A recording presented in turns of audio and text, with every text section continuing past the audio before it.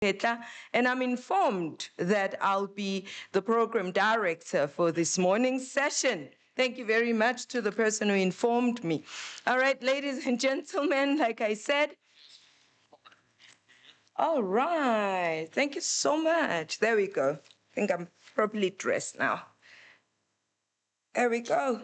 Thank you very, very much. Colleagues, like I said, we are a bit behind our timetable, so we'll get to it. Before we get there, let me just make one or two announcements.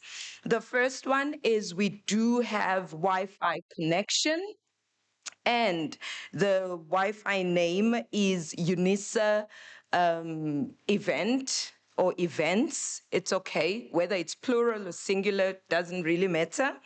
And the password is, let's get it. Where is it? I've lost it. Unisa 2022, but it's capital letter U and lowercase Nisa. Yeah, I can see. You. Why not? I'm here. I'm the program director and the problem director. Okay. All right. So are we all in? Are we all connected? All right. High five. I like it. And for those of you who are on social media, please make us trend for the right reasons. So we will be hashtag Unisa Wordscapes. Hashtag Unisa Wordscapes, or just Wordscapes. It's okay. All right, so please make us trend for the right reasons, take pictures, and cite people, and just tell the whole world that we are trending. And the next one is bathrooms. Call of nature. Out this door to your left, right? You'll find beautiful, beautiful space there if you want to fix your makeup, you want to fix your wig, whatever you need to do, and then you will come back ready for this session. And what we will have this morning, we will have a keynote address by Prof. Bertus van Rooij. After his address, then we will have our Q&A session. I know that sometimes we get really excited when we hear something and we want to shoot up, raise our hand and say, oh, I want to add, oh, I want to have a question. So can we just give him that space to finish his address? Take notes. Thank you very much, Wordscapes. We all have notebooks and pens, all recycled, by the way.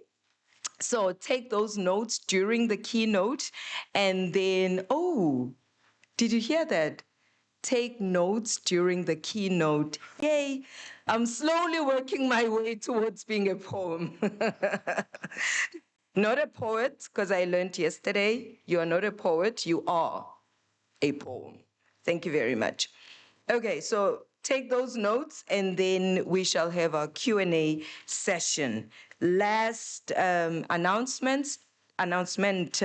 If you want to ask, comment, in front of you, you have your microphone / something that you can tobetsa. In Sipedi, we say you tobetsa. You press, and your microphone lights up, and then you can speak. So let's just make sure that you switch it off after you make your comment. Otherwise, we have that interference and things do not work. Do you want to try that with me? Tobetsa? Did you see? It lights up, and then tobetsa off. There we go. So we learned something new today. We can tobetsa and we can untobetsa. Thank you very, very much. It is Wordscapes after all. All right, before we continue then, let me call Professor Deirdre Byrne, who has some announcements for us before we continue. Over to you, Prof. A round of applause, please. And while Prof approaches, remember that you can still go grab your coffee, bring it inside if you want that extra boost of caffeine, or I do believe we still have snacks, Prof.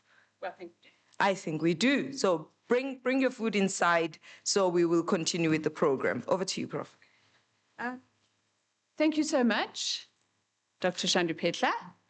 I would just like to announce a few things. Firstly, you will notice that we have instituted a new fashion trend. We have people with denim shirts with Wordscapes branding on them. These are your Wordscapes angels. So if you are lost, if you are anything, you ask us. We will sort you out. Dr. Shandupetla is also one of them, but will be appropriately attired after she's chaired today's session. So you just ask us. And also outside, you will find some people wearing bright blue T-shirts with Unisa branding on. Their names are Given, Ulrich, Kutulo, and Nomonde, and they can also assist. So please feel free to approach us at any time. Now, as you all know, I kept sending you out updated versions of the program. So this is the latest update to the program. First of all, all of the sessions that were to have taken place in conference room 5 and 6 in the Chorong building. Now, the Chorong building is over the road and down the hill, will now be taking place in that same building, but in the Bamboo Hall. The Bamboo Hall is on floor 3, and it's a beautiful hall, and our friendly angels will direct us there. Secondly, our sessions that were to have taken place in exam hall 2, which would be they're all second on the program, they are now taking place in exam hall 1. Exam hall 1 has been divided into 2. One side is our lunch area, and the other side is our presentation area.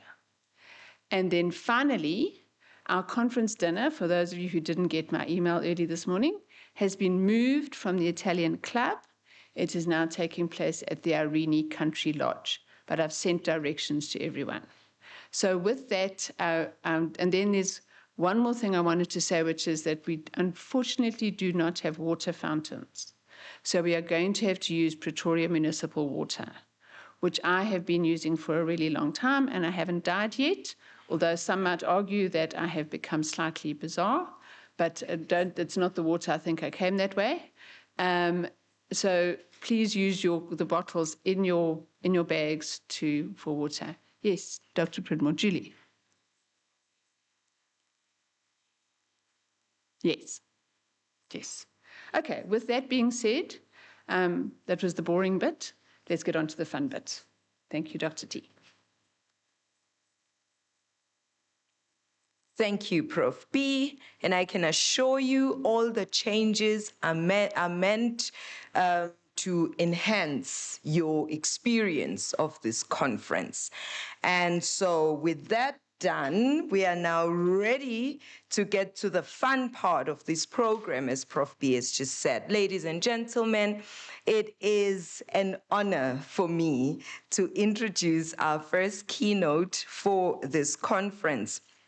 Allow me, ladies and gentlemen, to introduce to you Professor Bertus van Rooij, who is a professor of English linguistics at the University of Amsterdam in the Netherlands. And he has been professor since 2020. He's been professor at the University of Amsterdam since 2020, and he's also chair of the Department of Modern Foreign Languages and Cultures at the moment. Previously, he taught English and Afrikaans for 21 years at the Northwest University in South Africa and retains an appointment as extraordinary or extraordinary, whichever way you cut it, professor with the Northwest University. And before that, he was lecturer in the linguistics department at Unisa. Hey now. His primary interest is world Englishes, the shape, use, and uses of English across the world. He investigates phenomena like linguistic innovation and grammatical changes in the complex context situations where English is used, together with societal attitudes towards languages and language use. He is the author of World Englishes, The Local Lives of a Global Language, published in 2024, one of the editors of African Perspectives on the Teaching and Learning of English in Higher Education, as well as co-editor of and contributing author to the Blackwell Encyclopedia of World Englishes 2025 and the Syntax of Afrikaans on taalportaal.org 2020. Ladies and gentlemen, please give a warm welcome to our Professor Bertus van Rooy.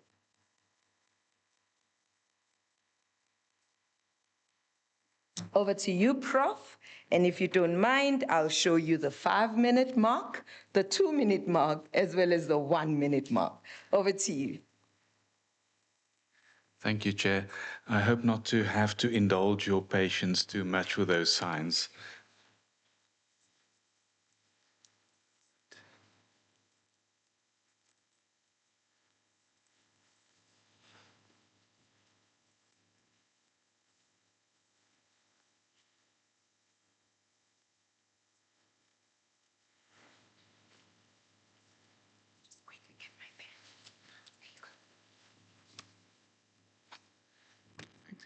Good morning, everybody.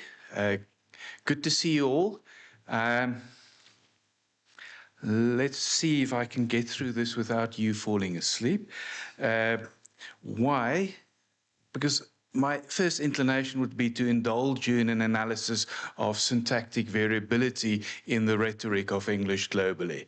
But I think the audience for that might be a bit of a subset of the audience we have here today. So I'm going to try to do something different. And the syntax will be in the background, but trying to address issues of hopefully wider interest still related to the things that I normally work on. I do want to thank the organizers. As the chair said, I lectured at this university between 97 and 99. In this very building. At that time, I think I've never made my way to the Senate Hall. So it's a first for me in that sense, but it's not my first visit to this particular building. So let's start. And yay, we have a solution to the global problem. There are many others that we can't solve, but the one we have a global language. It's English. Solving the problems once and for all. Or maybe.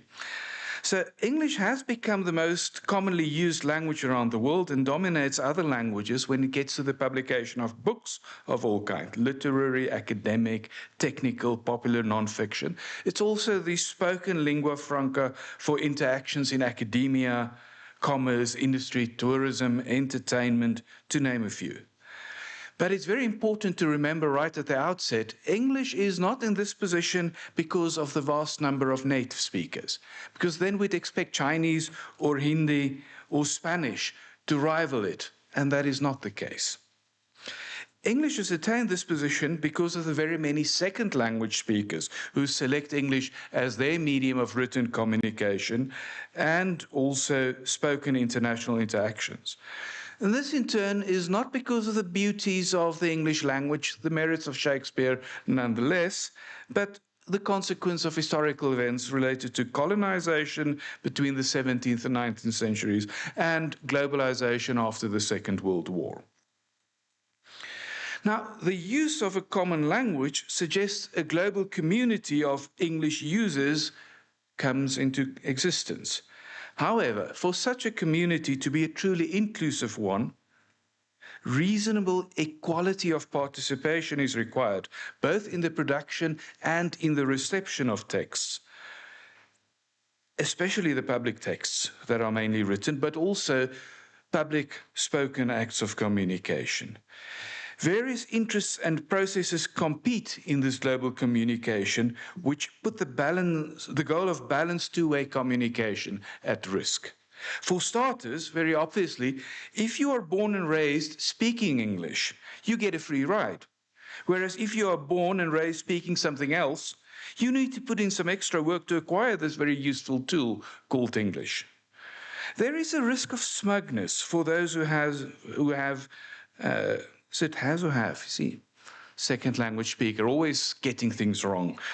There is a risk of smugness for those, plural subject, who have acquired more of the tool when encountering the communicative endeavors of those whose mastery of the tool, like my own, is less extensive. One such sentiment is verbalized in the opening lines of Bill Bryson's Ode to the Mother Tongue, published in 1990. Oh, Bill has disappeared. Bill? Bill is back. So that's the insights of one Mr. Bryson. More than 300 million people in the world speak English, and the rest, it seems, try to. It would be charitable to say that the results are sometimes mixed. You should immediately see the problem here. English is the global lingua franca because it is widely used by second language speakers. Yet some first language speakers, and I have to add, some second language speakers, are rather dismissive of these very second language speakers whose bilingualism allows the first language speakers to use English without the extra labor of adding another language to their repertoires. Now, if this is simply a matter of attitude, then a viable response would be, suck it up, buttercup. But no, that's not polite, because we need to say something else, if this is only attitude. And since this is South Africa, we can go to, you can still see it mostly, keep calm and braai. It is a little more complicated, though, because merely changing your attitude is not going to be enough. Some people are also excluded by barriers to their participation in professional endeavors that they are competent to do, but barring their perceived or real limitations in expressing themselves in English. So I want to start with a very real, perhaps extreme example. That's a short screenshot screen grab from the New York Times 2008, where the ladies' PGA Tour in the United States decided that in order to continue playing on the tour, participants had to be conversant in English. Otherwise, they will be suspended from the tour. Now, it happened just at the point when mainly South Korean players dominated the tour. One has to ask questions here. Same questions were recently posed. As you know, the major baseball series in the United States, kind of their Curry Cup for baseball, is called the World Series. So they invited the baseball people to advise the rugby organizers of the Rugby World Cup in America, I think that's 2031, on organizational matters. And one of the first questions the baseball people posed to the rugby organizers was, did you need to invite other countries to the World Cup? Now, the problem with the ladies' PGA Tour in the United States is, of course, it's the global premier event. It's called the US PGA Tour, but it's really the one that earns the most ranking points on the World Golf Rankings for ladies and gentlemen. So this is not denying somebody an opportunity in some local country. It's really the global event. Now, it was a very blatant step, which was fortunately repealed before the start of the 2009 tour, so the language requirement for ladies' golf was dropped. Keep calm and play golf. Now, in this presentation, I want to look at two rather more subtle types of linguistic exclusion through English to convince you of the seriousness of the concerns that I raised today. And then, as a third point, I want to explore some avenues to enhance the inclusion, to look for meaningful alternatives. Now, the first example concerns the public field of translation, focusing on intralingual translation of Harry Potter novels from British to American English first, and then some conventional forms of interlingual translation. And then I will look at scholarly editing as a second type of in or exclusion. So, Harry Potter. Where does translation enter the picture? Now, let's take a step back. What we know is writers often choose English to write because they believe that this will enable them to reach a wider audience. For a native speaker like J.K. Rowling, the author of the Harry Potter series, this was a self-evident choice, not controversial. Nobody's ever asked her, as far as I know, why she wrote her novels in English. Oddly. But when she chose to write her novels in English, she chose more than just English. She chose a particular brand of English that we usually refer to as British English. Now, British English itself is, of course, not a unitary thing, since it includes regional and social diversity. But for the sake of argument, one can take British English as an established brand in its own right that can be differentiated from American English. Rowling's British English includes representations of regional and class dialects from within England, but also from the rest of the British Isles. So she also has some Irish characters at some point, and then she pokes fun at some of the French wizards from across the Channel. The British English is exemplified, for instance, in the words of the character Hagrid, who imitates West County dialect of English, and you see some of the features of Hagrid's English on screen there. Now, these internal variants within British English are used as part of a characterization technique in the novel, and ultimately that serves as a vehicle supporting the social criticism in the novels. We also have some very peculiarly British lexis in these texts. Words like crumpets, rubbish, blimey, and one of my personal favorites, pitch, which refers to a surface of 22 yards on which you play cricket. In trying to sell her novel in the United States, it had to be translated. Because the poor American kids would not have enjoyed a pleasurable experience at reading about these exotic British pursuits, would not have understood the language. Hence, several vocabulary items were changed in the American version, but most obviously, for the first novel, even the title was changed.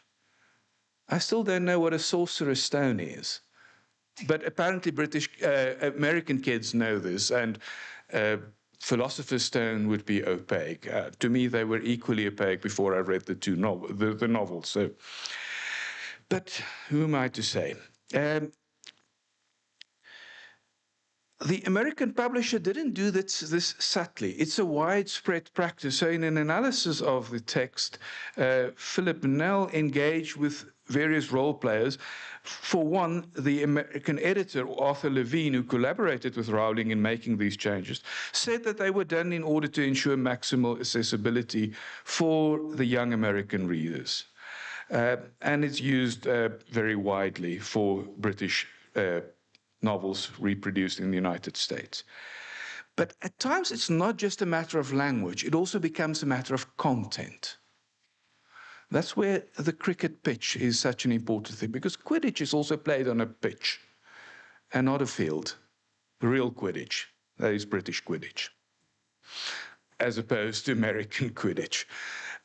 Real Quidditch is a game of indefinite duration. Think 5-day cricket. You're in for the long haul. And those illusions are lost if you replace the kind of subtle cricket terminology in the game of Quidditch. Of course, Quidditch isn't cricket, but you have to, well, you have to. You don't have to anything. In order to fully appreciate the nuance of this game, it's useful to know about the cricketing background of the game. And those things are lost. So these variants of British English are coerced into convergence with American English for the apparent reason that the American children won't understand the text well enough to enjoy a pleasurable experience. However, there's a clear asymmetry in the direction of the adjustment. So we wouldn't have expected Harry Potter in the South African edition to have a braai with his friends at some point in the novel. But the American kids have an expectation of something equivalent in their context, apparently.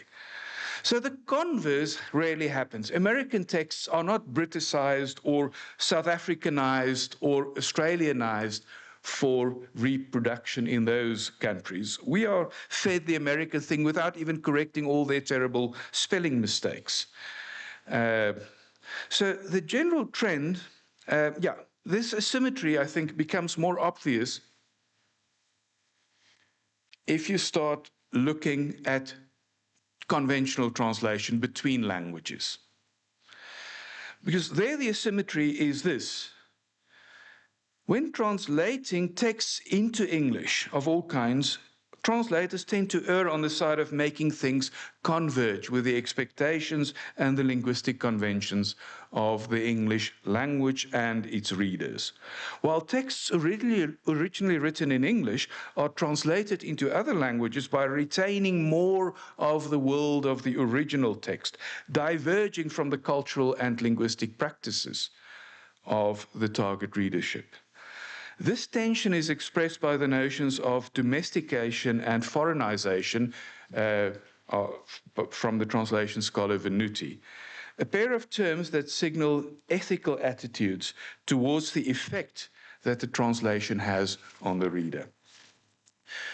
Domestication is where the foreign text is transposed to make it maximally familiar to the reader, whereas foreignization retains some of the cultural difference while inevitably transposing the foreign text into a language that is familiar and that makes the foreign familiar enough to be comprehended by the receiving readers. The act of translation is necessarily domesticating. But if the intent is to retain the unfamiliar, a range of options can be used to intersperse markers of the unfamiliar with a legible translated text. Now, empirical evidence for the asymmetries can be found in copious studies. The picture is, of course, never this simplistic, but there's a trend, and this trend is important to take note of. So the effect is that very often texts translated into English are translated as if they are produced within the receiving culture. Let me show these more abstract ideas at the hand of two examples. Now, you don't need to read all the fine print. This is a screen grab from, I think, the Guardian in 2011. I chose this because Harry Potter is referenced here. At the book launch of Harari Murakami's novel, not 1984, but 1Q84, which is strange, except that in Japanese, the character for 9 and for the letter Q are somehow related. So the Japanese reader would get the point even better. An alternative reality to 1984. And things happened during 1984 in this particular novel. So Murakami, if you have not heard about him, you might be a global minority in this respect. He is as famous as translators, authors kind of get. And that's what the point is of this newspaper story. First time since Harry Potter, the bookstores had to open at midnight to sell this translation. People queued outside the doors. That was the kind of hype around the publication of this particular book. Yet, as David Karashima in his 2020 book, now the 2020 book, you see the title there, who we're reading when we're reading Murakami. You also see in the background a screen grab of the Japanese cover of the original 2018 publication of the book, where you will recognize in Roman characters the name Murakami and then the rest in Japanese, which of course is not reflected in the English title, except using red for the surname, so to make it stand out somehow. You see that things simply get lost in translation. Sort of Murakami as a Western author is suggested by the Japanese cover rather than as a Japanese author, because obviously he has a Japanese orthographic rendition of his name, and in the Japanese edition they put the Romanized version of his name on screen. So what went down in the translation?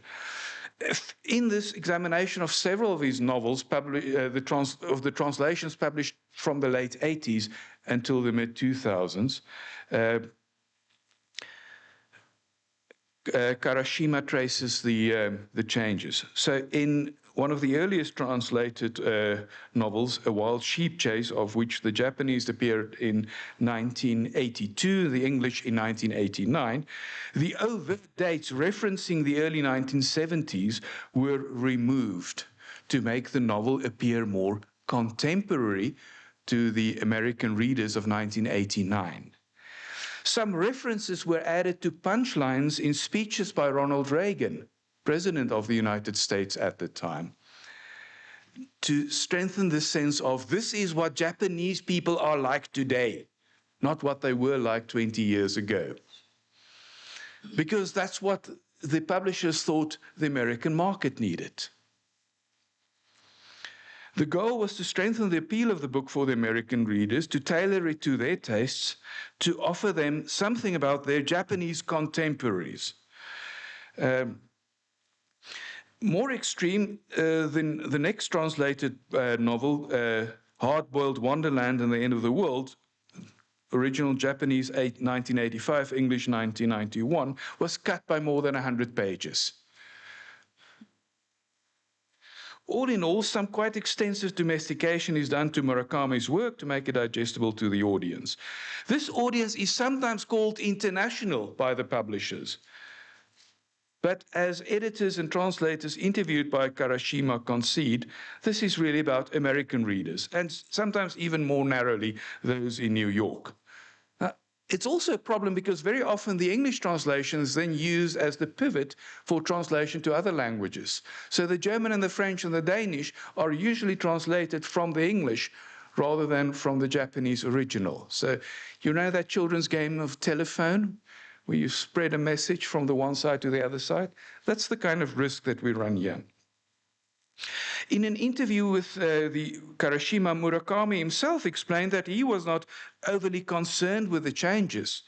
His main priority in those early years was to get his work published and distributed in English for the international market. More recently, Murakami has called for faithful translations of some of the early works that were changed more extensively. But he does this now from the perspective of an established order with a large international readership, a very different position from where he was 40 years ago. So if a global phenomenon like Murakami is given such a domesticating treatment, what happens when less famous authors are involved? For instance, Arabic women writers. As a case study, let's look at two examples.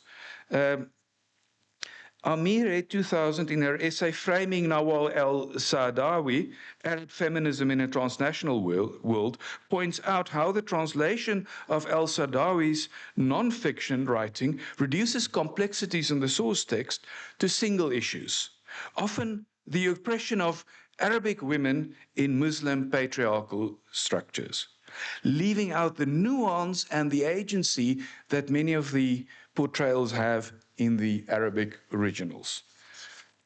Link's Quayle 2021 shows how much the same is true for the translation of Hanan al-Shakai's fictional work titled The Story of Zara in translation, reducing the female protagonist to victim in the English translation, unlike her more agentive portrayal in the Arabic text.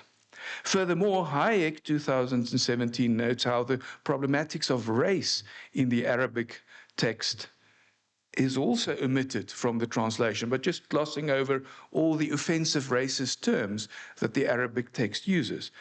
Not because the author is deliberately or unintentionally being racist, but because the author problematizes the racism running between Arabic and sub-Saharan African characters in the novel. But this complexity is lost in the translation. So all in all, across multiple translations of Arabic women writers' links, Quayle observes how the translations rewrite the Arabic originals to make them appeal to an English language audience, to ease their reading and not to challenge their expectations, to confirm their prior expectation of the oppression of Arabic women, and to say that, as you can see also from the covers, these are Arabic women, poor oppressed people. So if we take a step back from all these translation examples, interlingual and intralingual, and in view of a general bias towards domesticating when translating for the English language market, an important insight emerges. The diversity of ideas, styles, contexts is reduced for the English book market, while the converse does not hold. Others are exposed into others are processed into a suitable format to make them publishable and marketable in the English market, having themselves dressed in borrowed robes, as it were, before being admitted to the Anglosphere. Global language? Not so much. Second point, let's consider editing of academic English in the scholarly publishing market. Writing academic articles in English is a further potential site where English can include or exclude. There's a clear asymmetry in how things play out in practice. On the one hand, formal texts such as books and scholarly journals that are published by academic publishers are often subjected to professional editing, irrespective of who the author is. So it's not a problem with editing. It's a problem with how the editing is done. There is a not so subtle undercurrent in the process, which is often made very visible in the guidelines for academic authors on the websites of academic publishers, such as this one. The Journal of Oral Biosciences is the official mouthpiece of the Japanese Association for Oral Biology. But it is published by one of the established international academic publishers, Elsevier. On the page Guide for Authors, the webpage link I have here in the text, a range of issues are addressed, including the desired length of submissions, ethics, authorship, inclusive language, and then at some point turns to the topic language usage and editing services. This is the only section on the page that makes use of bold type font to highlight a point, and that's the point that you see there. If you're not a native speaker, which one may assume is the case for many scholars who are members of the Japanese Association for Oral Biology, you are required to contract a native speaker as editor. There are further requirements, but the language is less directive. This is me analyzing some linguistic, but I'm not going to give you the full deontic modality analysis treatment here. There's less insistence that the native speaker preferably has specialized knowledge of medical editing. And you are advised, please buy our services, use the English language editing services of the publisher. The message is quite clear. Only native speakers are really qualified to have their own say, while non-native speakers are to be filtered through the medium of a native speaker editor. A Japanese association, albeit with clear international engagement, chooses to communicate scientific findings in English, but this English has to be changed into native English. Now, from this example, let's look at the broader picture. There's extensive research that indicates that non-native English-speaking academics in various parts of the world, particularly Latin America, Europe, and the Far East, report that they find writing in English harder than writing in their native tongue, while investigations also show that writers for whom English is not a native language find it harder to get their submissions accepted than native speakers. This is not a hopeless situation as such, because there are various interventions possible, including working with editors, teaming up with native speakers, but the asymmetry of the workload does not disappear. Being born English or having gained access to English relatively early in one's life seems to confer an advantage over those who master their academic skills in other languages and who have to make extra effort to convert their skill into English and its rhetorical conventions. Now, the stated goal of the editorial guidelines might be to eliminate such divergences as possible grammar errors, spelling errors, conform to correct scientific English. But in practice, the empirical research shows the convergence goes further. The texts that are changed in response to language comments by editors and reviewers show that not only are surface grammar errors corrected, but content and rhetorical style are adjusted as well. Such changes include the choice of marked and unmarked themes for clauses, the attribution of statements to sources, the interpersonal involvement, the engagement of the author and the reader in the text. Thus, authors are required to adopt very different voices from their regular professional voice if they want to publish in English language journals. Now, this is sometimes billed as linguistic quality. So in a survey with academic editors in the Netherlands in 2010 by Alison Edwards, one of the participants responded by saying that I've noticed that these international journals frequently publish papers that still have Dutch or other foreign features in them. This is not acceptance, but this is just shoddy editing. And lo and behold, even international journals sometimes have non-native speakers as editors. International means being native, it seems. Of course, English is the global language, so yeah. Another respondent in her questionnaire had a more let's cut to the chase view of the matter. Danglish or Dutch-flavored English is taboo. If you want to write for an American journal, write like an American. If you want to publish in a British journal, become a Brit. It's unclear how one would apply this logic to the Japanese provenance of the Journal of Oral Biosciences. One presumes that the prospective authors will not be required to write English like a Japanese for a Japanese journal. And so say the editorial guidelines in any case. One may counter that this journal is no longer a Japanese journal since it has clear international aspirations and distribution. This is true, but then this is similarly true for many journals that have British or American provenance. They're not intending themselves to be local journals anymore. It seems as if some voices are more legitimate than others, which in turn need to be fixed before they can be published. In other words, there are conditions that non-native voices need to comply with before they can be heard. The situation is not unlike the more blatant reality of colonial and missionary control over the production of writing in English and indigenous languages by indigenous authors in the 19th century. The printing presses and the diffusion of ideas were controlled by native speakers loyal to the colonial masters and who determined what the indigenous populations of sub-Saharan Africa and South Asia could read and could also publish. So the asymmetry of voices raises serious questions about the extent to which English genuinely serves as equitable medium of wider international communication.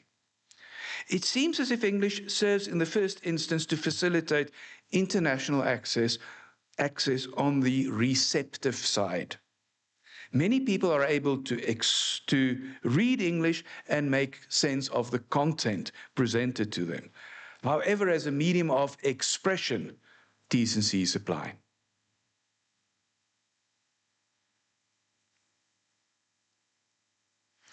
What are the alternatives?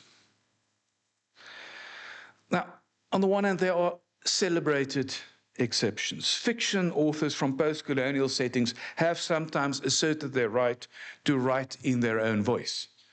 So this is from Achebe in 1965 in a long-term discussion that he had with a different opposing view on the language of African fiction with people like Ngugi. And I just want to highlight a few lines there, perhaps the most important one right in the middle of the text. The price a world language must be prepared to pay is submission to many different kinds of use. The idea of addressing two audiences towards the end of the quote. The African author, he, in 1965, gender sensitivity wasn't as widely developed as today. The generic he should aim at fashioning out an English which is at once universal and able to carry his peculiar experience. Now, similar sentiments have been expressed by other African and Asian authors trying to break free from control over their voices. For instance, Salman Rushdie in 1982, who asserted that the empire writes back with a vengeance. However, for every author who gets to a point where they can claim the right to use their own voice, many others continue to have their message filtered through a medium that is controlled by others. The extremity of the situation is such that even J.K. Rowling, before she became the famous author, was so pliable in the hope that the American editors would publish Harry Potter and the Philosopher's Stone that she said the following in an interview. I would have let them call me Enid Snodgrass if they published the book. She already became J.K. Rowling because maybe Johanna wouldn't sell that well, not being a man and all. Likewise, Murakami is able to call for more faithful translations of his early work now, when he is an established author in the English language market. He was vastly more pliable 40 years ago.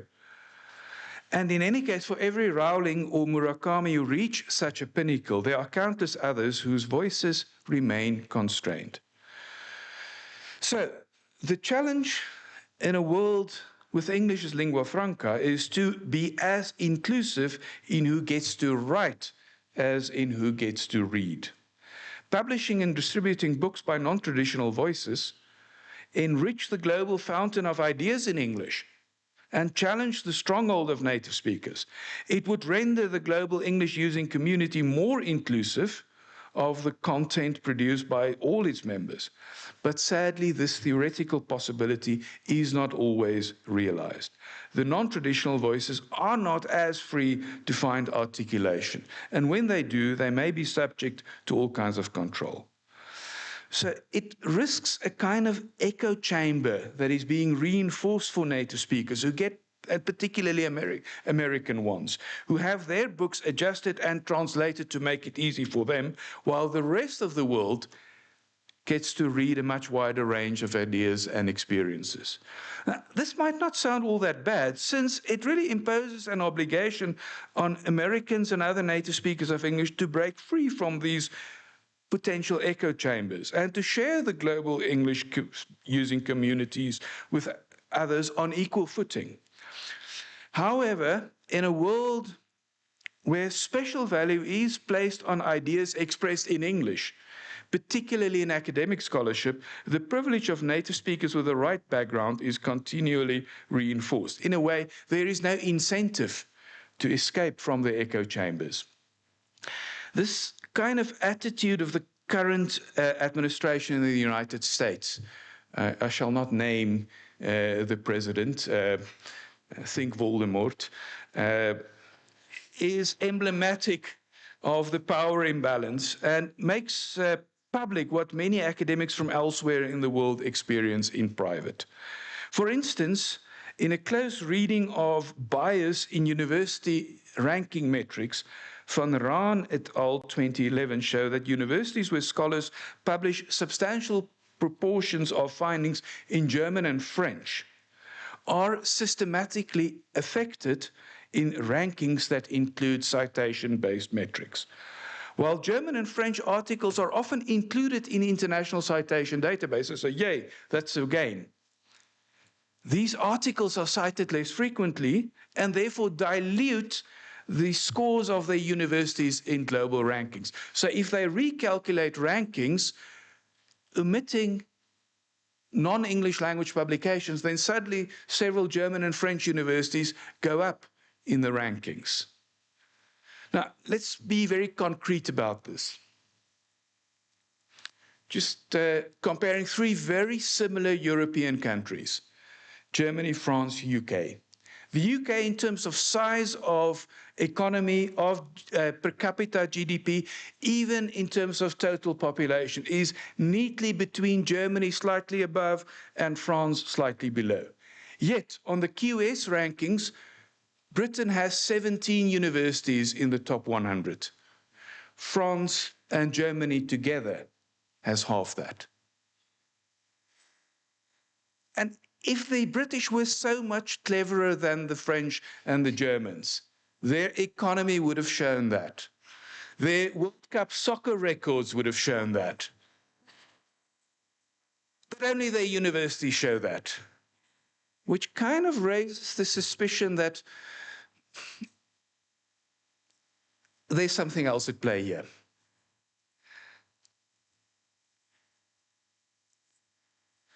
So, final slide, Chairperson. Hopefully you haven't felt the compulsion to reach for the 5-minute sign. What's happening now with ChatGPT and the other large language models that give us generative AI? They are trained on algorithms that use data out there freely available on the internet, of which vast quantities are in English and proportionally more from the North American environment than some from Britain, and then the rest of the English using world. And then these things will drive the translation engines. And these are the things that give you recommendations on your computer when you type. I mean, the amount of irritation that I experience with the recommendations, the autocomplete on my phone, they're all trying to make me into what I hope I'm not. White, middle-class, straight American man. Voldemort. So that's where we're heading if we don't take steps to intervene. Now, it kind of positions English and knowledge expressed in English as there for everybody to listen to, but not there for everybody to speak with. And I'm reminded of what the Reverend James Lang said in 1841. Not being a middle-aged man, I wasn't there when he said this, but it's recorded. Lovedale College, very important in the South African context of education and literacy in the indigenous community of the Eastern Cape and more widely, was set up to allow and enable the educated native to drink at the English fountains of literature, science, and practical godliness. Has it changed? Of course, the intent has changed, I hope, but the practice doesn't seem all that different. So where we're going is that all Englishes are equal, but some are still more equal than others. English could be used as a tool to empower many, but there are severe risks that have not been resolved adequately yet. Therefore, English doesn't yet empower in an even-handed way. So where I don't have answers, except to say that laissez-faire, let things develop attitude, the stay calm and wait it out will not work. We need ways to break down the echo chambers, to break down the rules that constrain access to articulating your voice. So I'm thinking of something that the Russian formalists called defamiliarization, or what the alt-right scaremongers in the United States call DEI. But something has to happen, and I'm very happy to hear your proposals as to how we can fashion this useful tool, English, into something that not only allows many people to access knowledge, but also allows many people to articulate knowledge. Thank you, Chair.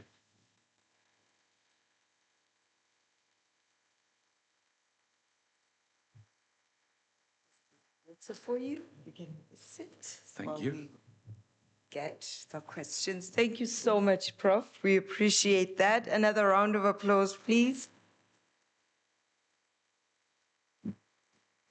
So when you said all Englishes are equal, but some are more equal than others, you know, we have stories to tell. But I was reminded of Mackintosh, Peggy Mackintosh, who wrote, I just quickly opened it up.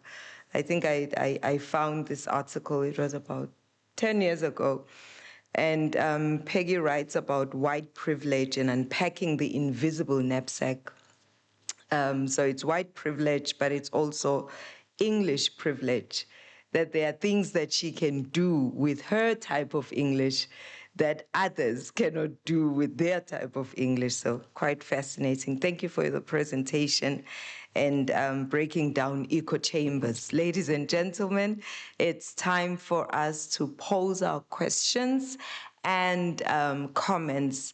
Alrighty, you can raise your hands. I think, is it okay if we take about 4 at a time? I got you. And here's a notebook for you. Yeah. There you go. All right, let's see those hands again. 1, 2, 3 for now. I'll be the 4th one. All right, so let's start there. You will be 1. Where is Teams when you need it? Because we can see the hands. And all right, so you'll be 1. There was a 2 there, and then there was a 3 up there. In that order, you can start. Dobetsa. Yes, you, Antoinette. Dobetsa, please. There we go.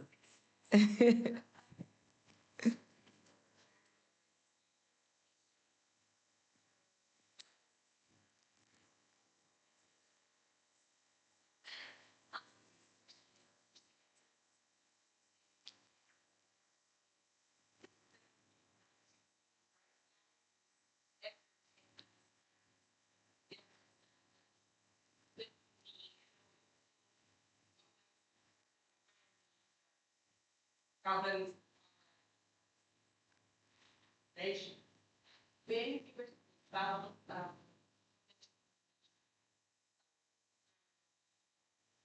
you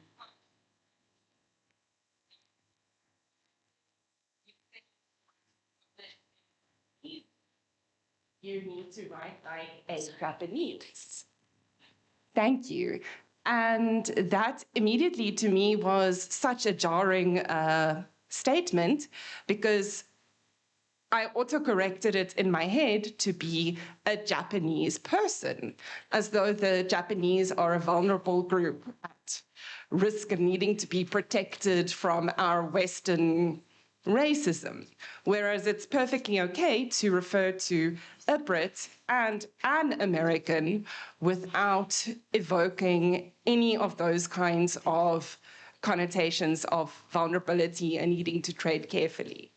So I think that was a very good defamiliarization tactic that you employed in the writing of your own paper that I particularly enjoyed. Thank you. Very nice. Thank you very much. That was 1. Here's the second one. Ladies and gentlemen, we will use these roving mics just so that the sound is picked up for streaming purposes. Okay. Over to you. Very, very interesting paper. I've got a comment and then a question. The comment is, an interesting space that you might want to look at is the space of localization in translations of web novels, manga, and anime, like in Japan in comparison to China and Korea, because you will find that web novels are often very specifically translated and localized into American or British modes of English, whereas Chinese and Korean web novels or light novels generally aren't. The translations keep the idiomatic nature of those languages, and it's just an interesting thing to note, an interesting space. The question was you speak about incentive when you look at publication. And the echo chambers that you've identified, would you identify that one of the things that maintain them, one of the larger things that maintain them is incentive, specifically profit incentive? The fact that we are identifying these spaces as hegemonic, but what maintains that hegemony is profit, is money. It is like, to break down these echo chambers, would it also not necessarily be necessary to break down the link between for-profit institutions and publishing? That's my question. It's a very bold question. Thank you very much. Right at that, sorry, is that you, Ilona? Oh, okay. Let's use the roving mic. Thank you. I hope that my question isn't off topic, since of course I understand that the core at the heart of it is how do we make English more accessible, and I guess more universal in a inclusive way, but please bear with me. So I'll use the Harry Potter example, just to pick up on the example that you used. As you say, for us in South Africa, we didn't see those kinds of translations that the Americans saw.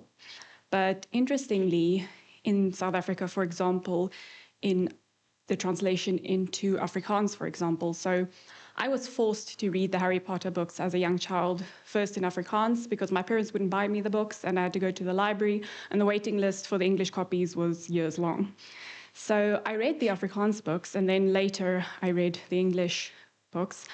And interestingly, they did commit those kinds of changes in translation. I don't remember what all of them were, but exactly the kind of changes that you discussed, they made. The one that I remember, because it was bizarre to me, is the character Hermione Granger. They changed her name to Hermine Lagranci. I kid you not. And it was bizarre, and they did it only in the first two books, I think, if I recall. And then in the third book, they stopped doing those kinds of foreignizations, as you say. So my question is, and that's why I hope it's not too off topic because we're talking about English, but my question is, in the project of translating from English, if we talk about accessibility and the project of multilingualism, which is of course very important for us at Unisa, what do you think of that kind of foreignization to when they make changes like that to English? Do you think it would assist with accessibility from translating into English into a native language and trying to tailor it to the readers? Because if we talk about the multilingualism project, we have to talk about that. We have to talk about what happens when you translate from English into another language. How do you go about it? So I just wondered if you had any thoughts on that. Thank you. Wonderful. Thank you very much for that question. And you just reminded me, my parents tell me that they did Macbeth in isiZulu back in their time. Not just Macbeth, but Shakespeare, the whole buffet of Shakespeare. And they translated into isiZulu. But what they did is they were very creative. So Macbeth became Umabata. Now, Amabata is, you know how you walk, so your gait is almost not right. So in other words, when they say someone has Amabata, it means they have questionable character. So that's how creative they were. And my parents, and I think my grandmother, they would tell you about Macbeth from start to finish, but they learned it in isiZulu. So I was just reminded of that when you localize to that extent, that even the names are meaningful in isiZulu. Anyway, my question was on on AI and translation, particularly within the concepts of localization. If you could just comment on that for us. That was the first four. of our questions. And now we shall head over to you, Prof, for your response. Do you want to come over this side? Just going to move away. Thank you, Chair. Thanks to the people posing questions. I'm trying to see if I can cluster them in some way that I render my response somewhat coherent as well. Let's start with the idea of the incentive for publication, the second question, because I think it addresses a different topic and the others have a closer connection. Yes, I think it's very much the case that the incentive, the commercial incentive kind of brings into play particular ways of thinking about editing and what you want to achieve. What is interesting, if you read the literature on Japanese and Arabic literature, irrespective of the translation, there's a sense in the writing, the scholarship about these things, and admittedly, I don't read Japanese or Arabic, so I read the scholarship in English with the limitations there. That in English, there's a heavy editing culture. And in Japanese and Arabic, there's a light editing culture. So in a way, the author's voice is what you see in the text.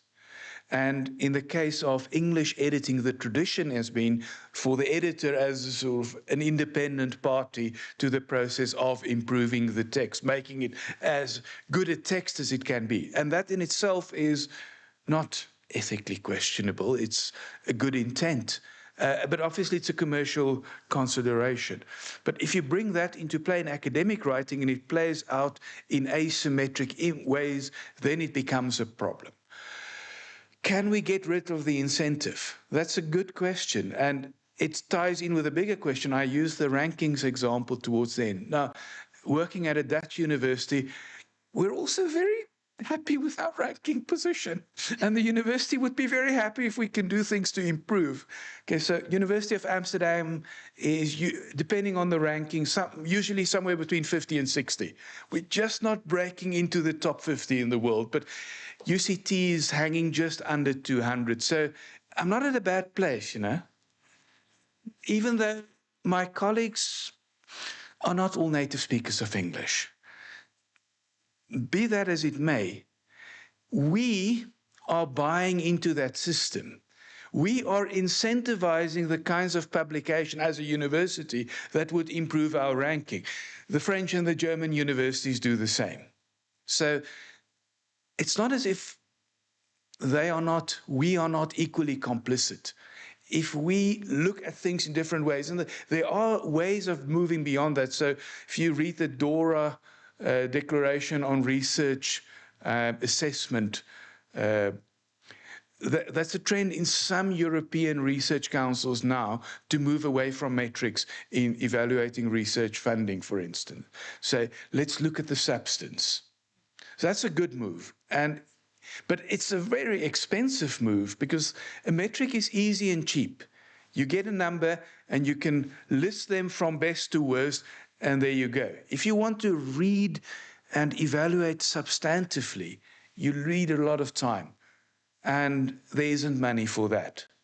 Of course, money is always a problem. You can solve this problem in two ways. And that's perhaps another reason why the British universities outperform the European continental ones. In Britain, universities are not free. You have to pay.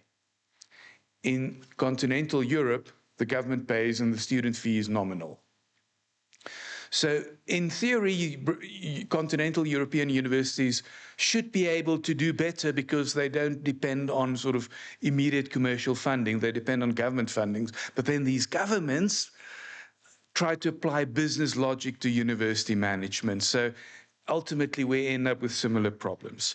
So there's possibility for agency to move away. And we see, I mean, in linguistics, for instance, a couple of years ago, before he died, Jan Blommaert came with a very strong statement after he and several others resigned from the board of one of these high-flying commercial journals and said, we cannot live with what you make us do anymore. And if more people were to take that step, but then you have to be Jan Blommaert, to take that step for the step to have impact. And not every one of us is on our way to become Jan Blommaert. Okay, so you kind of have to game the system to get to the top. And once you're at the top, then you can start change the system, which sounds terrible, and it is. But yeah, so there we are at the moment. A couple of translation matters that were raised in the questions.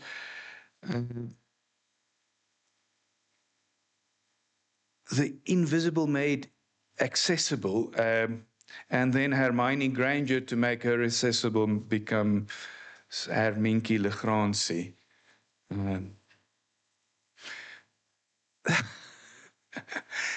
That was a cute one, I thought. But yeah, so the question is, what was the intent? And I think with children's fiction, often the bias is towards more domestication. And if this is done in an even-handed way, and it's a way to get young children to read, and as they mature as readers, they move closer to a wider diversity of experiences, away from just domesticating to more novels that are different from my world. Because, I mean, one of the best ways of telling people why it's important to read fiction is because you read about things that you don't experience yourself. You enlarge your horizon. But if the editing and the translating is constantly reducing the horizon, then it's kind of going in the wrong way. So a balance has to be struck. My point is that balance has to be even-handed. It shouldn't be asymmetric. So in a way, I'm heartened that the first Afrikaans translations of Harry Potter went all the way of nativizing, domesticating the names. But the moment that Harry Potter became famous enough, of course, back to Hermione Granger, let's correct the error. What it means for the kind of project that you run here on multilingualism, there I hope that the source texts are balanced. That the source text, to me, the project would work well if you have an even distribution of source texts, the first text written in multiple languages, reflecting multiple experiences, and then translation is done in a systematic way across all texts. But if the problem arises the moment that you have an English source text as the pivot for the entire project, and then you have to take decisions as to how to render this in all the other languages, then that's a different asymmetry. And I can see the convenience of doing it this way. And you can even make it work if you ensure that there's an English source text that reflects local content. Then issues of domestication do not really arise that extensively. But there are ways of managing the risk. So there will always be risk, but it need not be such that we reinforce the echo chamber. So if we approach the task with that awareness, identify the risks and take steps to mitigate them, then I think we can go some distance. The vulnerability of the Japanese person, that's the beauty, I think, of having grown up as a naive boy in Koster. That town where they always referred in the 70s when I lived there to Ventersdorp, the neighboring town, as that liberal nest. You develop no sensitivity for what you need to be sensitive about, and you just call it by the name it is. So to me, it never arose in my mind that I'm doing something different with American, British, and Japanese persons. This is just a regular grammatical process of converting the adjective into a noun to refer to the people by sort of, there's some metonymic process behind it, if you like. And I use the same metonymic process for the moment that you start using different labels or handling the same process in different ways, maybe that's the point where we need to ask questions. Unless we say, well, we do this to render visible what is otherwise not rendered visible. But the Japanese are people, last time I checked, in much the same way that the Americans are. So I'm not worried that I'm not rendering them visible. It's sort of, so maybe sometimes we are too sensitive. Similarity, apply kind of the same thing, unless there's a reason not to. But let the default not be, let's do things differently. Let the default be, let's be even-handed. I think that's a way to, because often that's the problem with, that's what the scholarly literature at least says about the translation of Arabic women. It's a very serious topic at the moment in Arabic studies, these mistranslations. And it's a long-standing debate in Arabic studies, sort of the indigenous tradition, if you like, the Arabists who come from or are immersed in the Arabic world, and the Orientalists, a kind of Western gaze on them. So the good practice would often be to ask Arabists how they would like to do it from their perspective rather than anticipate what their perspective would be. I think there's a way to go. Then the question of AI and translation and the influence for localization. I think AI is useful for translation. If you want to get the gist of a text, use DeepL or whatever, please, because it's better than having no access. But if you talk localization, I think it's not your friend. I think you can still, if you like, use it for a first draft, but then you need human intervention to say, what are the things, because of the bias in the training data, that we need to correct manually? And then ultimately, in correcting this, we need to feed those corrections back into the system. Because that's what is possible with AI. I mean, when ChatGPT just came out, one of the sort of nice little tests was, describe an economics professor. And ChatGPT said, well, an economics professor is a distinguished person, male or female, and very gender neutral, balanced and everything. And they say, typically they wear this kind of jacket, sport a salt and pepper beard, and so on. Because there were pictures of economics professors on the web, and with AI and translating pictures into text, it was a common feature to have these salt and pepper beards.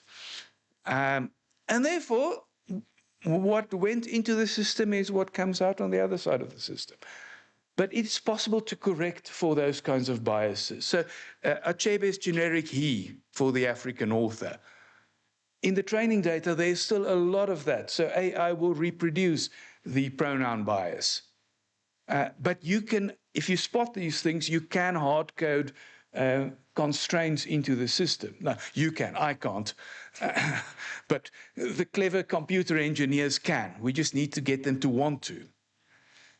Incentivize them by not using the systems unless they correct the errors, that kind of thing. So, but if you want to do hardcore localization, I think maybe that's a good answer to for human ingenuity. That's where we need humans with brains and embodied experience to ensure that we don't average what is out there on the World Wide Web, and we work with real humans and speak to real humans as fellow humans.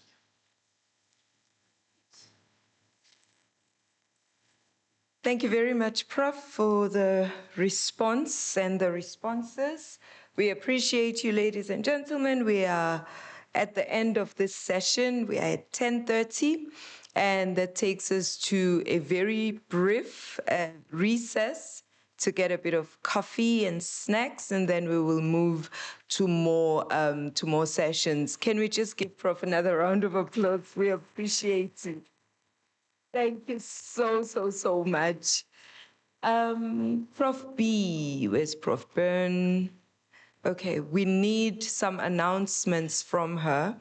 The main one, though, is please, if we could get her, because we just have one or two updates, particularly on the program.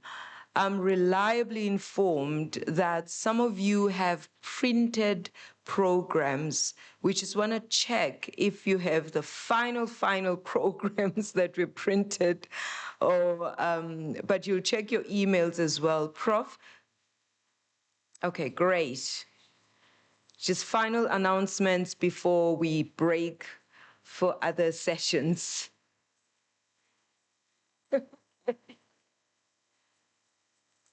So first of all, it came to my attention, because of all the 20,000 versions, that the conference program is not the final one. So a new one is going to be printed and handed out to you at the registration desk. That is the good news.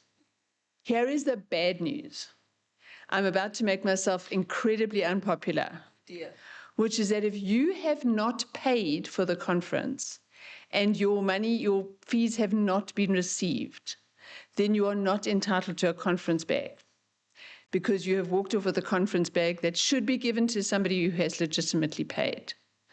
Now, Joyce Seshibedi, who is an indescribable, unique individual, is standing at the registration table with a list of the people who have paid.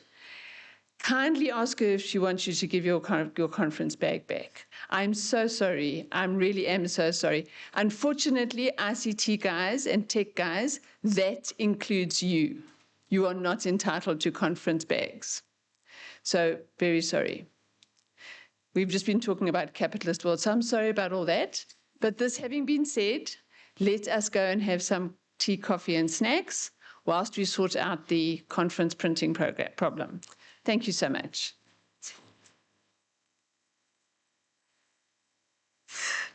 Sorry, Prof, that you had to make that announcement. But please do join the sessions. You can still join us even without the conference bag. And tea and coffee, you can still enjoy that. All right, please check your programs on email just to make sure that you go to the right session after this. Thank you.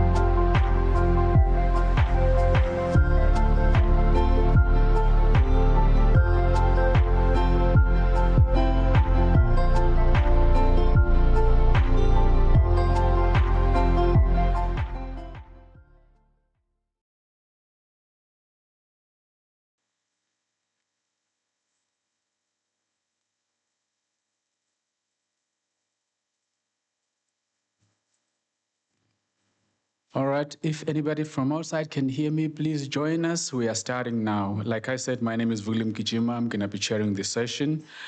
Without further ado, let me introduce our next speaker. According to my culture, when one is introducing somebody, they give the name last. So I'm going to do that. Guess who is going to be presenting now? The name of the person is, I'm not going to mention it, but the person is a lecturer in the Department of English Studies at Unisa. And I'm not going to say whether the person is a he or she because you will guess. This person has a master's degree in English literature, focusing on Xhosa. And they also have a PhD in the field of higher education studies with focus on teaching English literary studies.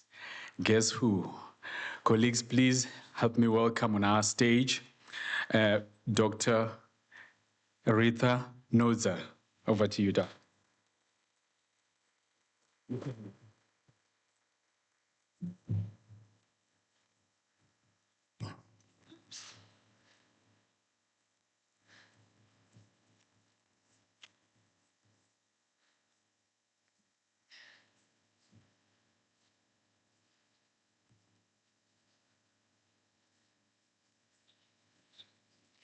There we go.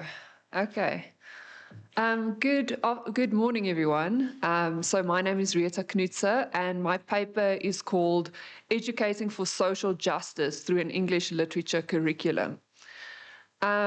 So when it comes to issues of social justice, I think one of the first things that we need to discuss in the curriculum is the issue of epistemological access, because if students don't have access to the knowledge of the curriculum, then we're going to struggle to educate for social justice. So what I mean by epistemological access, Morrow distinguishes between formal access and epistemological access, where formal access relates specifically to physical access to an institution, and epistemological access relates to learning how to become a successful participant in an academic practice. So we can define epistemological access as the ability for all students to access the ways of knowing, doing, and being that are valued in a specific discipline. So Morrow also explains that some curriculum practices are opaque rather than explicit. He explains that in addition to the explicit or official curriculum, which is made up of formally stated content or outcomes, there's such a thing as a hidden curriculum, a tacit framework of meaning that shapes what is learned in profound ways, but is seldom explicitly spelt out to students, as we tend not to be conscious of it. So this is the first point when it comes to epistemological access, is how to make this hidden curriculum explicit to students so that all students can actually be included and learn the disciplinary practices that are valued in the discipline. However, I consider epistemological access to be a necessary but insufficient condition for a socially just curriculum.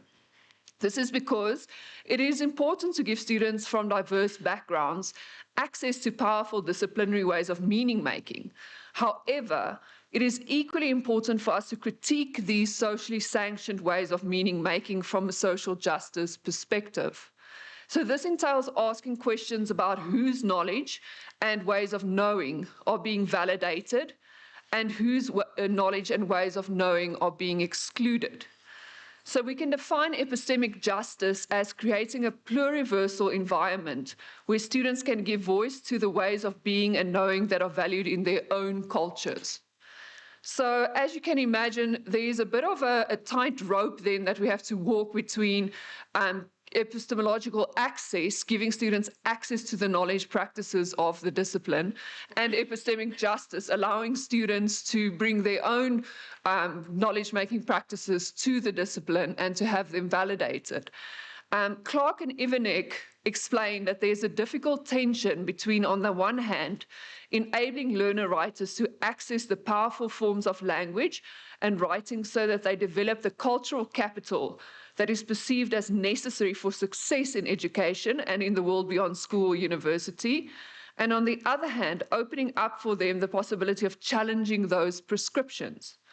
In our view, they say, explicit discussion of the social origins of conventions for correctness and appropriacy can help to address this tension. On the one hand, such discussion can reduce the extent to which alienation blocks learners from acquiring the conventions by making reasons for their alienation apparent. On the other hand, it can provide the basis on which they can, when the risk is not too high, contribute to the ideological work of challenging and changing conventions that work to the detriment of values, beliefs, and social groups and ideas with which they identify. So, what I want to do now is to tell you about my PhD study, which tried to grapple with these issues of epistemological access and social justice. And what I did was I used a theory called legitimation code theory to try and reveal what it is that is hidden in the English literature curriculum, what it is that we really want our students to learn, but we often are not even able to express these things explicitly. So my title of my PhD was investigating the basis of legitimation of English literary studies, a case study of a curriculum at a South African university, which is Unisa was my case study. And basically I used what is called specialization. It's a dimension of legitimation code theory to make explicit what kinds of knowledge and knowers are valued in an English literature curriculum. And I looked at data from curriculum documents and tuition material for the 6 literature modules that I looked at, as well as interviews with academic staff. So specialization, just to give you a brief description of what it is about what specializes a specific field, making its knowledge practices or knower attributes distinct from other fields of practice. So practices are always about or oriented towards something and by someone. Epistemic relations govern what can be considered knowledge in a specific field, and social relations govern who can be considered a legitimate knower. So different fields place varying levels of restriction around what objects can be studied, how they can be studied, and who can be considered a legitimate practitioner in the field. So using this specialization, you can show what it is that is valued in a specific discipline. And the reason for this is both for epistemological access, so that we can teach more explicitly to students what it is that we value in the discipline, but also so that we can encourage more criticality towards the discipline, to see overtly what it is that we are in fact expecting of our students, and in that way for us to be more critical and to encourage our students to be more critical of the disciplinary practices.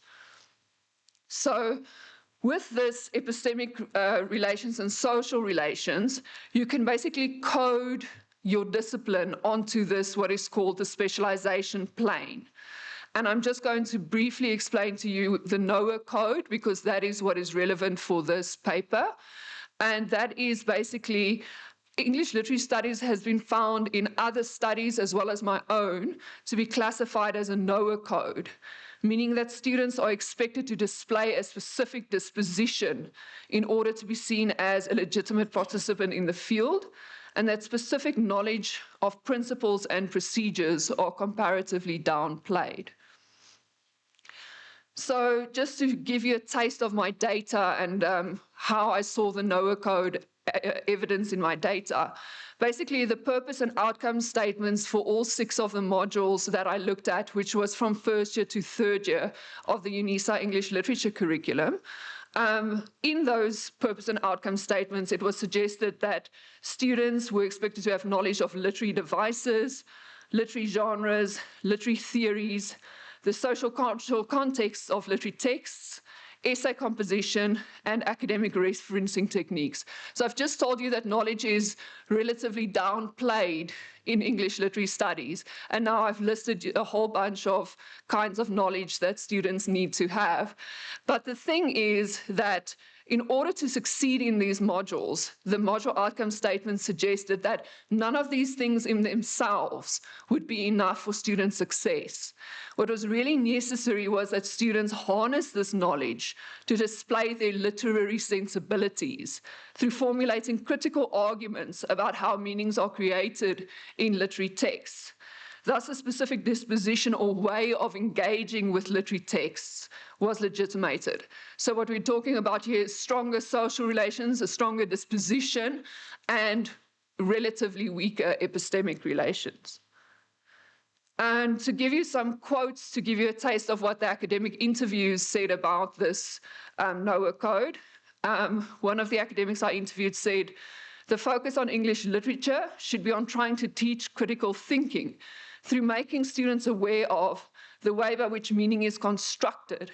And that is just good for society because it improves the way that people just interact with each other and with the institutions in which we're entrenched. Improved critical thinking is just better for the way we engage with advertisements, with the way we engage with political parties, the way we vote, the way we interact with our neighbors." So you can see that this discussion about the curriculum quickly moves into broader discussions of a disposition towards society and not just the literary text. So we're trying to teach students to be critical in the way that they look at literary texts, but we're hoping that actually this would become a way of looking at all kinds of social institutions. This would affect the way in which we vote and all these kinds of things.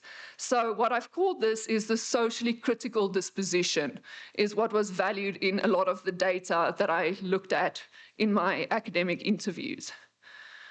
Another example just of this socially critical disposition, this academic said, "I think studying literature allows you to step into the shoes of other people from other periods, from other cultures, and it allows you to see things from their perspective.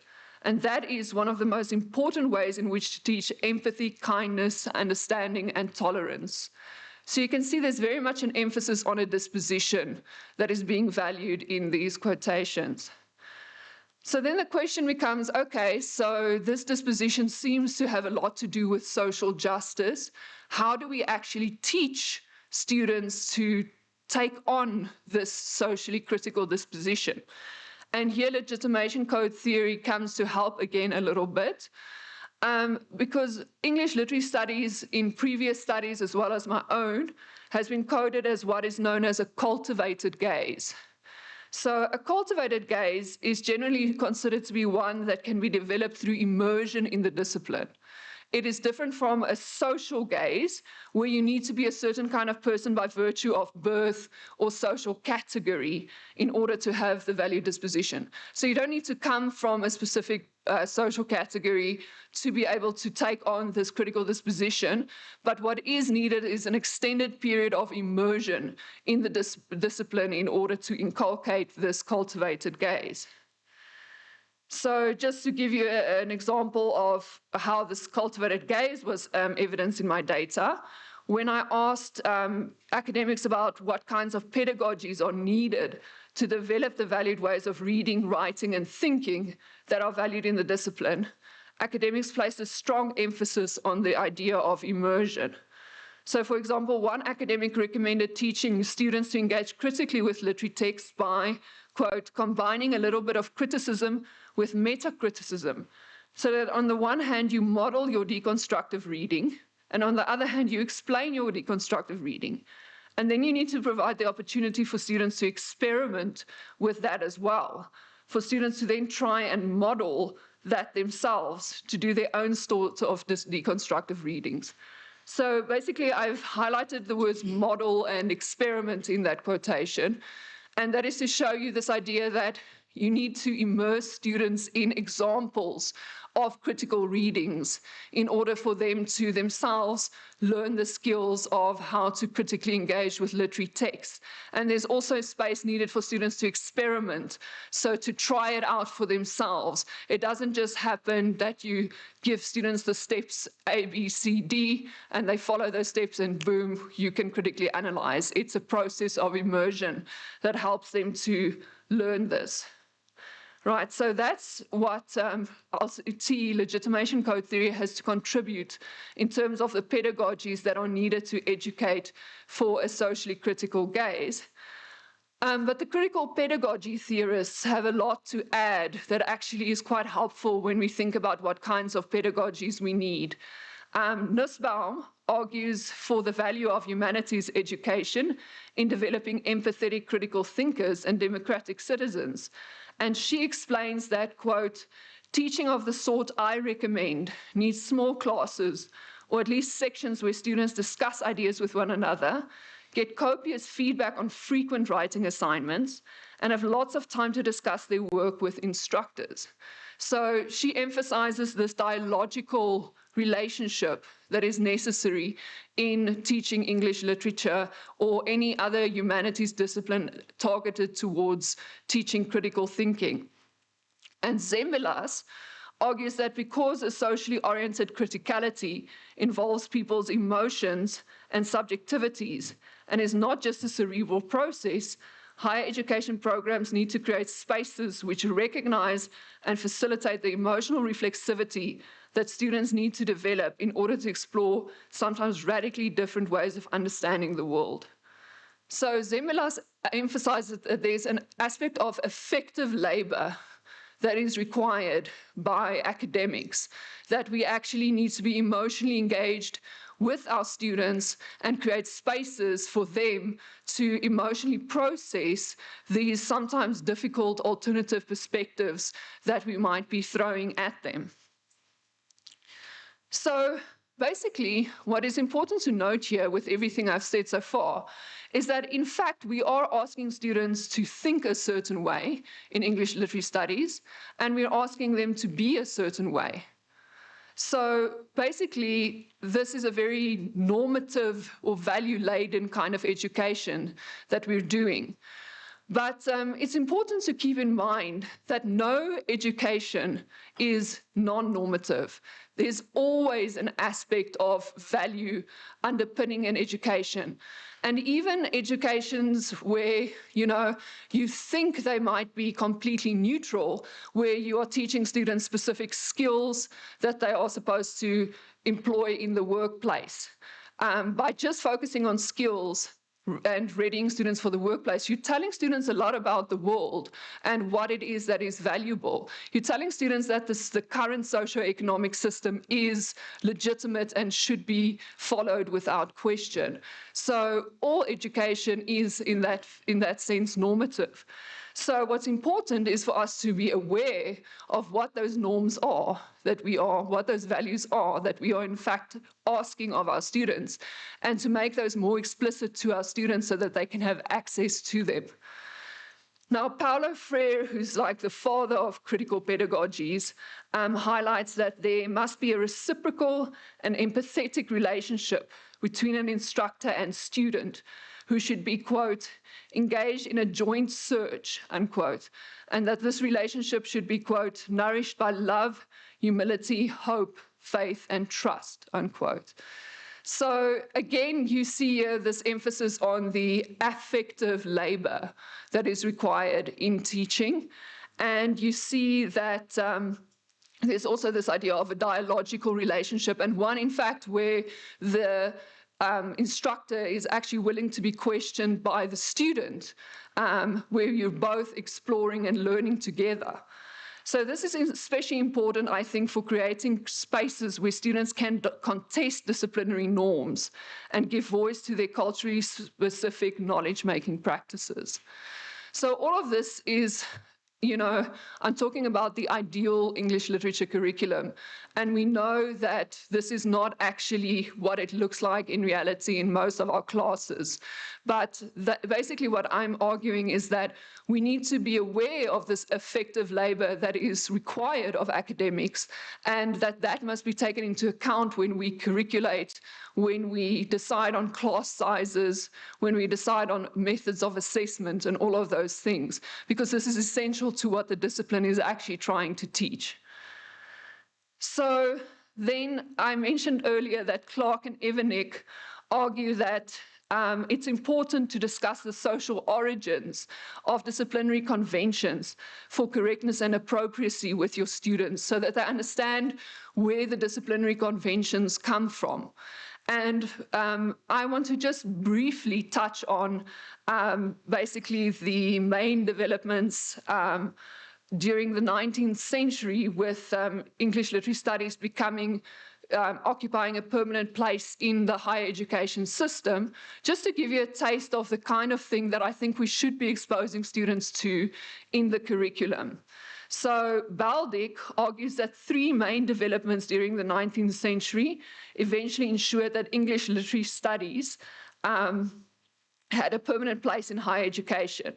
These were the requirements of the British Empire for colonial administrators who were well versed in English literature, the inclusion of English literary studies in new adult education initiatives aimed at the middle and working classes, and the emphasis on English literary studies in women's education.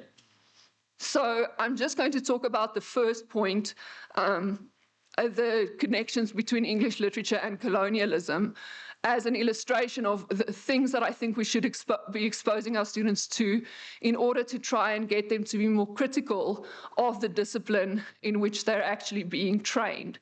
So in all three of these cases, English studies was actually used as a tool for socio-political control, but I'm going to talk about how it came about within British colonialism.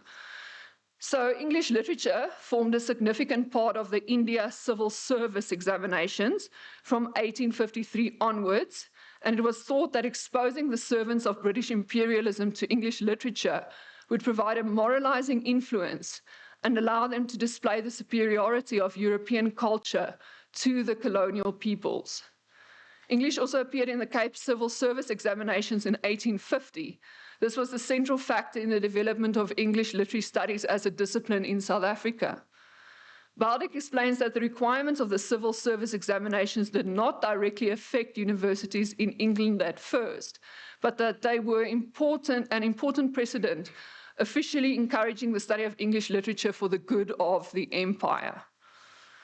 So furthermore, in India, teaching English literary studies to the colonized people came to be employed as a tool through which the British attempted to shore up their political power by circulating ideas about the superiority of British culture. According to Ashcroft et al., it can be argued that the study of English and the growth of empire proceeded from a single ideological climate, and that the development of the one is intrinsically bound up with the development of the other, both at the level of simple utility, as propaganda, for instance, and at the unconscious level, where it leads to the naturalizing of constructed values, example, civilization, humanity, etc., which conversely establish savagery, native, primitive, as the antitheses and as the object of a reforming zeal. So basically what I'm saying is that we need to look at the problematic history of the discipline of English literary studies, and we need to actually teach that as part of our curriculum to show students how the discipline can be twisted into very problematic aims, and that showing students this will help them to actually be more critical of the disciplinary norms of English literary studies, and to be more critical of the literary texts that are studied as part of the British literary canon.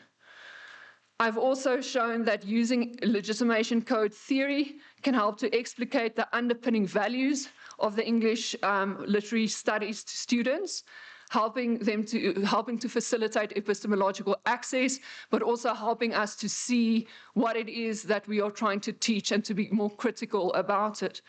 And then lastly, providing students with immersion required to learn critical reading and writing practices is very important, and providing students with safe spaces in which they can develop both emotional reflexivity and to have spaces where they can challenge disciplinary conventions.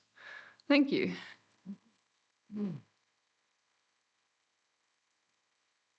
All right, colleagues. I'm going to ask you to note your questions down, for we have three speakers seated in front. So they are going to continue their presentations. Then we can ask questions after the last one is presented. All right.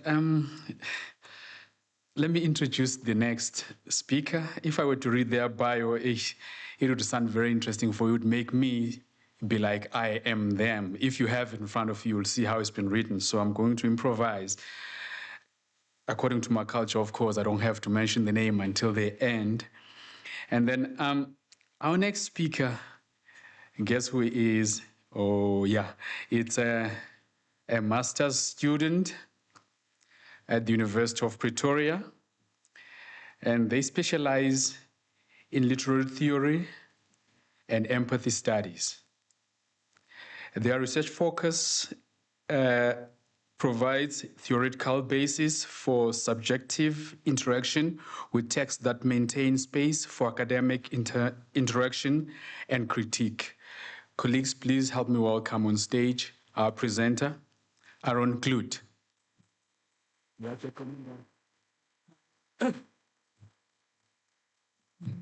Righty, you'll just have to give me a moment to... the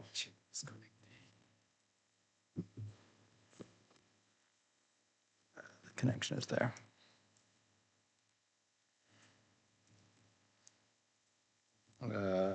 Yeah. HDMI is connected. Slideshow is happening. It should be a pure white screen. Yeah, there we go. Cool. Right. I wrote this entire paper out, and I was reading it again and thought that it was terminally dry. So there is going to be a certain amount of ad-libbing. First, I want to introduce the fact that this is a work of what I believe to be novel pure theory. There is no close reading here. There is not much data. It is mostly philosophizing, and I acknowledge that. What I embed within this idea, the concept of empathy as a mechanism of readership, is that one can read, one can approach text with empathy. And that applies not only to the texts that we love and adore, but the texts that we have to belligerently knuckle down and read, i.e. theory. Both in terms of our understanding of our textual environments and our theoretical environments, we can approach them with empathy. So what I'm asking you to do in this moment is, listen, as you listen to me, attempt to approach me with empathy. Hear the voice that is present here. Hear the fact that this work is a work that embeds itself within a subjective experience and an aggregating experience.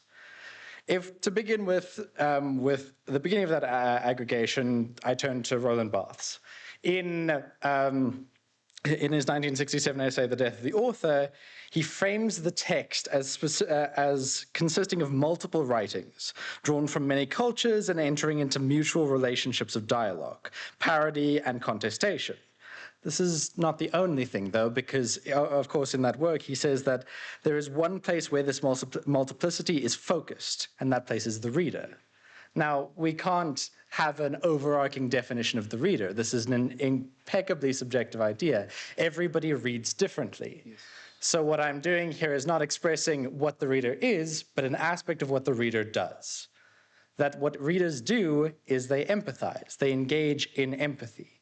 And the point of all of this is to establish a vocabulary of empathy that we might employ critically.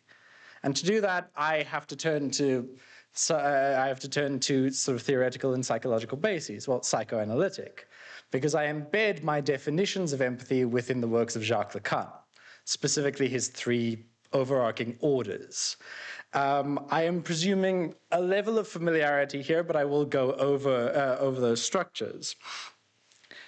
Lacan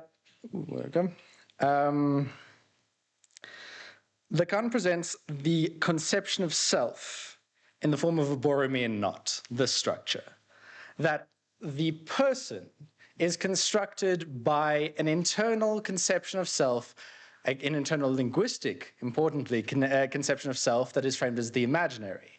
They are also then framed by an external conception of self. This is identified within ideology, within parenting, within society, Lacan, who is a Neo-Freudian, frames it as the voice of the father, effectively that voice which says no, the immediate negation that we then identify with this external space. This is how we identify the construction of a person, of us, what I dub the physical agent. Because when we look at these structures, when we look at these identifiers of personhood, the internal linguistic construction, the external linguistic construction, the physical agent is a figure which exists in aggregate, exists by language, through language, and ultimately for language, aggregating themselves by the accumulated identities that they come across, the texts that they read, whether that text be a person or a work of theory or a novel or a video game or a movie.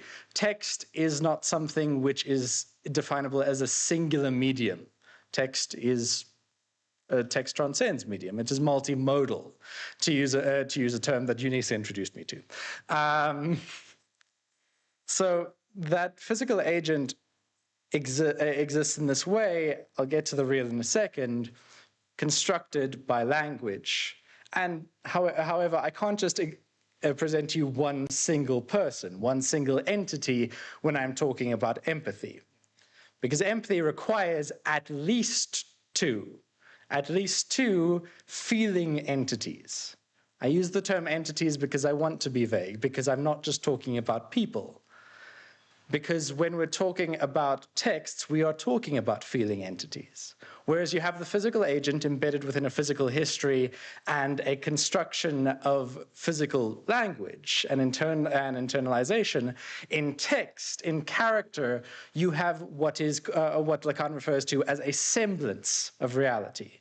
So the character within the text has their own structure, a narratively constructed imaginary.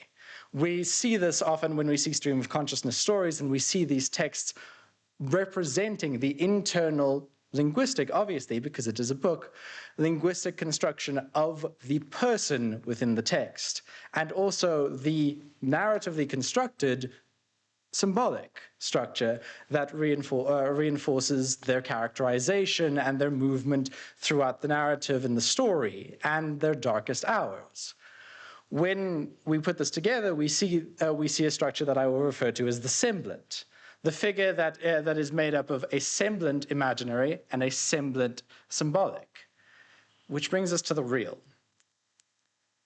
Within this idea of the Lacanian self, we have to admit something, a lack, a definitional lack that we have, because the imaginary and the symbolic are fantasy. They're construction. They're not real. Ourselves are made up of linguistic constructions for Lacan, and in my estimation of empathy. We'll get to therapy in a second. My conception of empathy, the self needn't be real, shouldn't be real, because rather than bringing the semblant up to the level of the physical agent, rather I bring the physical agent down to the level of the semblant. Unreality, fantasy. We aren't real. We lack that reality. And that's important. And that is inherently beautiful. When we look at the Lacanian idea, it is an existential crisis waiting to happen, but existential crises are often, if one can overcome them, often very important, very helpful, because they allow us to see that ourselves, our constructions of selves, matter, because we decide that they matter. Within empathy, we see that the self which matters in fantasy, can be related to the semblant, which matters within their own constructed fantasy. Because both of our spaces, through trauma, encounter the real. For Lacan, the symptom is that we cannot acknowledge the fact that we are unreal, that we are fantastical, because when we do, or when we are forced to, we encounter the real. We encounter a black hole, an empty space, a lack of construction. We cannot exist there, And there cannot be a multiplicity of zeros. There cannot be a multiplicity of nothing. So when the real that we engage with, that we bounce off of to reaffirm our construct, is the same real that the semblant engages with and encounters. The same not space that we must then move away from. So within this lack, to illustrate it somewhat, I want to quickly mention a reading of Shel Silverstein's The Missing Piece. And let me just find it quickly. Sorry. So this reading of the Missing Piece imagines this circle as us.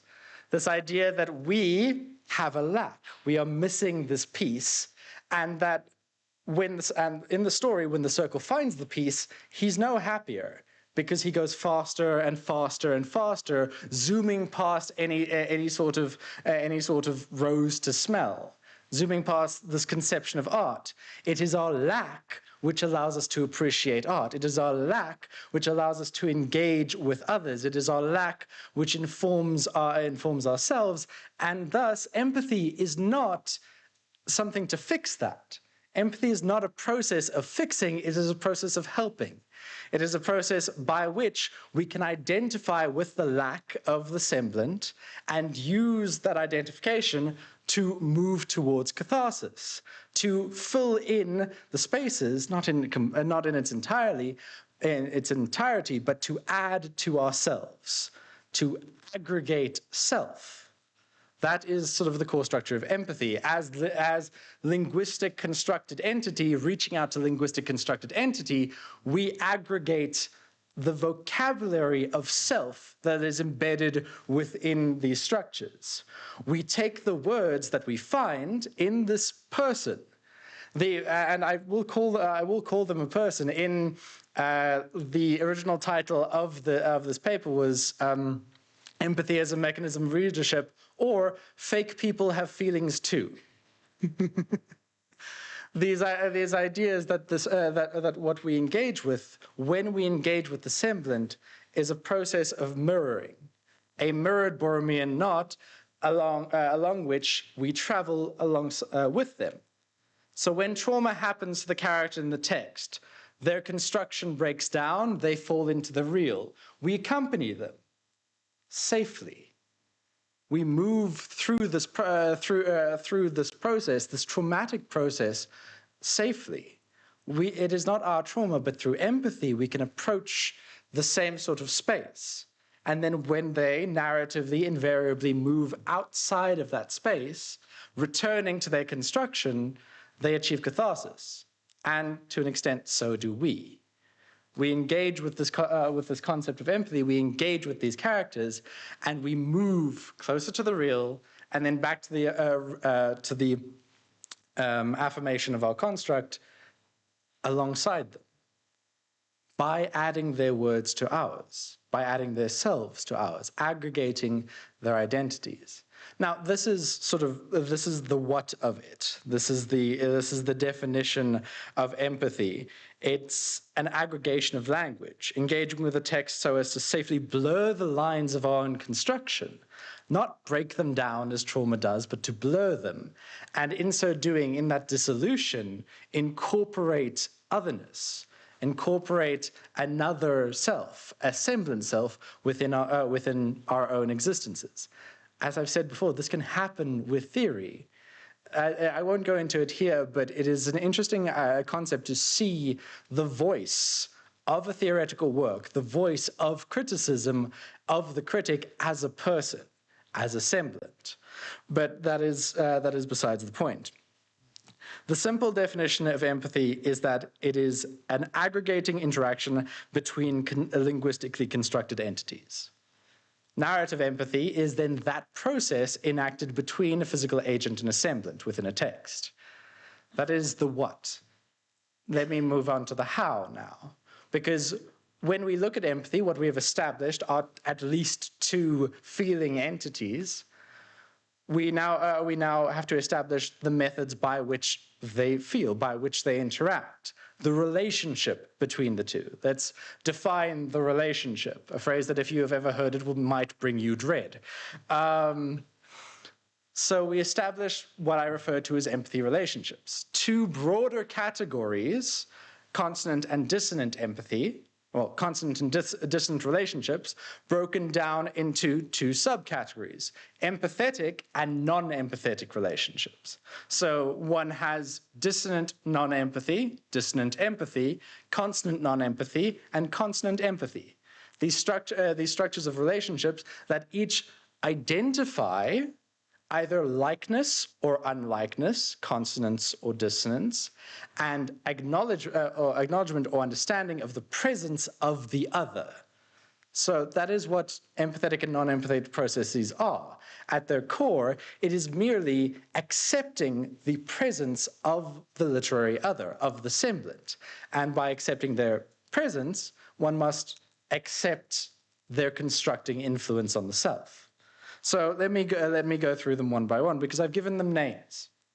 I've given because one has to. Dissonant non-empathy is possibly the easiest to conceive. It's apathy. I am unlike this, thus I do not care. A structure which reads text and looks as text and is denying any affect, denying the presence of the other, because they are not worth engaging with.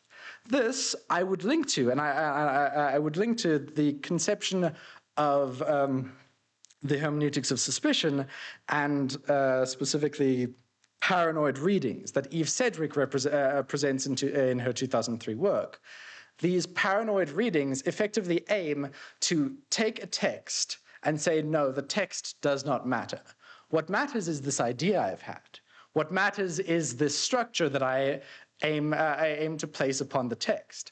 I do not like the canon, or the concept of canon. I also do not like the idea or the metaphor of the lens, because I frame lenses as paranoid, as presuming the existence of a thing within the text that you, that one, as the critic, might specifically state is present.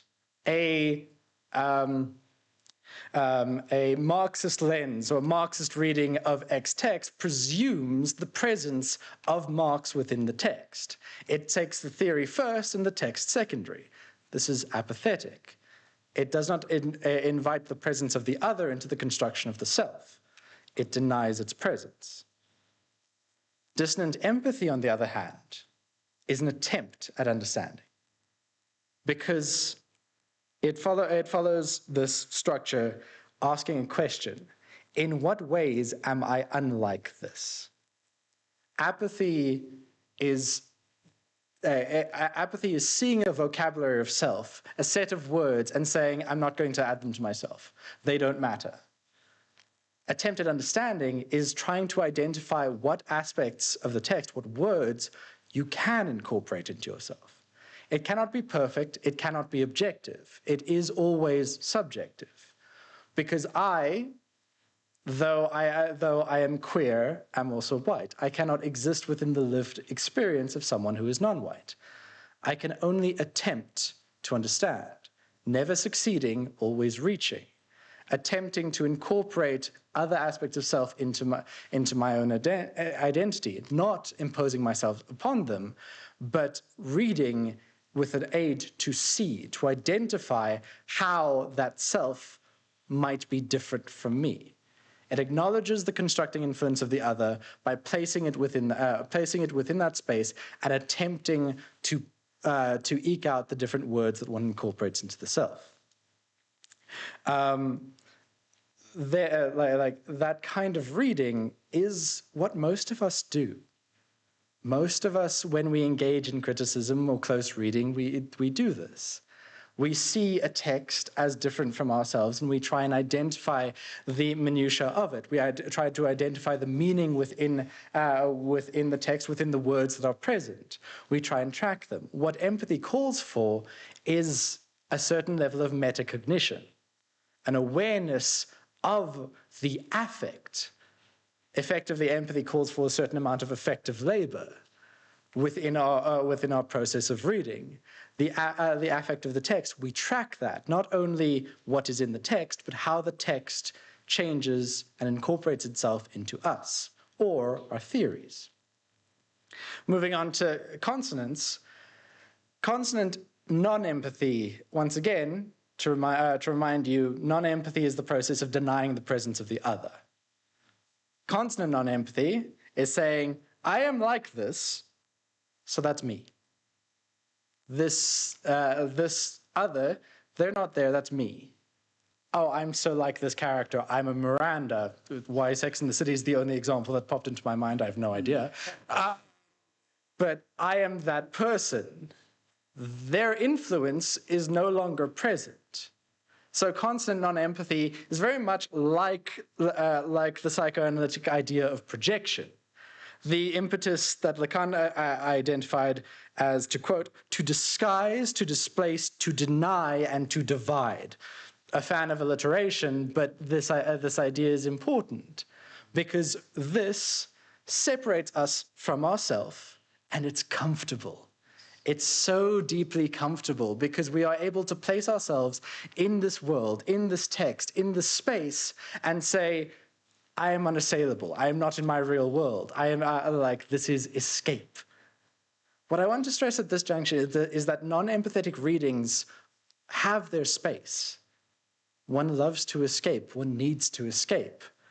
And not everything needs to be empathized with. Apathy is useful when you are contended with the idea of genocide or horror or abject personal horror or political figures that may or may not be destroying the entire world. Yes. That structure deserves apathy. Empathy is a thing that we do. Apathy has its place. So does projection. But the structure that we do when we impose, and this I will link again to criticism, when we take an idea and we impose it on the text, we mold the text around the idea, the text becomes less for it, fewer words. Where apathy identifies that there are vocabularies within the text and says that they do not matter, imposition does not believe that there are words to be found in the text at all. Again, I am using this term, this word, as a metaphor. The vocabulary of self, our structure, our linguistic construction. Recall a poem that was spoken at last night's cocktail evening, I'm not a poet, I'm a poem. Yes. That idea we are... that idea that we are itself language and that we reach this constructed space. Which brings us to consonant empathy, which is strange, very, very strange, because it calls for a kind of thinking that is deeply uncomfortable. I, like this, am fantasy. I, like this, am unreal. The relationship that acknowledgement calls for is a dissolution of self, a dissolution that I have already described, a way to approach the text that identifies the constructing influence of the character, of the semblant, in order to dissolve and incorporate it into the self. Acknowledgement is where we find catharsis, because it's where we descend closer to the real and then return safely.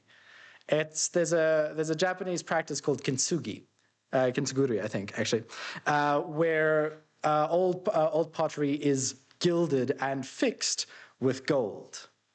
That is the process that empathy calls for. That we develop our understanding of texts as a relationship that we established between self, constructed self, and semblant in their own linguistic construction. This way of reading, this vocabulary, I hope to use to establish that genuinely love can be an analytical process if one examines it. If one examines one's relationship with the text and one's empathy with these structures, one has room to love, to care, also to hate, also to decry, but it is no less analytical for being emotive.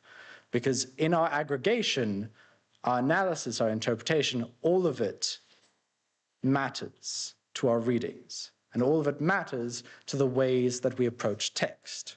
So when we write, I hope to present this vocabulary of empathy to allow us to place ourselves alongside the text, to make our voices and ourselves matter as much as the ideas that we represent. Thank you very much.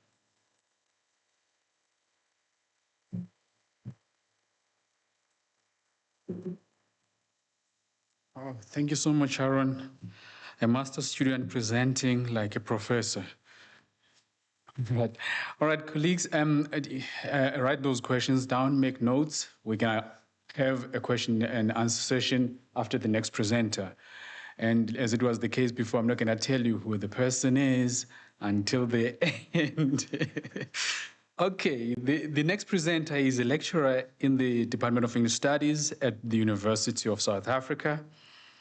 And their research is primarily concerned with connections between literature and philosophy.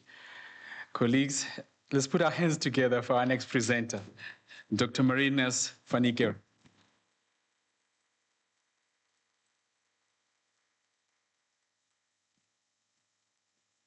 Thank you very much. Good afternoon. What are poets for in a time of large language models? What compels this question? Does it arise from any necessity or lack or need? The wording is modified from a line from Friedrich Hölderlin's early 19th century elegy, Bread and Wine, translated from the German as, what are poets for in a time of need? A need indicates a lack that bespeaks an urgency. The lack urges a response, drives for the lack to be filled, emptied of emptiness.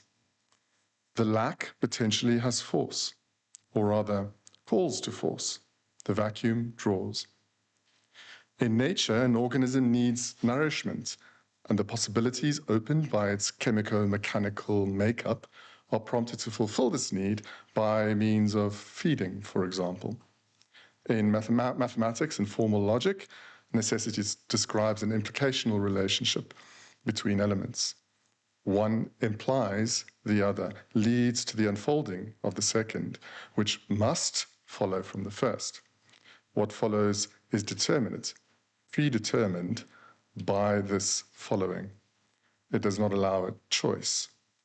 If a figure is a triangle, it must have 3 angles and 3 sides. There is no such necessity here. One thing is said as another, drawn into relation with another, though they are different. Perhaps the interrelationship might disclose something entirely different and new, or perhaps something about each element, or perhaps nothing. I would like initially to suspend any thesis regarding this yoking, any organizing principle laid down according to which to order in advance what is to come. This is not to say that I don't have a trajectory in mind, but I want to venture on that trajectory only reticently and with a view to its uncertainty and conditionality. We begin, therefore, straightforwardly enough, with the consideration of the poem Bread and Wine. While it resists a simple reading, it's easy to discern some central concerns. The poem is an elegy. It mourns the passing of the gods from the mortal world. The absent seem at times to be the Greek gods, at times the Christian God, with strong parallels suggested between unnamed godfathers, who may be Zeus or God the Father, and unnamed godsons, who are wine gods and half-mortals, suggestive of Dionysus and Christ. The temporality of the passing of the gods is likewise fractured and uncertain, whilst the disappearance into the unavailability of the past is primarily suggested. The poem also marks a distance of loss stretching between present and future. The gods are not here, but still to come. That which an elegy addresses then, and which it speaks to counter, forgetfulness, the loss of what is dear to the past, appears in unconventional dimensions, perhaps discernible in the etymological resonances of forget. The prefix for, forth, indicates distance away from. To forget is to occupy a distance from getting, having, from presence. Forgetfulness is the absence of presence, absence in relation to the possibility of presence, not the sheer void of the inconceivable, but a measure of the distance from what could be, what was, what may still be, within reach. It is therefore tied to loss, a tie to loss.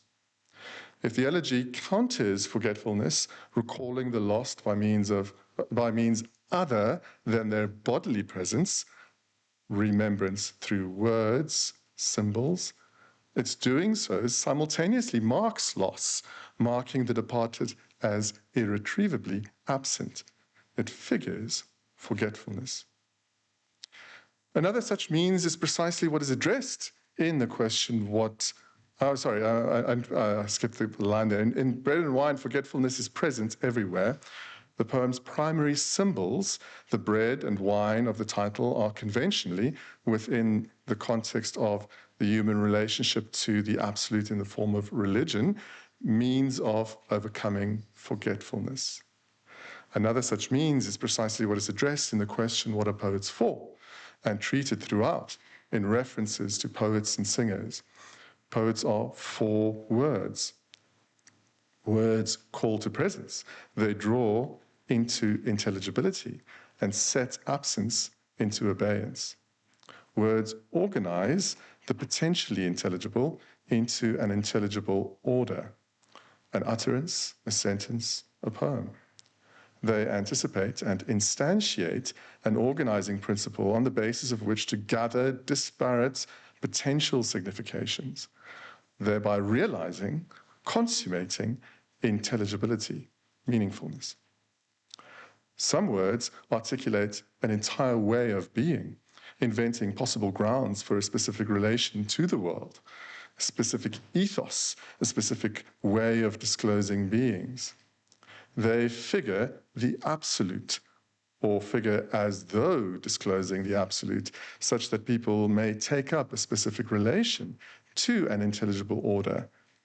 In theological terms, appropriate to Bread and Wine, they name the holy. This is what poets are for. They call out to the divine to appear in words. The poem recollects and at times reorganizes and reinvests the commitment to, investiture in, and assurance of divine presence, of, less theologically, proximity to organizing principles, promised by the central symbols of bread and wine. As John Sallis demonstrates with reference to the Eucharist, and according to the structure of the symbol, in which one thing stands for another, effaces itself to relay the presence of another, bread and wine stand in for the body and blood of Christ. A symbol, though, only points to a presence, requiring its viewer to instantiate that presence imaginatively by making sense of the way the symbol and symbolized relate.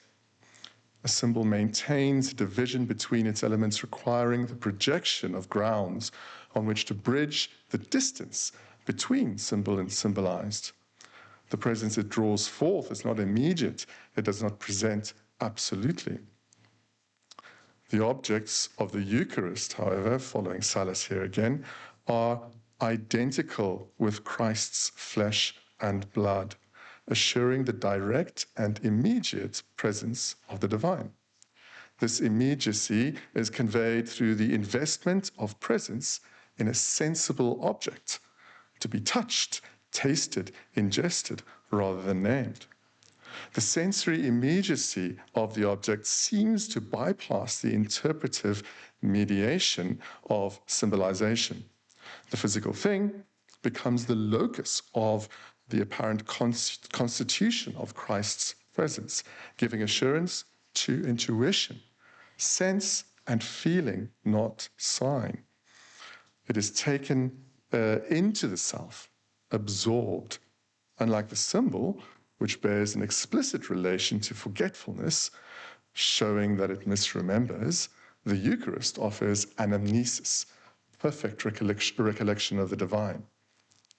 Within the scope of our concerns, the structure of this assurance points outside the field of the strictly theological to a manner of conceiving presence itself, or of the interrelationship between human being, intelligible world, and intelligible order. This structure of immediate presence, appropriation, absorption of absolute grounds of intelligibility hails and discloses the human being as subject. Subject here is best understood with reference to Hegel's thought, here articulated by Silas again, the movement of the appropriation, the bringing of the other, the object, back into the self, into an identity with itself. In this movement, substance becomes subject. The sensible thing is ordered, organized, drawn into presence in relation to the subject, such that the subject is itself the organizing principle according to which the presence of the thing emerges. For Hegel, this isn't a process of intellection, but the very movement of life. He claims, quote, even animals do not stand idly in front of sensible things as if they existed in themselves, but fall upon them without further ado and eat them up. Paradoxically then, while the sensible object was the location of immediate presence, its very independence as object is denied at the expense of the return it offers to the subject, whose interest determines the encounter. The object is expended, eaten up. The otherness, which enabled its being brought into a meaningful relation with the subject in the first place, evacuated. As we have intimated, though, this sort of immediate presence, whether unity with divine presence or appropriation to self as independent grounds for presence, is not at work in the poem. If the possibility of proximity to the absolute is hinted at by the symbols of bread and wine, such possibility is frustrated, not least because the poem maintains itself within a symbolic modality where unmediated absorption of the other is denied. Simply put, it appears in words. Words draw into intelligibility, set absence into abeyance, but words can also maintain a relation to forgetfulness, even as they present. When an organizing principle, according to which they might mean, is withheld, even as they are offered as meaningful, presented as though organized, then a distance is held open and maintained between word and thing. Simultaneously, the suspension of both word and thing over the void of the distance between utterance and arrival discloses the groundlessness of both word and thing themselves. Without ground, neither draws into the fullness of organized self-presence, substance. Subject. Both differ from themselves, such that they have the valency with which to refer presence, each to the other. But this valency doesn't simply mechanically result in symbolization or allegory in saying something, in the saying other, showing something as though following a need. Rather, where ground, where the necessity of determinate meaning is withheld, the reader is also exposed to groundlessness and called upon to ground groundlessly, to make an ultimately unnecessary, uncompelled, unproductive even decision concerning the basis on which to make sense of what is figured. Bread and wine holds back arrival in just this way. Words aren't set to work such that they guarantee return. the multiplicity of their inflections and resonances, the variety of their signifying potential, aren't exhausted through their specific purposive organization into the composition. Words don't invest the poem with meaning.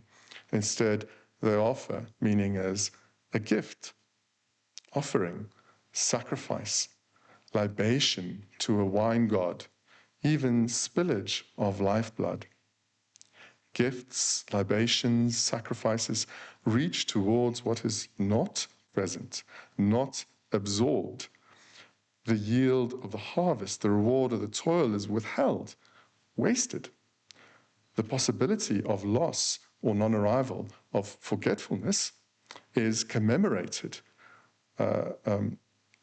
returned, realized, though marked with a distance within which the libation can be a symbolic act distinct from, for example, the failed harvest.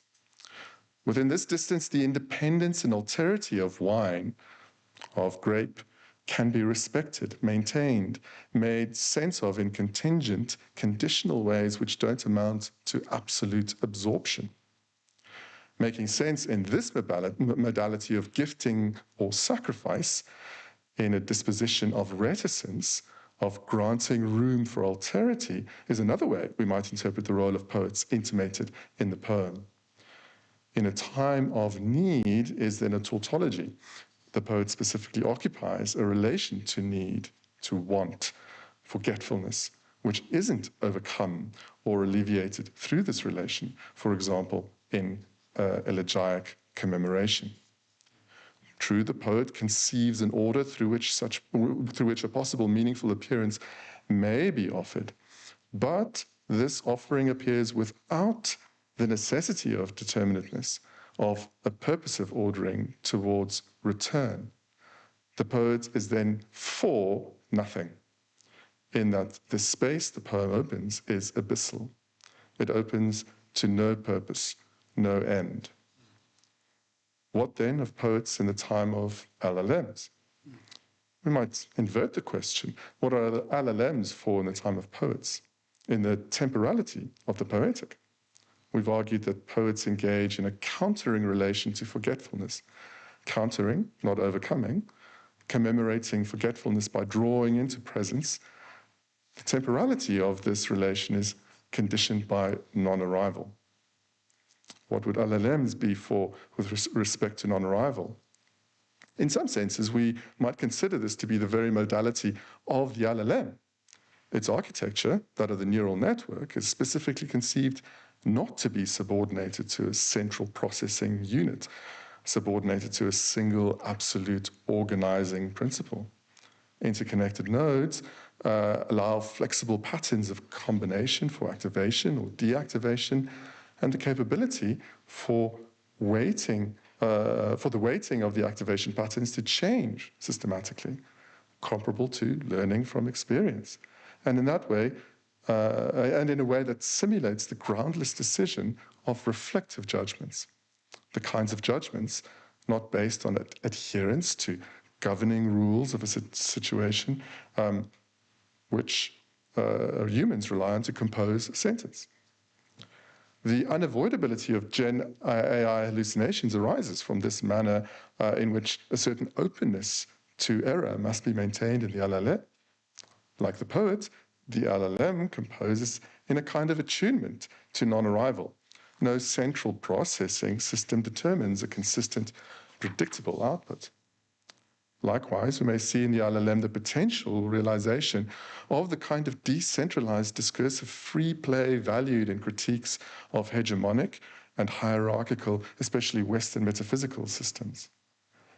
Yet, if we think we see something like Derridean écriture at play in the connection-based counter-hierarchical neural network, we might recall that the movement of writing which Derrida discerned in the specific situation of the 20th century was a counter-movement, manifest in relation to a very different self-disclosure of language as and through writing.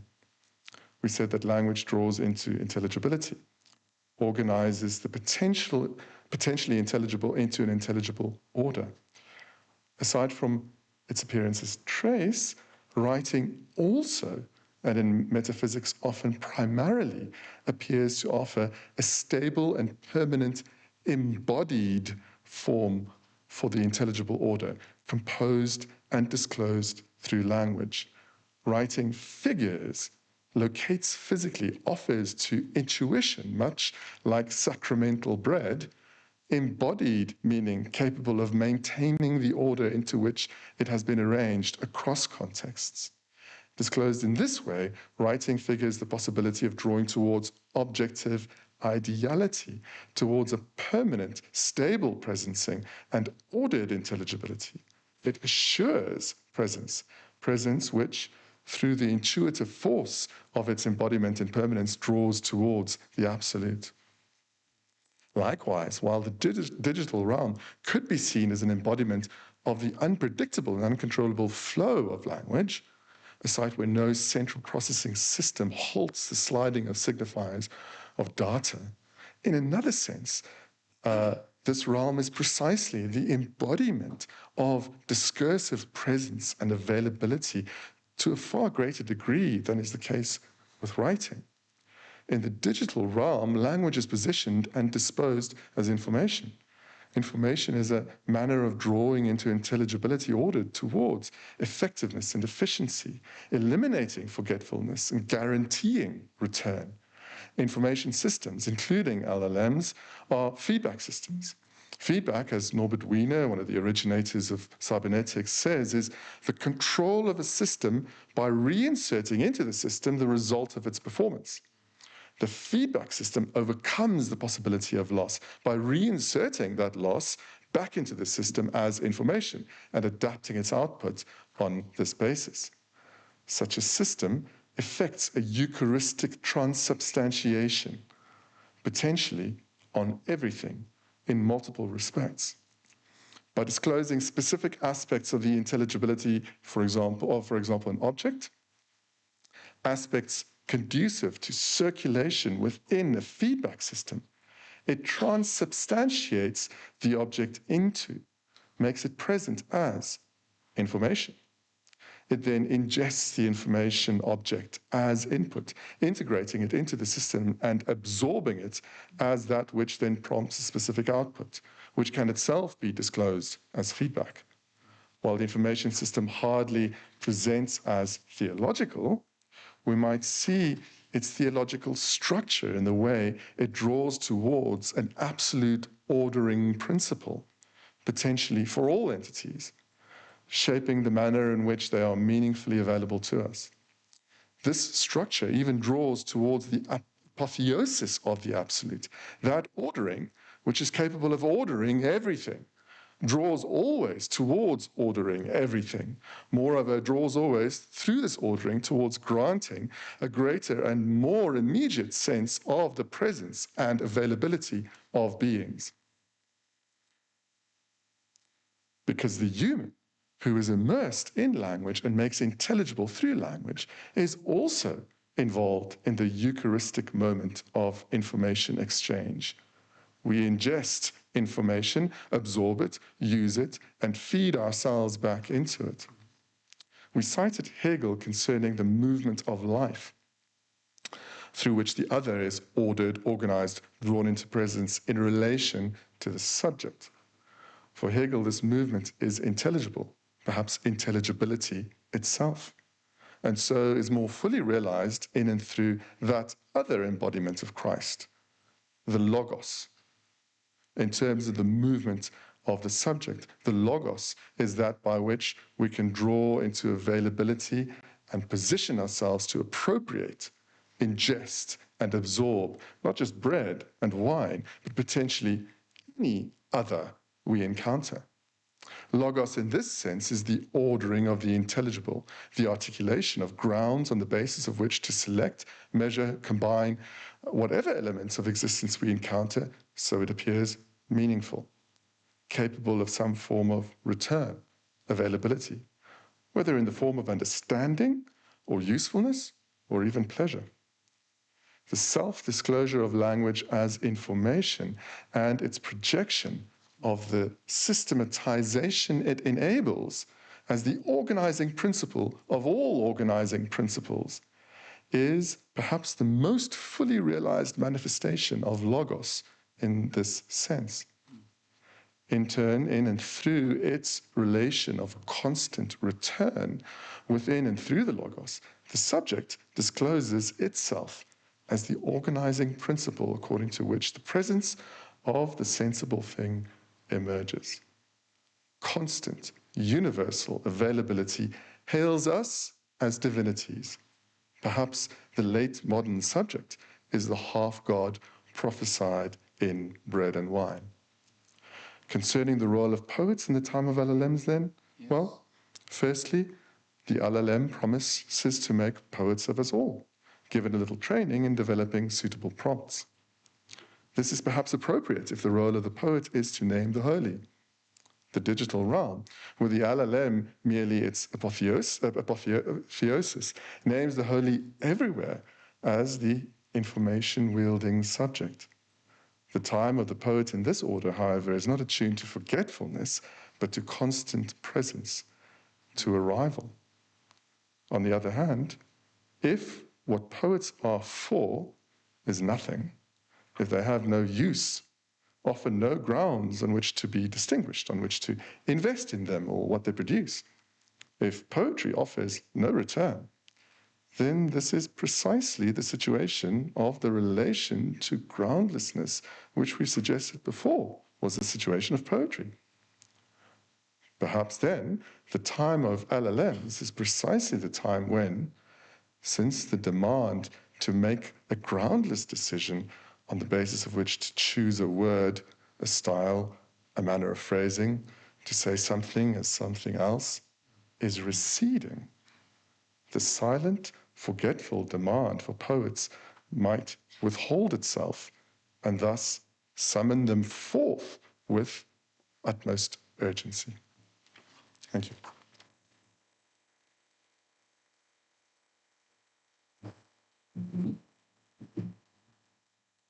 Dr. van Niekerk, what's your area of specialty again? The connection between literature and philosophy. Quite philosophical, colleagues. You've been taking notes, and our presenters were very good in keeping time. We have about 20 minutes to ask them questions. You've been taking notes, please.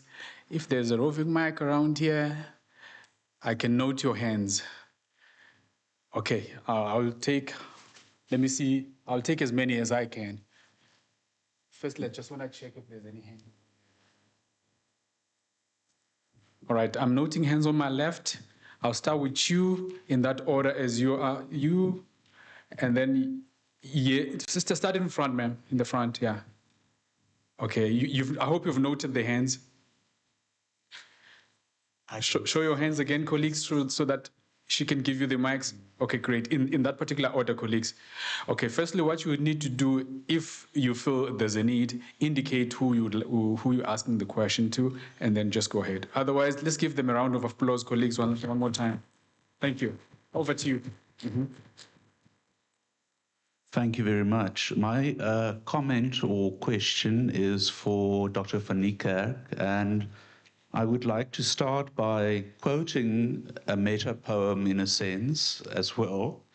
This is not Bread and Wine, but it has a link to that. It's for William Butler Yeats by Auden, by W.H. Auden. And he says in that poem, in the second part of the poem, "For poetry makes nothing happen. It survives in the valley of its making, where executives would never want to tamper, flows on south from ranches of isolation and the busy griefs, raw towns that we believe and die in. It survives, a way of happening, a mouth." And I was wondering, do you think that, in a sense, poetry does make nothing happen, but through making nothing happen, does it make something happen in that sense? Paradoxically, as you said. Thank you.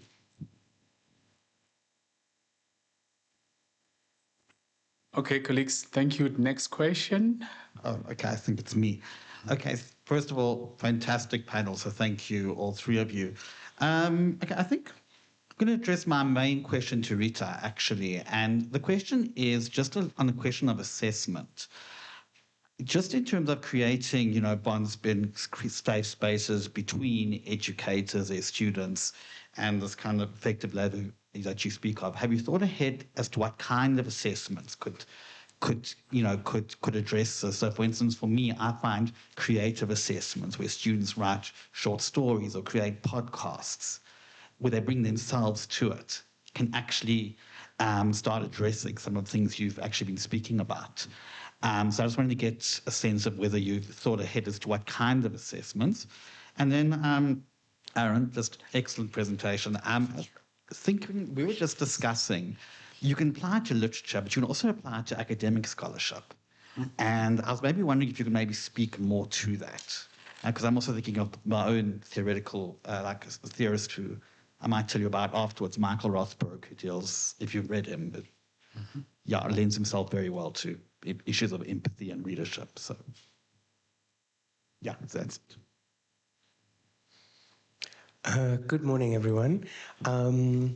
Hi, Rita. It's Keegan. I'm one of your students. Hello, Dr. Vannikak.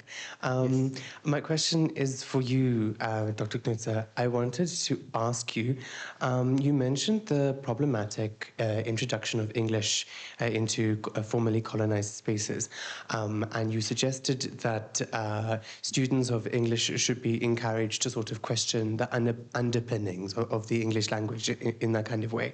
My question is, you identified the expectations of English studies curriculums as being critical and critically orientated towards broader society and the environment. And if that is sort of the expectation of English studies curriculums, does that not already achieve a social justice end? You know, like, or do you expect students to be critical of this critical disposition that you were discussing? And then I also wanted to just mention, you mentioned a few pedagogical researchers, Nussbaum, and you suggested different ways that they approached teaching in terms of like more interactive engagement sessions, so on and so forth. But my question was, even in those situations where you can reduce the unequal power balance between teacher and student, those pedagogical methods are still inculcating a normative standard, yes, which might not necessarily be, which you seem to suggest is problematic, like the normative standards being inculcated is problematic. So the question then is, how do we proceed to address these normative standards? All right. Mm-hmm. Okay, let's take that as the last. Then we're going to have one more round of questions. Go ahead, Prof. Oh, thank you. Rita, I'm so sorry that you're being targeted at this stage by all the questions. No, okay. So what I infer from your paper is that it would be highly profitable for English literary teaching departments to interrogate and be very clear on the values and dispositions that we would like our students to achieve. So you don't have to answer that. You can just nod vigorously as you're doing now. And I'm answered. Thank you, Dr. Mgijima. Okay, we're going to hand over to you, Dr. Vannikak. Again, you can answer your question. After that, it's going to be Rita. Maybe with you, Aaron, maybe you talked about numbers and zeros when you're talking about multiplicity of zeros that lead to a zero. Maybe that's why we don't have a question yet. You were mathematical. Okay, over to you, Doc. Thank you very much. Thanks, Devil, for the question. And yeah, very apt quote there, I think. So does poetry make nothing happen and thereby make something happen? I guess, in a word, maybe. Yes and no. Let me answer this in a sort of a roundabout way. I think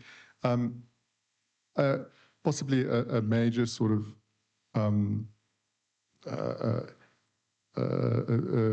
site of that question within the context of philosophy and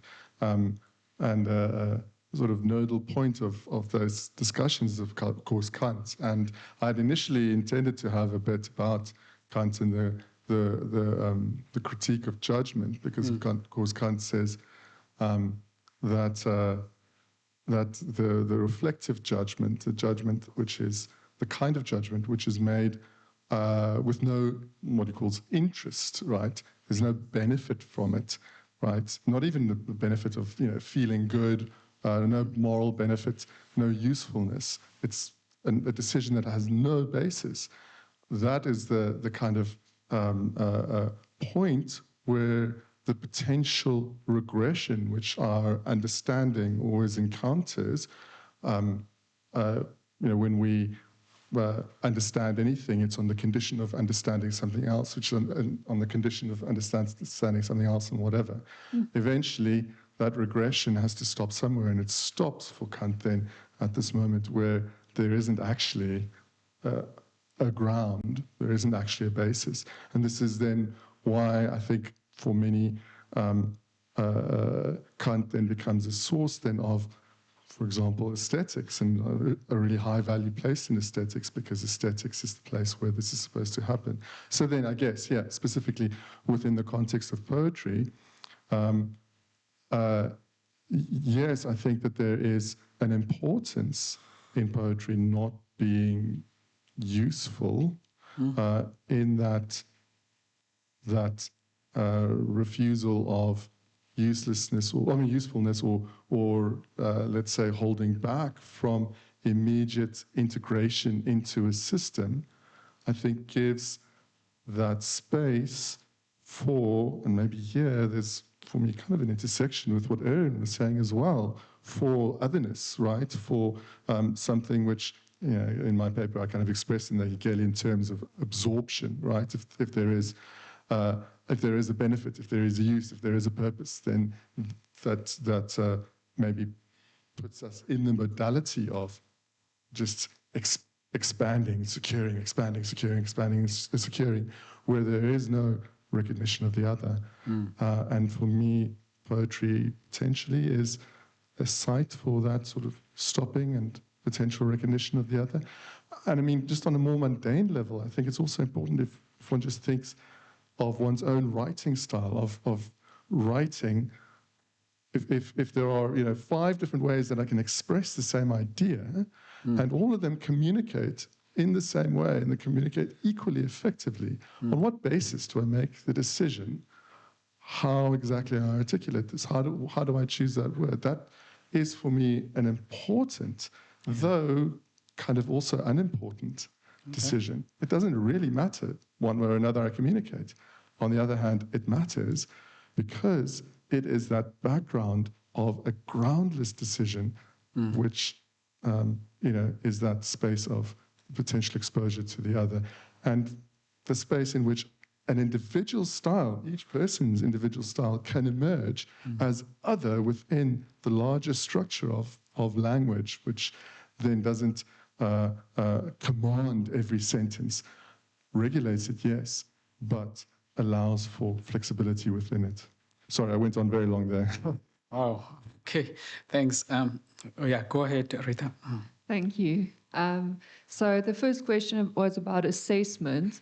And I do think that creative writing, that could be one of the ways in which to encourage more critical pedagogies. There are some other things to think about. I think something that we really need to consider is the fact that we are asking students to engage emotionally and to go through potentially emotionally transformative processes in studying our subjects. And we should really think about whether marks are appropriate when we are talking about these kinds of things, and whether, because this is just a system that we've fallen into because this is how the university works. But we need to think about that, and to think about also ways of creating more low stakes kinds of assessments, maybe more dialogical kind of assessments where students can also talk to you and you can talk back to them, to build up those relationships, and also to give them opportunities to revise work that, the first draft is not the final mark, where you are now stuck with that, but to give them that time to work on those things as they dialogue with you. So then the question about whether we should be critical of critical pedagogies is basically, my answer is that we need to be critical of anything that we teach, and we need to be explicit about what it is that we are asking of our students. And we need to give our students spaces in which they can challenge those norms, because we might not even be aware of certain norms that we are imposing. For example, the essay as a form that we use to evaluate students so frequently. We need to be open to our students pushing back against the ways in which we do English literature. Is what I'm saying. But I am definitely in favor of teaching a socially oriented criticality to students. And then the question about it being normative. So I don't have a problem with education being normative.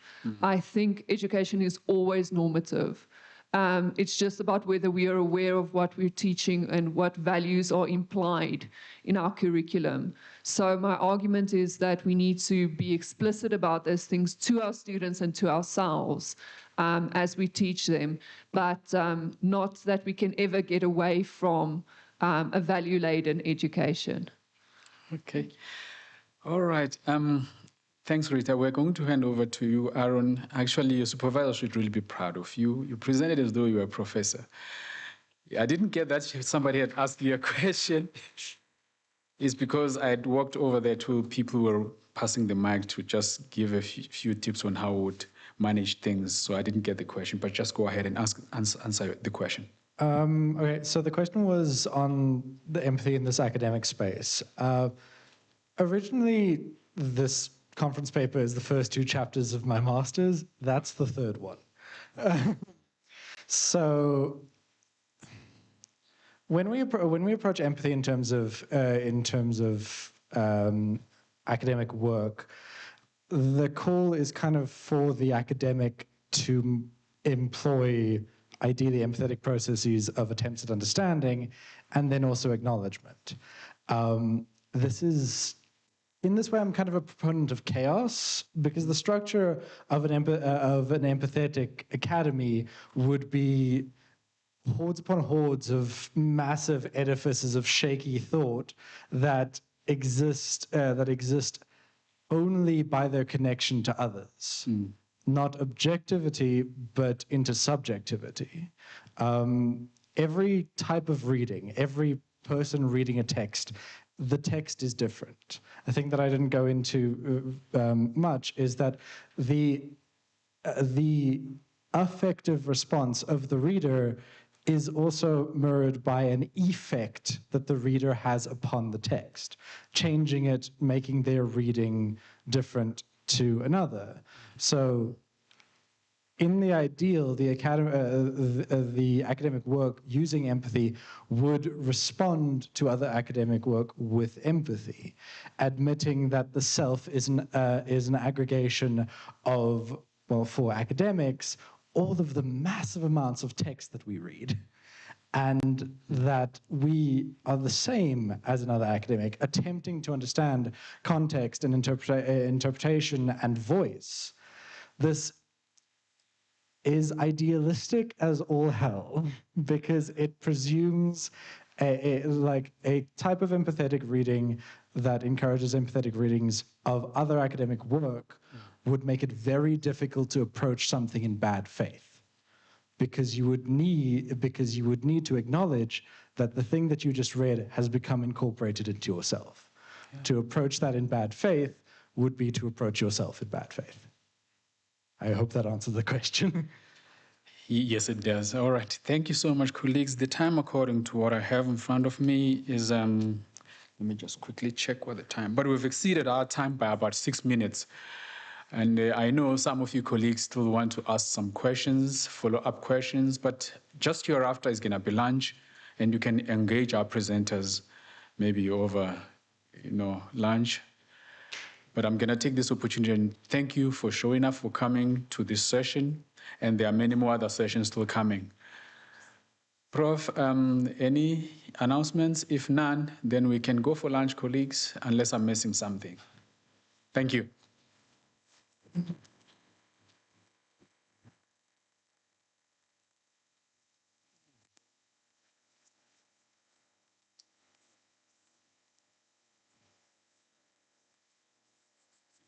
Is it off?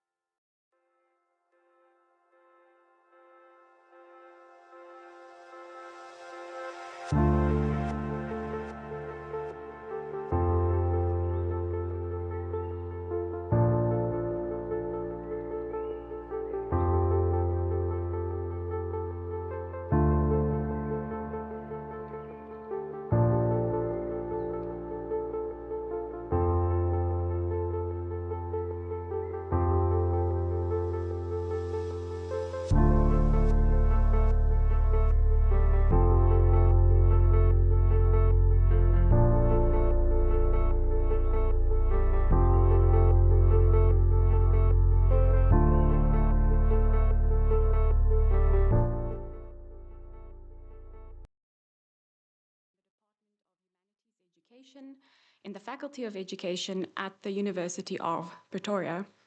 His research fields include war or conflict poetry, poetry for the classroom, and multiliteracies education.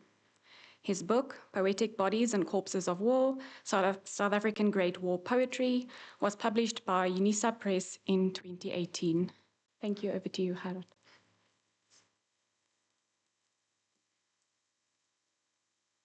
Good afternoon, everyone. This term that you see on the, hopefully, yes, that you see on the screen, Ghassan Kanafani was a leading Palestinian writer, and he first referred to Palestinian resistance literature. And it specifically speaks to the Nakba of 1948. So it's literature in response to the Nakba of 1948. Especially during the 1960s, poets used language of the struggles of Palestinians to reflect what it meant living under occupation. The anger in the poetry would not subside due to the ongoing Israeli occupation and would increase in ferocity after 7 October 2023. So I use the theoretical construct specifically based on Julia Kristeva's work on the significance of the corpse. And she has thought-provokingly reflected on the significance of the corpse, the main waste product of war. The corpse seen without God and outside of science is the most it's the utmost of objection, which is that massive and sudden emergence of uncanniness, which now hurries me as radically separate, loathsome. I quoted from her work. According to Harrington, Kristeva's conceptualization of word flesh provides for an ontology and methodology for trying to come to grips with a corpse in the making, the living objectified body that becomes, or rather unbecomes, a cropper. Fleshing out the objectified body and abject corpse in words represents a chance with meaning. However, words used to locate or conceptualize death and dying remain unstable, euphemistic metaphors of unbecoming. And I just quote from Kristeva again, words always too distant, too abstract for this underground swarming of seconds, folding in imaginable spaces. Writing them down is an ordeal of discourse, like love, laugh, impossible. Flash on the unnameable, weavings of abstractions to be torn. Let a body venture at last out of its shelter, take a chance with meaning under a veil of words, word flesh. From one to the other, eternally broken up visions, metaphors of the invisible.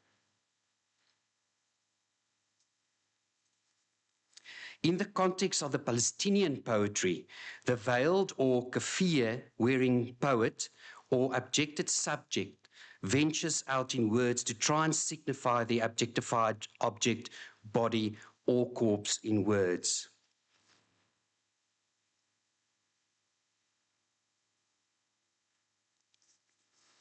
And Harrington refers to this process as the subject that is located in the wound, which must be kept open for the object to be heard, is involved in the very act of signification.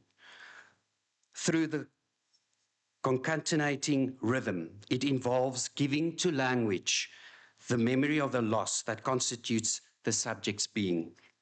In a Palestinian cosmology, this fleshing out in words of the abjected body, word flesh, is represented by the Sumud philosophy of resilience.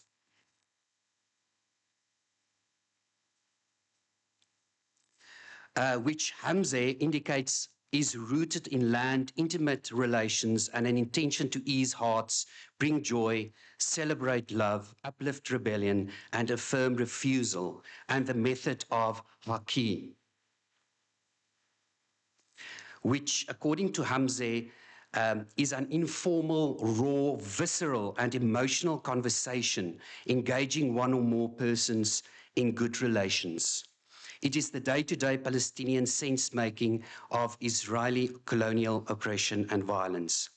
Sumud and Haki are part of Palestinian oral history and poetry tradition. This oral tradition, which includes home poetry and poetry for ceremonies like weddings and funerals, has inspired Palestinian resistance poetry.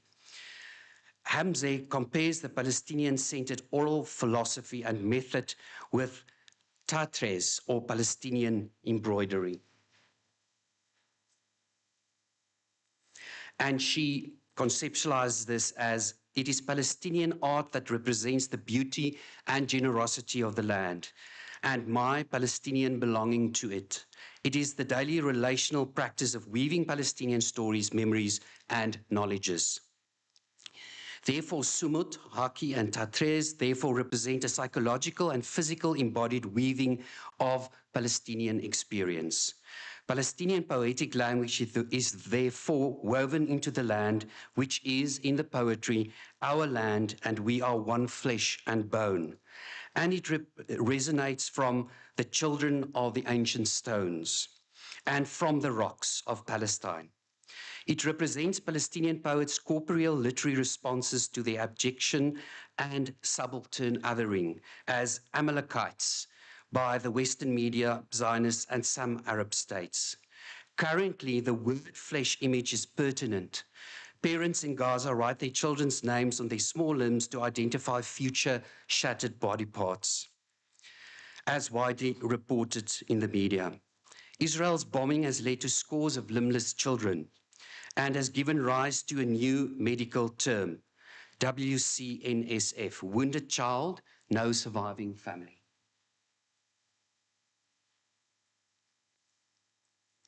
In the poetry, physical and psychological wounding deeply scars the Palestinian communal body, which is a metaphorical offshoot for occupied Palestine. Palestinian poetry is therefore deeply rooted in the landscape and culturescape. However, this Palestinian word flesh is also used as a weapon, as, and I quote, words have the same power as weapons. Words in Palestinian resistance poetry are receptacles for collective memory.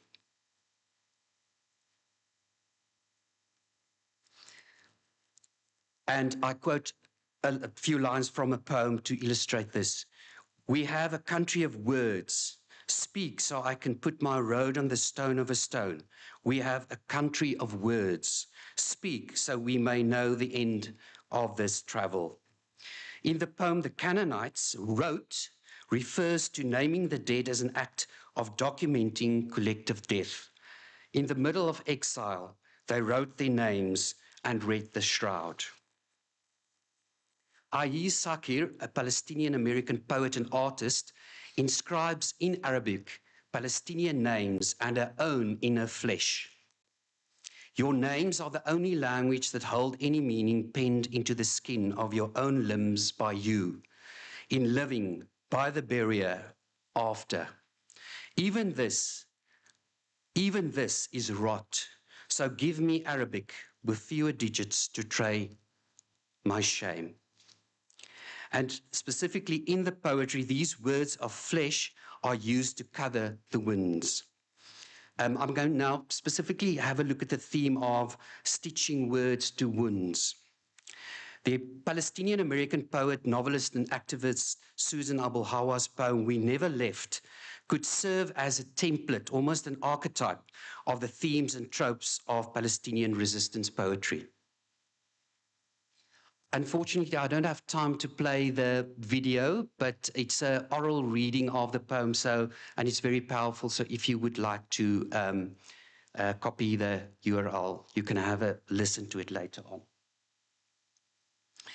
on. She says, or I quote the first stanza, no matter what you ask, because we are the people of the land, because we are the keeper of her stories, passed down to us from the olive trees, because her rivers run through our bodies, and our grandmothers embroidered her landscape on our skin since 10,000 years. Abu Hawa's poem indicates the interplay between embodied identity and the land and soil, which is a metaphor for Palestinian being and consciousness. The land's ancient stories are embedded in its soil, trees, river, food, dance, music, and embroidery, and are revealed only to the real inheritors of the land, who are multicultural peoples, including Jews, Christians, and Muslims.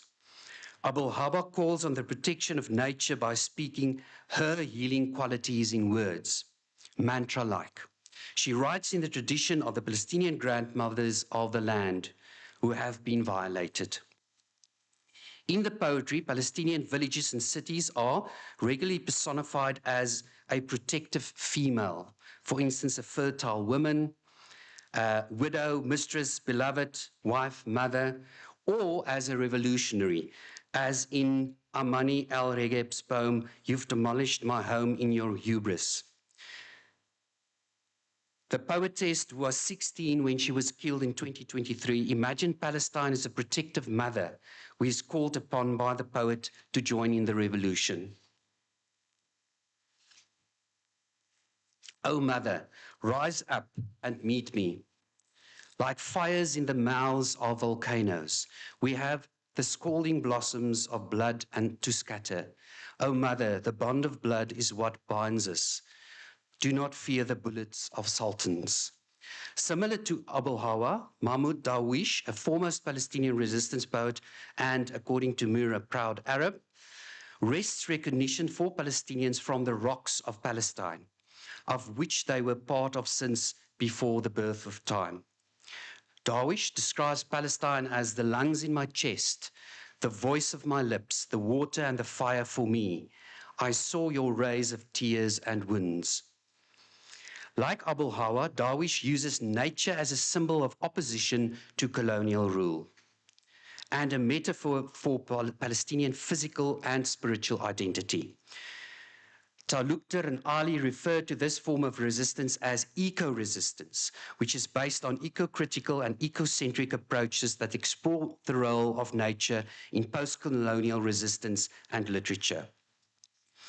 In We Never Left, Abul Hawa indicates that the settlers rejected the land and the land rejects them by withholding an ancient law, and that they will never be part of the Palestinian landscape.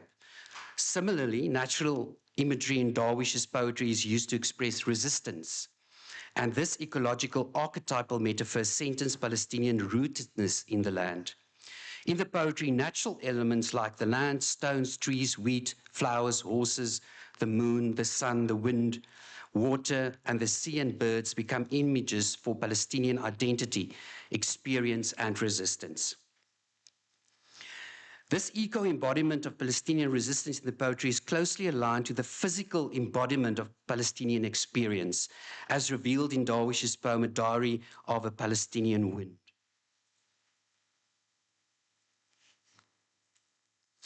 I've just highlighted lines from the poem that illustrates this. We and our country are one flesh and bone. This land absorbs the skins of martyrs. We are its wound, but a wound that fights. All who have died, all who shall die at the gate of day, have embraced me, have made me a weapon. My intractable wound. The wound is further echoed by Darwish's poem Pride and Fury, where he writes, "Oh, my homeland, we were born and raised in your wound." In this battle for freedom, not even the hero's body is spared and becomes part of the seed, mountain, and rock of Palestine. Oh, you who go to the wheat seed, in its cradle plow my body. Oh, you go to the mountain of fire, pass over my body. You who go to the rock of Jerusalem, pass over my body. You shall not pass. The body of the sacrificing hero is martyred in the act of resistance. The unarmed Palestinian heroes are the children of stones. And I quote from a poem, "The land is body and the body is land. If one is wounded, the other bleeds as well. Earth scrapes us into the last narrow passage. We have to dismember ourselves to pass. Earth squeezes us.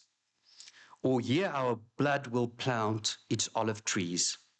The scraping and squeezing of the earth have led to exile. We looked," and I quote again, "we looked for the legends of civilizations, but only could find the skull of man by the sea." The poem narrates the exile of Palestinians from Lebanon after the Israeli invasion of 1982. The skull is an ominous portent. It foreshadows the death of many, including the young. One of the most iconic and tragic images is that of the 3-year-old Alan Kurdi, a Syrian toddler washed up on a Mediterranean beach.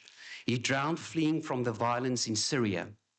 The Mediterranean has borne witness to many wars and displacements brought about by Western invasions and civil wars. This constant exiling in and from the Middle East has led to the skinning of Palestinian identity. And I quote again, "We move on to a country not of our flesh, its chestnut trees not part of our marrow." The Palestinian people's perpetual refugee status, whether from Israeli or fellow Arab violence, leads to a deepening of the wound of loss. And I quote from Darwish's poem, The Passport. "They didn't recognize me, the passport's darkness, erased the tones of my photographs. They put my wound on show for tourists who love collecting pictures." The last two lines is an ominous omen for the current live streaming of the destruction of Gaza and the West Bank. Darwish repeats the wounding of a land in Lamentation of Muhammad al-Dura. And land is a wound. Like Darwish, Murid al-Barghouti uses the frail body of Muhammad al-Dura, the boy and his father photographed being gunned down by Israeli soldiers in 2000 as a poetic theme. Al-Barghouti's anger is reflected in his poetry, where at the rotten edge of the rag in the room, a tired mother is suckling her baby. This echoes Darwish's I saw you at the mouth of the cave, hanging the rags of your orphans on a line. The targeting of the youth of Palestine has been termed unchilding by Palestinian scholar Nadera Shalhoub-Kevorkian. In the current bombardment of Gaza, parents write, like I said, parents write the names of their children on their bodies and limbs. As the poems on Muhammad al-Dura illustrate, the young have been part of the casualty count before October the 7th. Like the fire, so I can see my tears. On the night of the massacre, so I can see your sister's corpse, whose heart is a bird ripped by foreign tongues. And this comes from the poem, The Will of a Man Dying in Exile by Sami al-Qasim. Since October 7, it is not only the sniper's bullet that kills, but also lack of food and water. I quote a poem that was published on the 9th of September 2025, very recently. Each September in Gaza tastes of a parched farewell, sipping its first drop after hours of waiting alone in a queue. It looks like fatherhood peeled bare with no life to give. The chaotic and deadly queuing for food by Gazan Palestinians who are herded into overcrowded militarized zones is also documented. The destruction of Gaza reached catastrophic proportions in 2025. The number of bombs dropped on this narrow piece of land are compared to World War II numbers. And all that's near me feeds the blades. To the left, the hungry cry. Below, dead earth, no more alive. Within, I bleed, a wound so deep, but life has left this wounded place. Flesh from flame, everything groans beneath a scar. Violated, torn apart, an endless scream from every heart. Muhammad Musa also writes, in this city, everything has stopped. The birds have gone silent, as have the voices of the living and the dead. The language has stopped, as have the silence, the stillness, and the music. The beginning has stopped. The return has stopped. The end has stopped. Language cannot adequately describe the levels of destruction. In Kristeva's broken up visions, metaphors of the invisible, always too distant, too abstract for this underground swarming of seconds, folding in imaginable spaces. Writing them down is an ordeal of discourse, like love, laugh, impossible. Flesh on the unnameable, weavings of abstractions to be torn. Similarly, Sama al-Hussein, a young female writer and poet from Gaza, observes,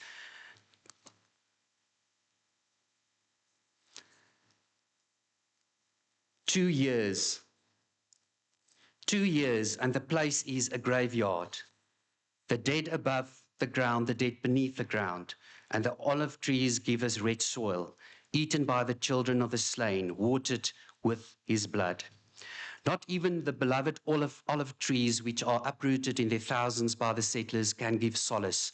This destruction has been made possible by the highly lucrative modern industrial arms complex. Oh, you buzzing drone, when will I find peace? Make way so I may receive a new version of my city. The one your iron hands drag through the mud. We want to be children again, feeling the peace and liberation of our homeland, the dreams we held close since we were young, though we never truly lived them. We want to grow up once more, carrying a story strong enough to face tyranny." The poet does venture out in these poems, taking a chance with meaning, and speaks the abject from within the open wind. Let me write your final line. She wants to regain her lost childhood, which has been stolen by your iron hands. And she wants to regain the lost story of Palestine by writing it and by writing the war's end. These younger voices, many of which are female, include Adel Al-Ramadi, Ayez Sakir, Amani El-Regeb, and many more whom I have quoted. And they are reclaiming their voices almost in real time on social media. So what does this fleshed out in real time signify? The war that followed Hamas' attack on 7 October has led to a flood of Palestinian poetry online and the flourishing of Palestinian spoken word poetry. This trend has started before 7 October. For instance, Amani El-Regeb's read a poem, You've Demolished My Homes in Your Hubris, which was digitally recorded at Al-Quds Open University in Khan Yunis in March 2022. Although Rafat Al-Ariya, If I Must Die, his poem was published earlier, it became an online rallying cry for Palestinian resistance since October 7. It has been shared and read online many times, most famously by the British actor Brian Cox. Its millions of views have either been greeted by laughing or crying and caring emoticons.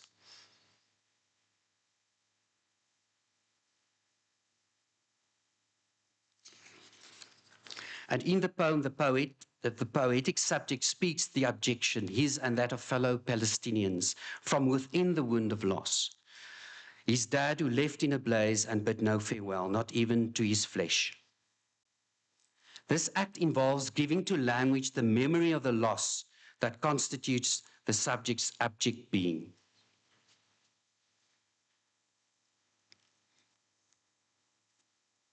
The telling of the story and the tale at the end of the poem hark back to the oral tradition in Palestinian culture and is a call to remember the intergenerational trauma of the Palestinian people. Al-Ariya has succeeded in mobilizing intergenerational resistance from the older generation to the younger one through his intense imagery and powerful language.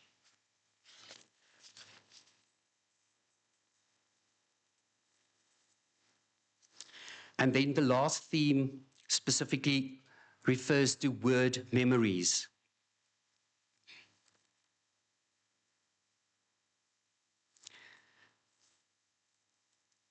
Jasmine, a young Palestinian poet, journalist, and translator, builds her poem in memory bricks. Portraits of my family lined the walls, the scent of lavender in the corridors, colorful toys in a box on the floor. It was a house of harmony where we heard our kids' first words, first laughs gathered around the kitchen table. The poet is resilient in the face of seemingly insurmountable challenges.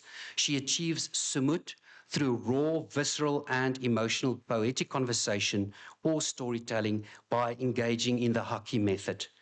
The multi-sensory images of the home that she describes from memory are rooted in land, intimate relations, and an intention to ease hearts, bring joy, celebrate love, uplift rebellion, and affirm refusal. The multimodal memories include family portraits, the smell of lavender, colorful toys, children's laughter, and the sharing of food and stories at the kitchen table, and are all contained or rooted within the comfort and safety of a home filled with familiar sights and sounds, love, warmth, light, and stories. So Palestinian poet succeeded in weaving Palestinian stories, memories, and knowledges in an intergenerational tartès or embroidery of memory and experience. And in this, they perhaps partly succeed in dispelling the manqué, the abject corpse, by fleshing it out in words. Thank you.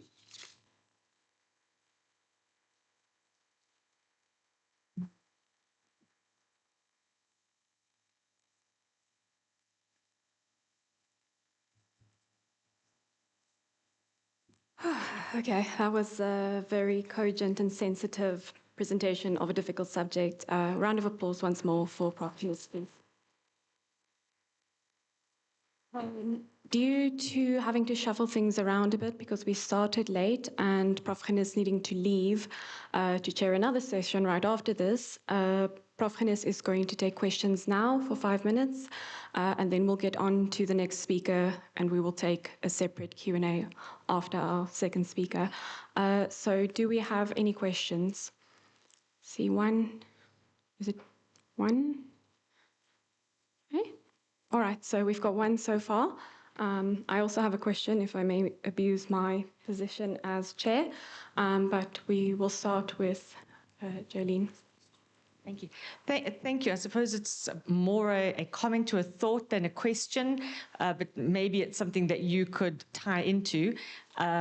So, you spoke a lot about, like you said, one part, the land is the body and the body is the land. And then another part where you were speaking about dust covering a body. And so much of what you spoke about, is the physical land, and I understand it's also, symbolically the land. But it was what it got me thinking is because, I'm so interested in creation narratives and in so many creation narratives, and I think in the Abrahamic sort of faiths as well, creation is, from the ground, we're from the earth. In Islam, as far as I know, also, we are created from the earth. So as you were speaking, I was thinking, it almost feels like that, like a subversion of creation, like a subversion of the natural order of things, and almost like the natural world itself.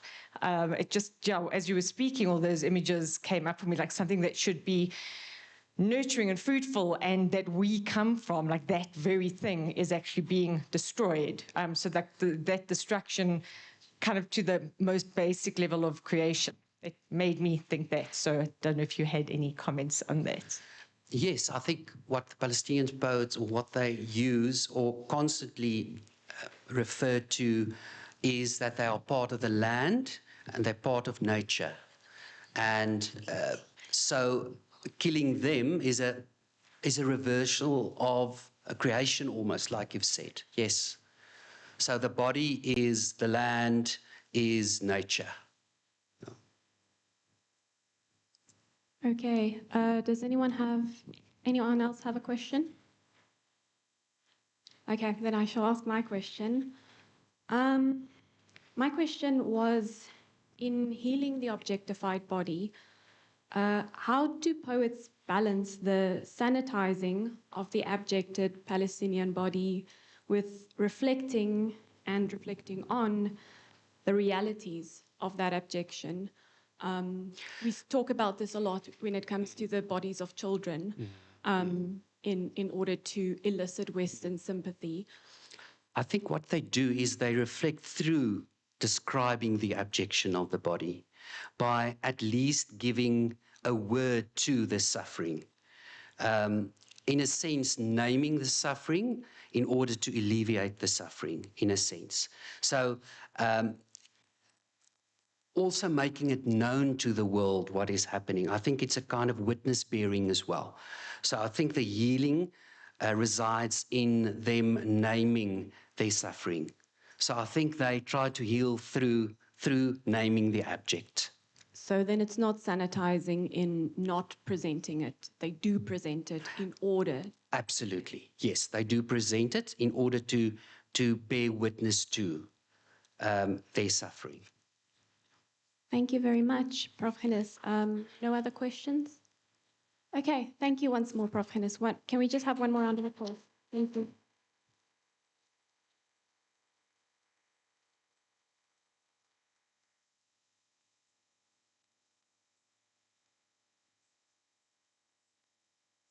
I don't know which one I'll use. Choices. Okay.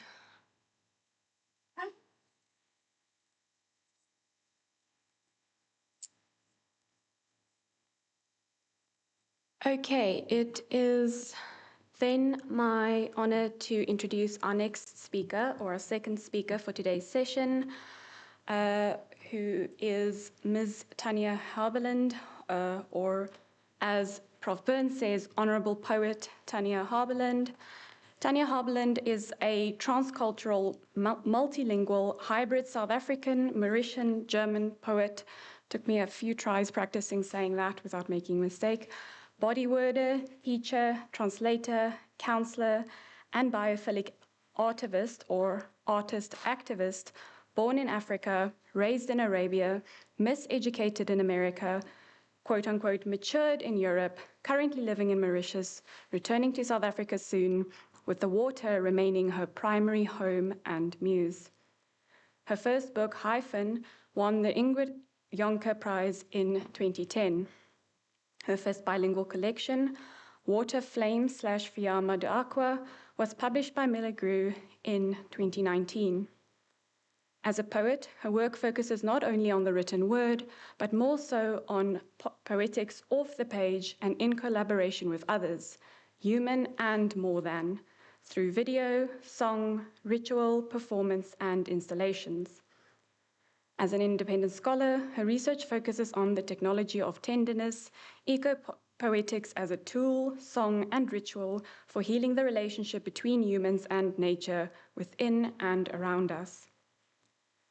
As an artivist, her current main focus is the ongoing genocide in Gaza, in which respect she has created numerous artivist installations and happenings as protests outside embassies, etc. As a member of Never Again, Olive Resistance, she has co-organized various fund and awareness-raising cultural events and is part of a coalition of over 20 organizations in Mauritius called the Common Front to Stop the Genocide and Close the Base in Diego Garcia.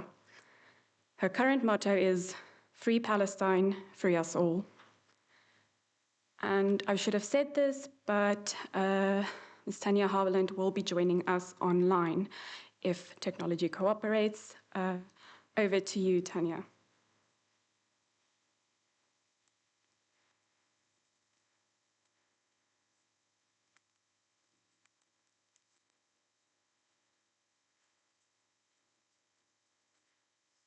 Hello?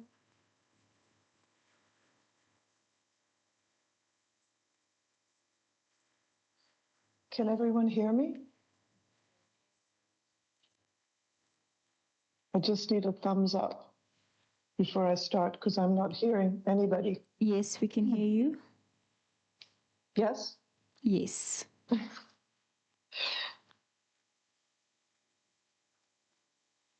Okay. There's a delay.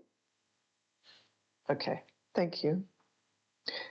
Before I begin, I would like to state that I am aware of and sensitive to the colonial legacy of speaking about or for others. I am here today not in this spirit and neither as an expert, but humbly as a fellow female poet and human artivist.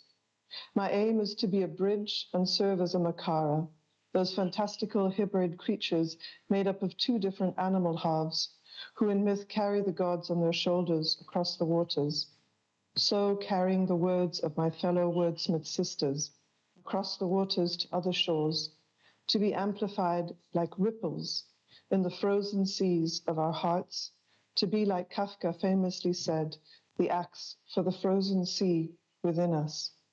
The more we in the world of culture and literature, and other fields too, I am sure, carry these voices across the world, the more the spell of colonialism, racism, supremacy, patriarchy, capitalism, extractivism, and Zionism will disintegrate.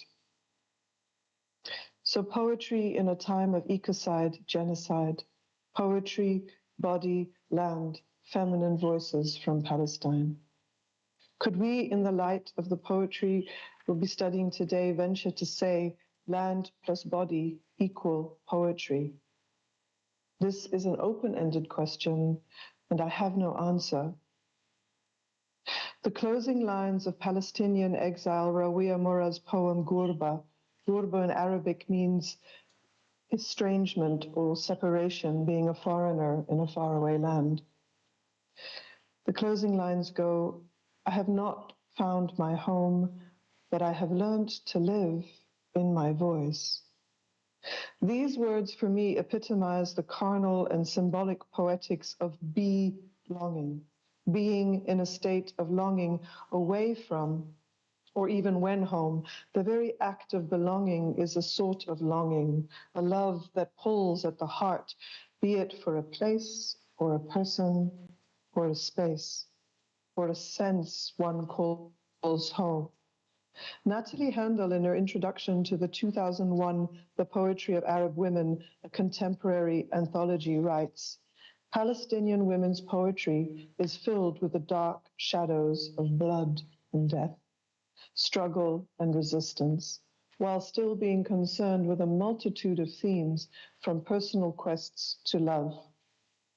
And I feel it is this juxtaposition of death and life, tender love and horrific violence, the beauty of everyday life and the sheer ugliness of extraordinarily cruel injustices, the love of home and nature against a landscape of destruction that renders the poetry of Palestinian women so carnal, as well as mystical and symbolic, both visceral and philosophical, love of one's body, land, people, and language, as well as the world and life at large, whilst being so close to death, makes the living, breathing body word even more alive and necessary on the page and on one's breath, in the air, beneath eyes and in ears. It is no coincidence that one of the most well-known loved Palestinian poems is We Teach Life, Sir, by Rafif Ziadah. Today, my body was a TV'd massacre. We Palestinians wake up every morning to teach the rest of the world life, sir. The unspeakable is spoken in these women's words. These words carry silent truths and resonate in the world's hearts, breaking through the hollows of empty rhetoric and political debate. They connect us around our globe to the reality and imagination of Palestinians trying to live and make their home in extraordinarily difficult, physically and psychologically violent, culturally repressive and precarious circumstances in their homeland and even elsewhere if part of the diaspora. For the purposes of today, in this moment in time, I wanted to hone in even deeper and ask the question, what is poetry in a time of ecocide and genocide? There is growing international, legal, and institutional consensus that there has been a long-term attempt to eradicate the indigenous people of Palestine from their homeland that has, since October 2023, accelerated into a live-streamed genocide and ecocide. Returning to the origins of the term eco-poetics as home-making, eco coming from the Greek oikos, meaning home, and poetics, a branch of criticism regarding the nature and laws of poetry, considering that the term actually stems from the Greek poetikos, pertaining to poetry, literally creative, productive, from poietos, made, verbal adjective of poien, to make, according to the online etymology dictionary. The question then becomes, how does one formulate a home in the midst of massive scale death and destruction, genocide and ecocide? As Mora states at the end of her poem, perhaps an answer is to live in one's voice. And one powerful voice is poetry. Perhaps this is why Israeli occupation forces specifically target educational and cultural facilities, poets and writers, journalists too, keepers of the human home of culture. Language and poetry are born of the body and land. As humans, it is in our very relationship with nature, our environment, that words are created through our bodies. The shapes and forms of the letters of different alphabets across the world and times are inspired by the shapes and forms of nature, as brilliantly explained in The Spell of the Sensuous, Perception and Language in a More Than Human World by David Abram. It is through our awe at the beauty and possible overwhelming danger of nature that we sing and recite to it. So perhaps this is how we create our culture, our second home, when the first one, the very land and the bodies of our place and people are destroyed. The words of poetry become the building blocks within individuals and for their community to rebuild a home. In a different context, I have seen this firsthand when co-creating poetic pieces with refugee poets from various African countries. In South Africa, creating poems out of the sense-based experience of arriving in a new country in order to begin to tell a story of home within that new space. How do I even begin speaking of poetry in a time of eco-genocide when that geno-ecocide is occurring in real time, live streamed, as I say these very words? And yet it is our wordsmith sisters and brothers from Gaza and the West Bank who are teaching us how, through their very own living and dying examples. Today, poets in Gaza are creating amidst and from the rubble before the dust has even settled. So who am I to shy away, tucked away safely on an island, far away from the bombs and bullets? I speak here today in gratitude and solidarity to those voices, so they may never be silenced and resonate further in the hearts of every listener or reader of these very words now and in the future. For the past 4 years, I've been constructing an eco-poetic research, trying to find and highlight shining examples of poetry that heal the relationship between humans and nature, within and around us. Can this happen in a time of eco-genocide, when ecocide and genocide are the very rupture of all forms of relating to a people and a place? And yet again, I need to stress that it is the Gazan poets living and dying in this eco-genocide who are teaching us how to heal our connection to this earth and her waters through their words written in the very midst of all this destruction. Let us never forget the fierce love Palestinians have for the land, the gardens, the olive trees, resisting annihilation in many ways, from farming to writing poetry. I quote, "With words of sacred scripture, I shield the oranges from the sting of phosphorus and the shades of cloud from the smog." This is from Refuge, a poem written in 2023 by Gazan poet, novelist, and teacher Hiba Abu Nada on October 10th, shortly before being killed by an Israeli airstrike on October 20th. In these 3 lines, Hiba Abu Nada teaches us that as humans, it is for us to protect the land and air, the oranges and the clouds. She does this by using her poem as an incantation of protection. Her words create a refuge for the human to learn our purpose as a species, to serve the earth by shielding her. A poem written 10 days later by Hind Huja from Al-Brej refugee camp in Gaza opens up with the lines, "What does it mean to be a poet in times of war? It means apologizing, extensively apologizing to burnt trees, to the nestless birds, to the crushed homes, to the long cracks along the streets, to the pale-faced children before and after death, to the faces of every sad or murdered mother." From What Does It Mean to Be a Poet in Times of War? This poem appears on the website Passages Through Genocide, gazapassages.com. So after protection, we have the teaching of apologizing in order to love and protect nature and our relationship with all things natural, including ourselves and other human beings as well as the more than human beings. We need to step down from our self-built anthropocentric thrones and humbly apologize, even when we are not the perpetrators of the violence and destruction. This is a profound teaching, and perhaps even more so for coming out from under the freshly fallen rubble of the attempted annihilation of a land and people. Notice how the poet effortlessly flows from burnt trees and nestless birds to pale-faced children and mothers. There is no difference between the trees, birds, and humans. They all deserve our apologies because we are all of the same nature.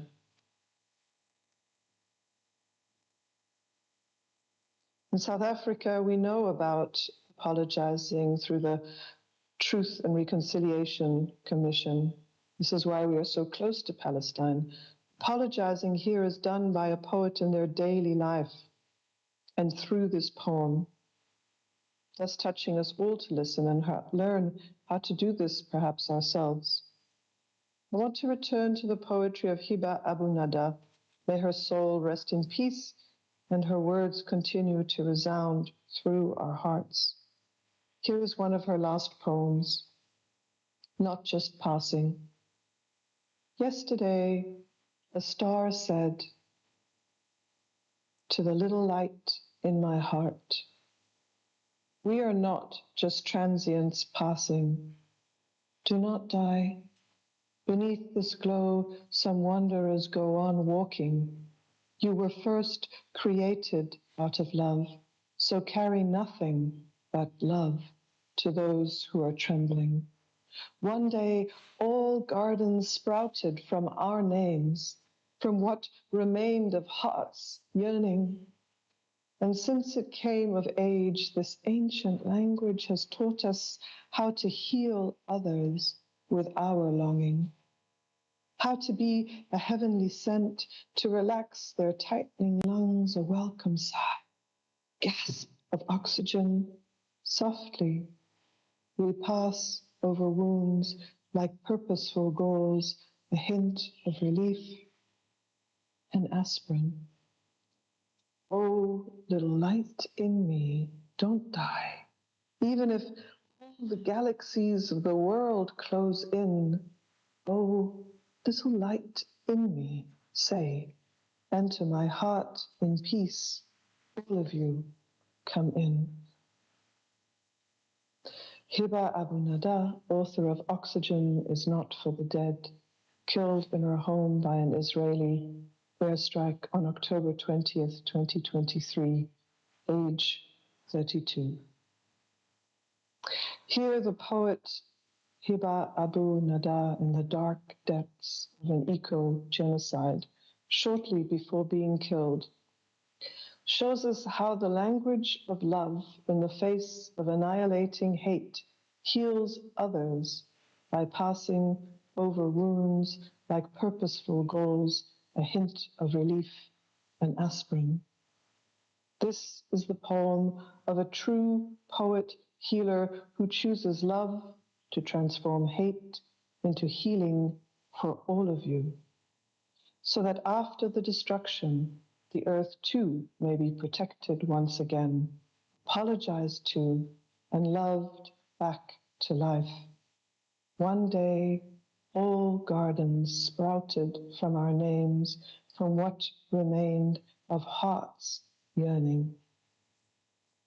These last lines re-echoed deep into me when I came across an image from Ghazan on Instagram of an Israeli missile shell that had been transformed into a vase for a solitary red rose by a displaced Palestinian amidst the rubble and makeshift shelters.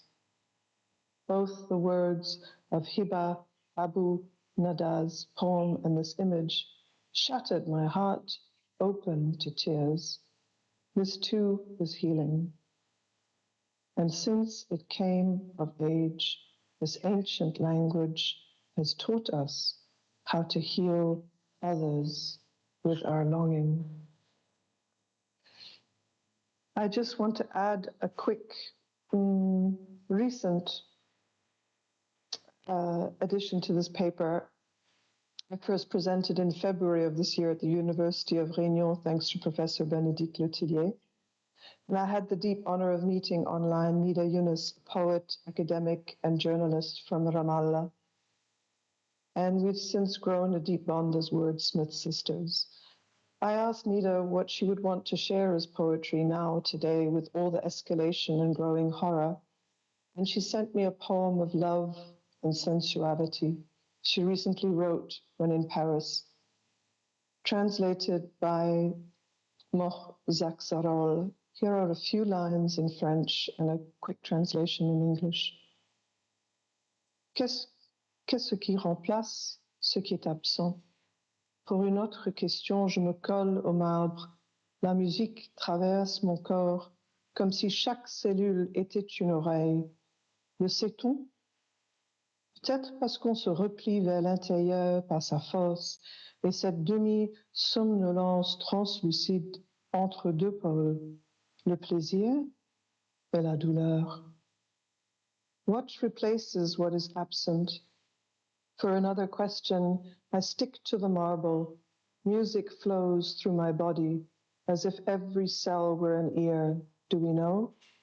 Perhaps because we fold inwards through its force and this translucent half-sleep between two poles, pleasure and pain.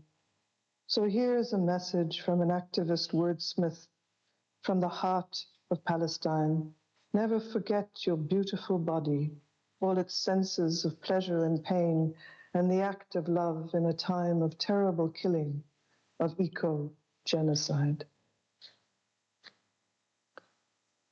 The beat poet Diane de Prima, in her infamous poem Rant, wrote, "The only war that matters is the war against the imagination. All other wars are subsumed in it." The imagination of the Gazans, of the Palestinians, is alive despite the ever-rising count of deaths. The question is ours, us who live outside of an eco-genocide too? And if so, where is our imagination? Each of us, especially poets and culture makers, needs to ask ourselves in a time of eco-genocide, is my imagination alive? Does my imagination lie? Where is my imagination? Is it free? And what do I do with it? Free Palestine, free us all. Thank you.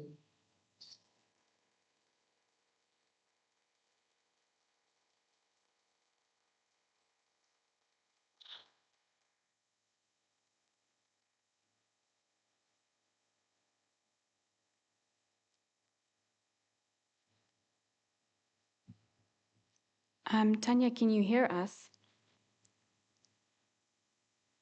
How are we going to make sure she hears the questions?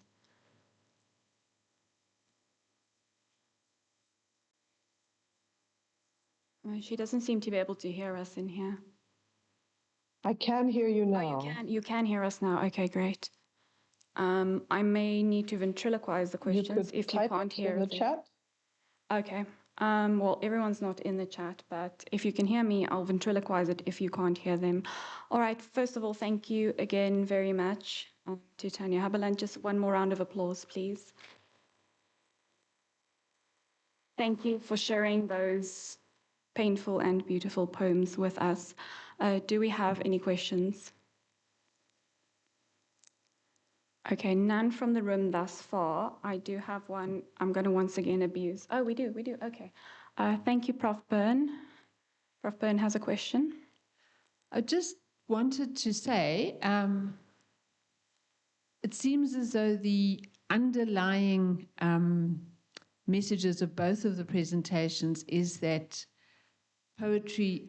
We had a presentation earlier today called "What Are Poets For in the Time of Large Language Models," and it seems as if what poets actually are for, in the opinion of both of our presenters, is to I don't know, re-world the world or re-body the world or bring about renewal, or whilst also speaking truth to power. So I would like to know whether you agree with that, Tanya, and Gerard is also here, so he can also answer. Tanya, did you hear the question?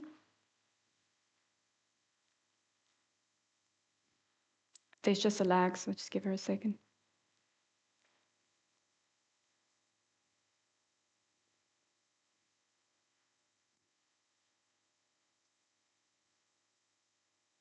I'm not sure. It's silent now, and I didn't hear the end if there was a question or if it was a comment. Oh, did you not hear the question? I don't want to speak over somebody.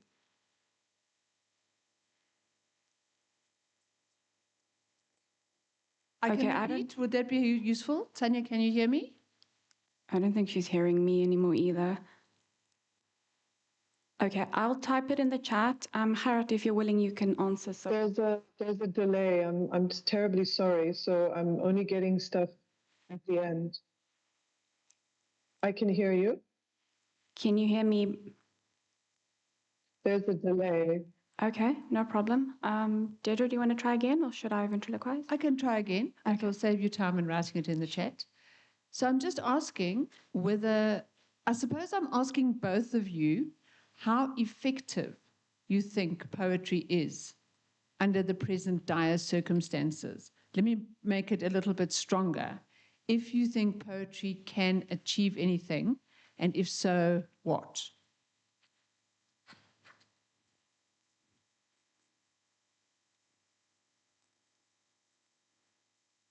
Did you hear that, Tanya?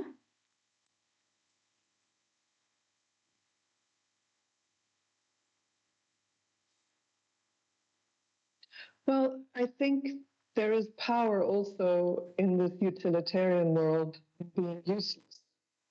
And I'm seeing the utility of uselessness, even though that sounds like an oxymoron. And it's the face of extreme end-of-day capitalist empire and colonialism really thrashing its final tails and heads. It seems to me that poetry really is sort of an antidote to all of that. And it's not so much in the end result, but more in the process, as in actually making poetry using the imagination in this war against the imagination is our only is our only true weapon sometimes. And I think it's a necessary pursuit. I don't know if I've answered the question in that way. So I don't know, you know, certain poems that have changed political states, such as Diane Ferras's I've Come to Take You Home, that actually brought, that was read out in to the parliamentarians, and it actually brought Sarki Bartman home. So sometimes there's more direct, but a bit in a time being space mode of Karen Barrod in Meeting the Universe Halfway. I would say that sometimes it's not like what we're doing has a cause and effect immediately, but it's sort of more past, present, and future merging together and being part of a tapestry, a bit like those, what was he called? Bosch, that guy that did those crazy paintings with lots of narratives going on at the same time. And so it's like we put our stitch in that giant tapestry of humanity, and we don't know, but at least we're adding a certain color to it instead of just unraveling it with death and destruction.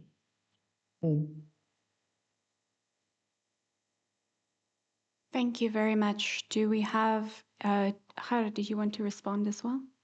Do we have any other questions from the room? Okay, I will then ask my question, if I may. It is, I guess it's somewhat from an eco-feminist perspective, of which I know Prof. Byrne would approve. It's, I was looking at Hiba Abu Nada's poem, I Grant You Refuge. It says, I grant you refuge, I grant you and the little one's refuge, I grant you and the little one's refuge, I grant the father refuge. So it goes through this process of describing the refuge that is granted to the little ones, to the father. And I wanted to ask if you see a sense of not only, if we talk about from female poets, not only, and from the ecofeminist perspective, not only a sense of maternal pain in particular, but a sense of maternal responsibility in this, in attempting to protect in a situation where there is no protection to be offered. I don't know if that made sense.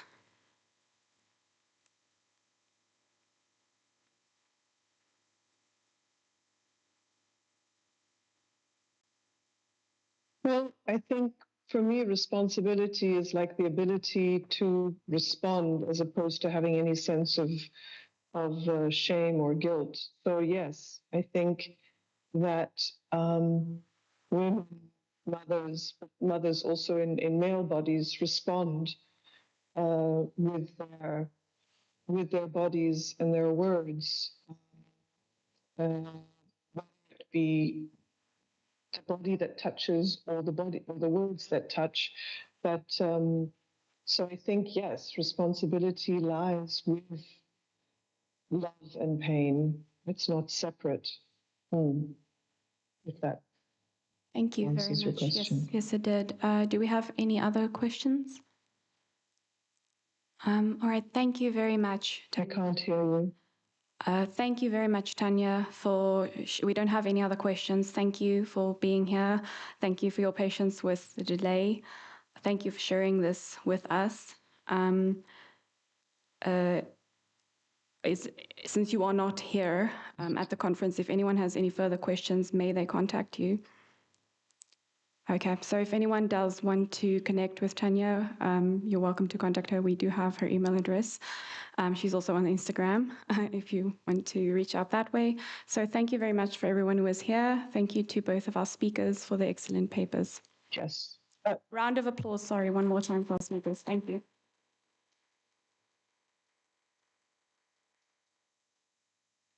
Thank you, Tanya. Anything else from your side?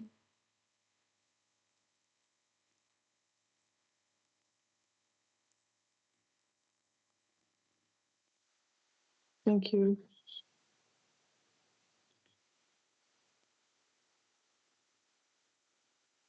No, I'm fine. Just thank you very much for giving me the space and time.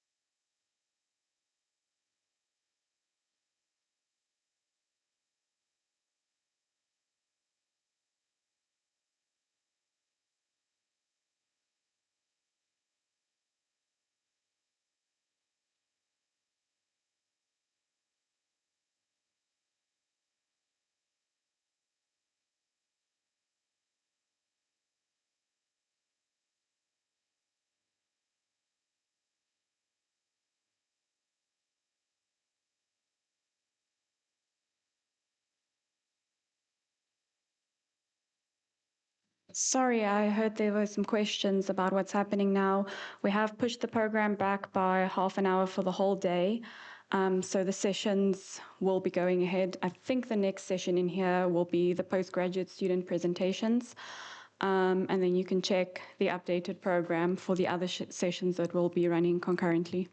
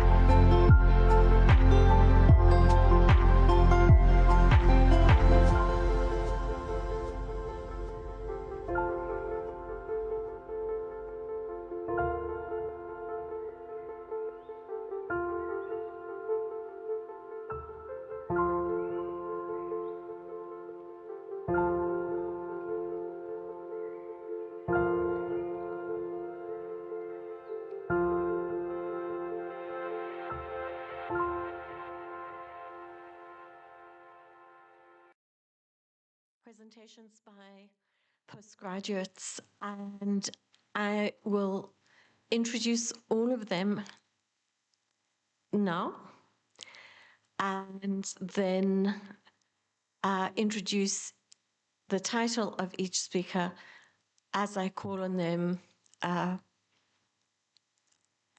one at a time after each previous speaker has concluded their presentations. So, presenting today, we have Gerard Hope, who is a doctoral candidate who has very recently submitted his thesis. And that is titled The New Golden Age, Decoloniality and African Futures in South African and Nigerian Speculative Fiction, under the supervision of none other than Professor Deirdre Byrne, who also supervised his MA on Samuel Delaney, and that was, am I allowed to share, in 2001. So, kudos. He's currently head of content at Engage, a specialist marketing agency serving industrial, engineering, and mining sectors. Welcome. Next speaker will be Keegan Whittle, a 25-year-old hailing from the Eastern Cape, who completed a Bachelor of Arts degree specializing in English and psychology at Unisa at the end of 2024. Keegan is currently pursuing his BA Honours degree in English Literary Studies here at Unisa and hopes one day to become a teacher of the discipline at the tertiary level. Keegan is especially interested in work around the constructs of gender and firmly believes that the Academy's identification of patriarchal harms must find new and productive expression given the reactionary assault against such disciplines in the United States and elsewhere, a position I thoroughly endorse. Welcome. And finally, we have an online presenter, George David Britt. After completing his Bachelor of Arts degree at the University of Pretoria in 2021, he has been enjoying the seaside of the Western Cape. As he pursues his BA Honours in English here at Unisa, he hopes to someday soon professionally research and lecture in the discipline. George has a deep fascination with non-traditional forms of narrative, narratology by extension, and rhizomatic theory. He firmly believes that by creating a milieu wherein interdisciplinary interests collide, new and innovative research will flourish. Welcome to you too. To begin, I'm going to call upon you, Clara, to present a presentation titled Space is the Place in the Pluriverse, Sun Ra and Global South Futurisms in the Shadow of Empire. Thank you.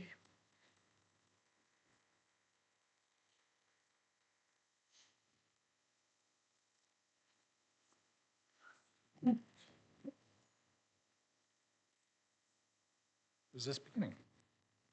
Oh, sorry. Oh, there we go. Can everybody hear me? It's great, thank you. Sure, this is daunting. I'm not sure if it's better having a small audience or a bigger audience. Great, let me begin.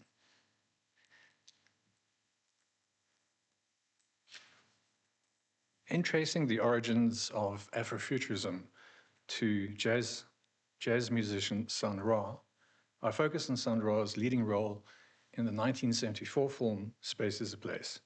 I situate it within its broader Afro-Black mythology and decolonial theory, drawing on Walter McNaughton's concept of epistemic disobedience and Akili Mbembe's idea of the post-colony. Afrofuturism, I argue, must be understood not only as an African-American cultural formation, but also as a decolonial strategy with implications for the global South. It insists on a pluriversal world order in contrast to the hierarchical worldview of Western modernity. To focus this point, I contrast Sun Ra's speculative politics with the performative populism of Donald Trump.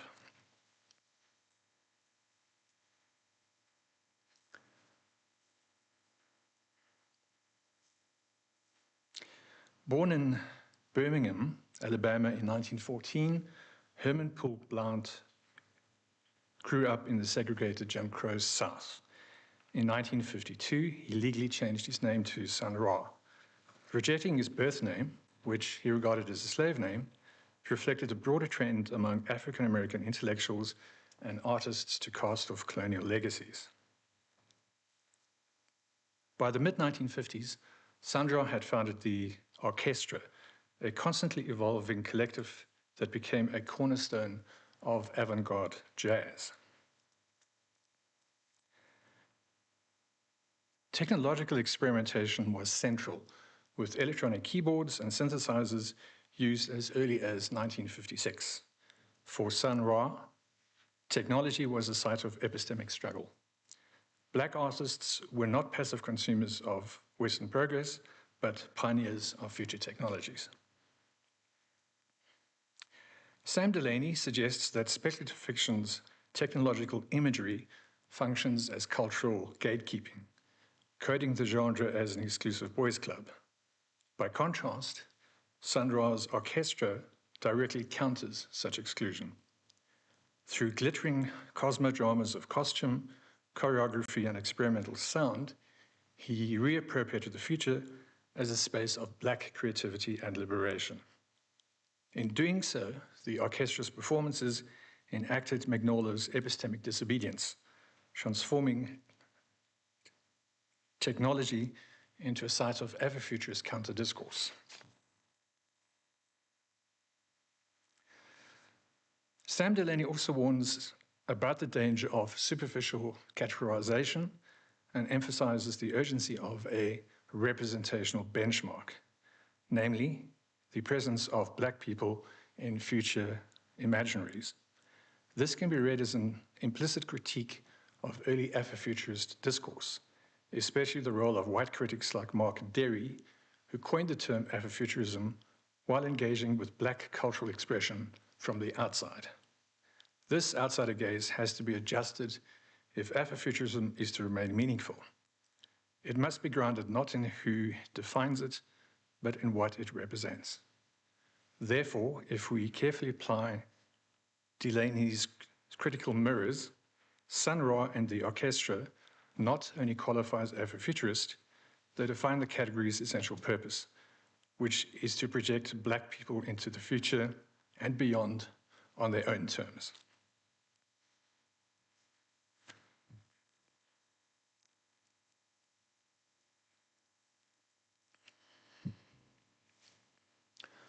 Sun Ra's transformation from Herman Poole Blount to cosmic emissary of Ra, a deity from Khmer to ancient Egypt, is an example of Sam Delaney's idea of a marginal epistemic practice. It directly counters Eurocentric narratives that confine African peoples within frameworks of slavery and colonial subjugation. It is a transformation that actively breaks from colonial zero-point epistemology. Magnola's concept of the zero point refers to a supposedly unbiased starting point of knowledge. However, this is an illusion, as Western knowledge is culturally and historically situated. Sun Ra died on 30 May 1993 from a stroke, aged 79. A year later, Derry would famously interview Sam Delaney, Greg Tate, and Tricia Rose for his article Black to the Future, published in Flame Wars, the discourse of cyberculture, ostensibly about cyberpunk as a progressive subgenre. Derry would have become famous for defining Afrofuturism. Afrofuturism uses speculative fiction and technological imagery to explore African American themes and concerns within the context of modern technoculture. One of the few African American speculative fiction writers at the time, Sam Delaney told Derry that speculative fiction was at its most honest and effective when it operates from the margins. Marginal speculative fiction critiques dominant narratives while inventing new frameworks for understanding identity and knowledge, such as with Space is the Place. Well known for his outlandish statements, general eccentricity, and impish delight at lecturing journalists at length instead of answering their questions, one of Sandra's more alarming claims was that he had been abducted by aliens from Saturn. Biographer John Siswood documents how many contemporaries, critics, and even orchestra band members sometimes dismissed Sandra as a charlatan. Mark Derry, in Black to the Future, argues that the systemic alienation experienced by African Americans can only be understood through the speculative fiction trope of alien abduction. Codroy Eshen, in 1998's More Brilliant Than the Sun, reads Sandra's alien abduction encounter as a deliberate strategy of chronopolitics, where Black artists rewrite time, history, and origin myths to resist colonial temporality. Sorry, my voice is going.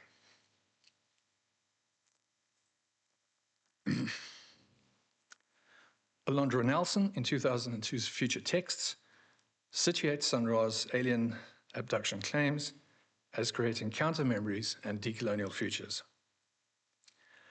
Sandra's claim can be framed as a refusal of the imposed identity of blackness under white supremacy. Ultimately, he performed a radical act of estrangement. If he was not of this earth, then the racial hierarchies of earth were meaningless. His decolonial turn to Egypt, a central theme in his music, costumes, and philosophy, recuperated African antiquity as a site of modernity and knowledge, challenging Eurocentric histories that locate the origins of civilization in Greece or Rome.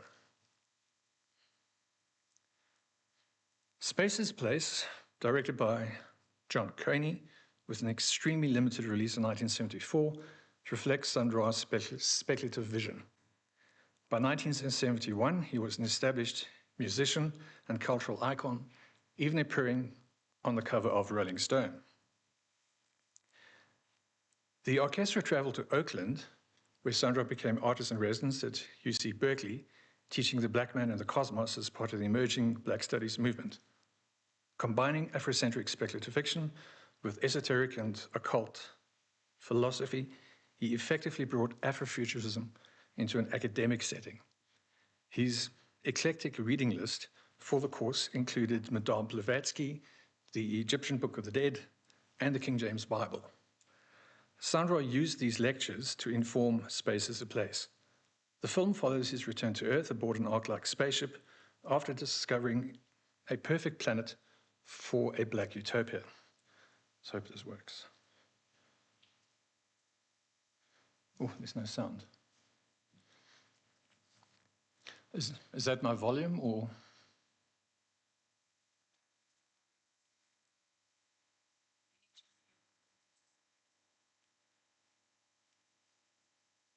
Oops.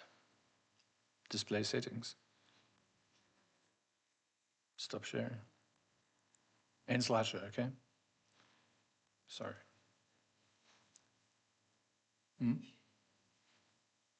No, it's just in PowerPoint. Yeah. Just have a sec. Sorry. Oh, so you're not actually sharing? No, I'm not sharing. Okay. Anyone from ICT support? ICT? Oui. Sorry.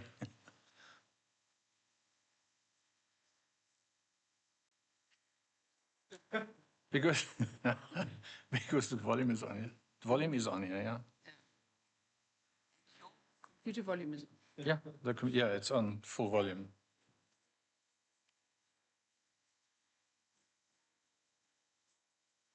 Yeah. Yes. Click on that. Doesn't say. Share. It says share, but then it should say yeah. Okay. Okay, so.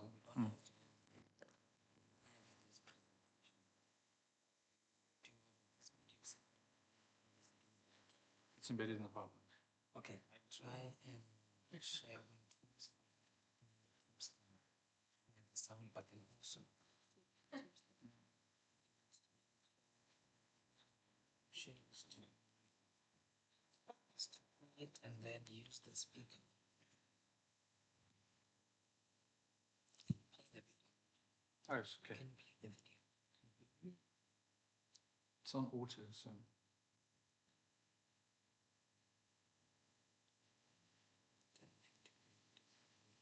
Volume is off. You have to remove the.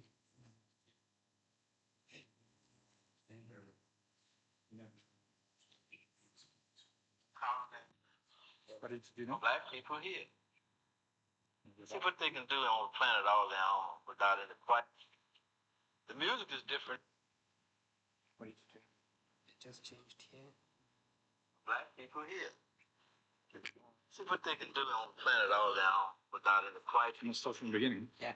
They could drink in the beauty of this planet. Sorry about that. Sorry about that. Oh, okay. The music is different here. The vibrations are different. Not like planet Earth. Planet Earth's sound of guns, anger, frustration. There was no one to talk to. Currently. The music is different here. The vibrations are different. Not like planet Earth. Planet Earth's sound of guns, anger, frustration. There was no one to talk to from planet Earth to understand. We set up a colony for black people here. See what they can do on the planet all their own without any white people there. They could drink in the beauty of this planet.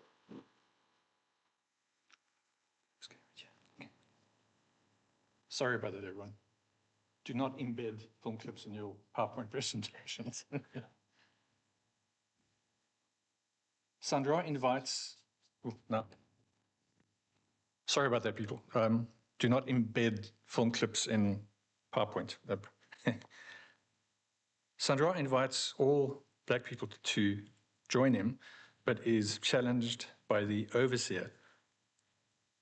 A tarot card game becomes a metaphysical confrontation between two archetypes. Sandra channels the Afrofuturist ideal of reimagining black identity through space and myth and technology. The overseer, by contrast, represents the seductive power of capitalism and exploitation. W.E.B. Du Bois' concept of double consciousness helps decode the overseer's role, exploit his own community, reflecting in internalized racism and capitalist ambition. Effectively, the overseer and Sandra represent two divergent paths for black identity: assimilation into oppressive systems versus reimagination. I think the ultimate philosophical question in Space as a Place is what future can be imagined when the past is rewritten through myth. Derry asks something similar. If black history has been erased or distorted, how can the community imagine futures where so much energy is spent recovering the past?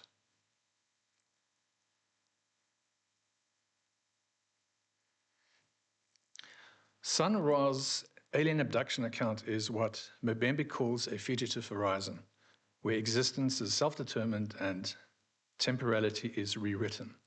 Donald Trump, by contrast, undertakes a kind of inverted double consciousness.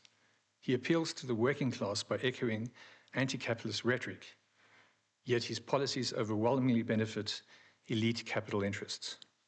Thus, we have a second, very interesting binary opposition between Sun Ra's alien abduction account as decolonial narrative, as opposed to the empty cultural appropriation when Trump appeared on stage with the village people at a pre-inauguration event on 19 January 2025. The village people emerged from 1970s gay disco culture, embodying hypermasculine archetypes such as cowboy, construction worker, and cop that both celebrated and parodied gay masculine fantasies. YMCA from the 1978 album Cruising originally celebrated spaces for gay community and connection. Today, it has become a central text of the Trump era. illustrating how mainstream adoption can erase queer subversion, while the originating communities face renewed political hostility. Sorry.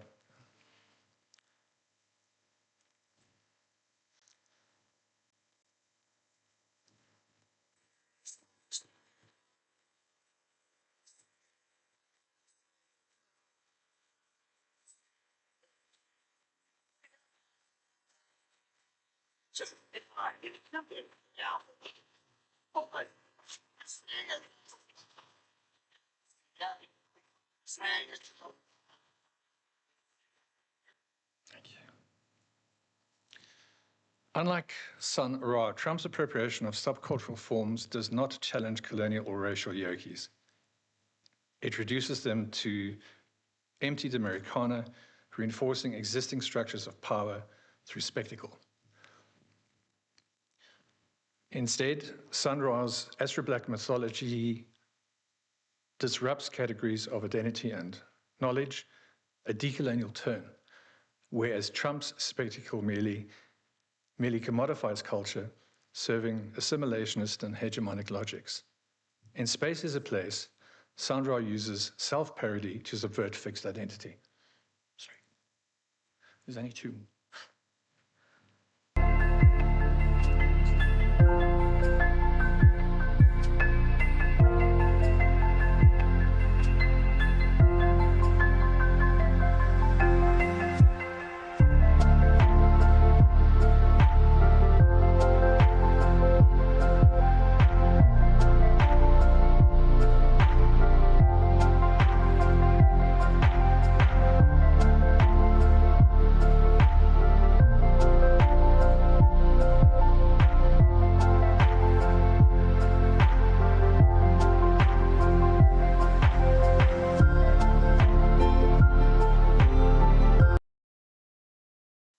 Trump's Village People shuffle lacks irony or distance. Its earnest performance exposes its emptiness. Sun Ra, on the other hand, destabilizes identity and resists oppression through irony and estrangement, while Trump performatively enacts identitarian politics. He exploits capitalist populism to stoke fear and division about globalization, immigrants, the global south, and anything else that stands in his way of lengthening the shadow of empire. Here is a clip from Trump's inaugural address on 20 January 2025. This is the last. Taking office.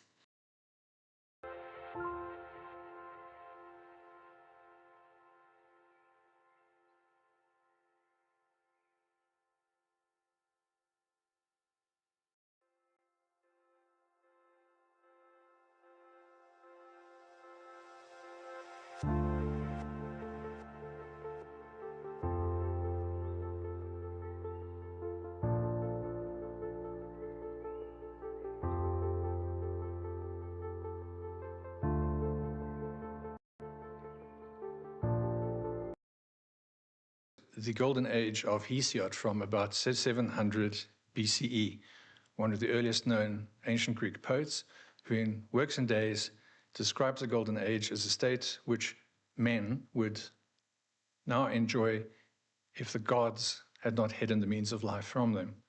From a decolonial perspective, this is colonial nostalgia for a romanticized past that reinforces traditional power. Sun Ra's Afrofuturist Golden Age, by contrast, draws on African civilizational knowledge for transformation and liberation for all, and not just one nation. Trump highlights the economic gains of his trade tariffs, ignoring the impact on the global south. These disruptions may open alternative economic pathways, nudging late-stage capitalism towards a multipolar pluriversal order.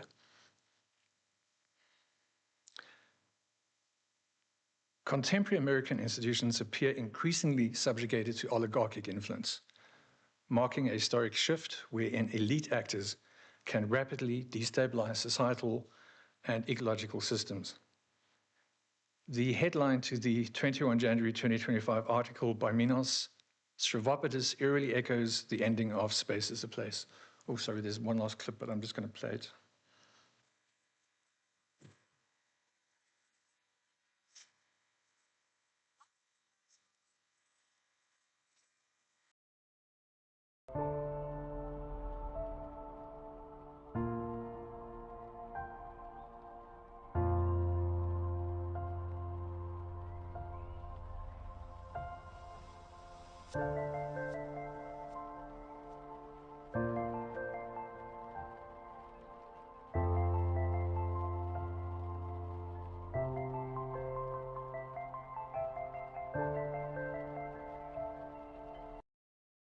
The Ark spaceship just before the Earth explodes, it is a symbolic rupture. Rather than reforming Earth, Sandra opts for complete escape and rebirth elsewhere. The planet's destruction represents the annihilation of a corrupt racist system that has historically oppressed black people. Frantz Fanon famously wrote that decolonization is always a violent event. Again, we're reminded of Space is the Place. At first glance, the reactionary politics of Trump 2.0, the impact on global geopolitics, and the speculative imaginings of Afrofuturism appear to be worlds apart. Yet, it is precisely in the contrasting responses to history, identity, and the future that a critical dialogue indeed emerges. Space is a Place occupies a unique position within speculative fiction film. It emerged 6 years after Stanley Kubrick's 2001 had redefined the genre's philosophical possibilities, yet 3 years before George Lucas's Star Wars would transform it into a mainstream phenomenon. While these landmark films explored our relationship with technology and the universe through white perspectives, Sandra's Afro-Black mythology represented a different vision, largely unmatched, until Marvel's Black Panther brought similar themes of African technological prowess to global audiences in 2018. Afro-Black mythology was a foundational framework that influenced Afrofuturism. Graham Locke notes that the term is actually from one of Sandra's poems. A provocative challenge to dominant narratives, it resonates with McNaughton's pluriversal project, a world where many worlds fit without submission to Western universal claims. Mbembe's idea of the post-colony shows how colonial power lives on through spectacle. Authority is performed in exaggerated theatrical ways, what he calls an aesthetics of vulgarity, rather than just through routine bureaucracy. One only has to consider Trump shuffling with the village people to understand what Mbembe means.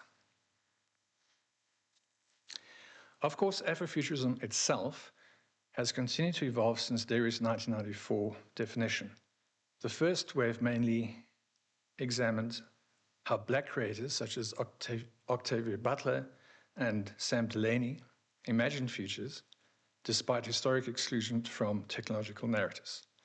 Reynaldo Anderson's Afrofuturism 2.0 expanded the scope even further, emphasizing the digital revolution's impact on black communities.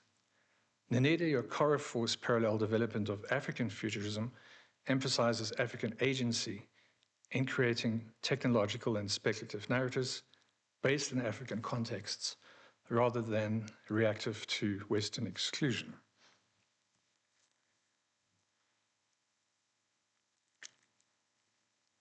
Now we've moved beyond the early definition of Afrofuturism and the continental focus of African futurism.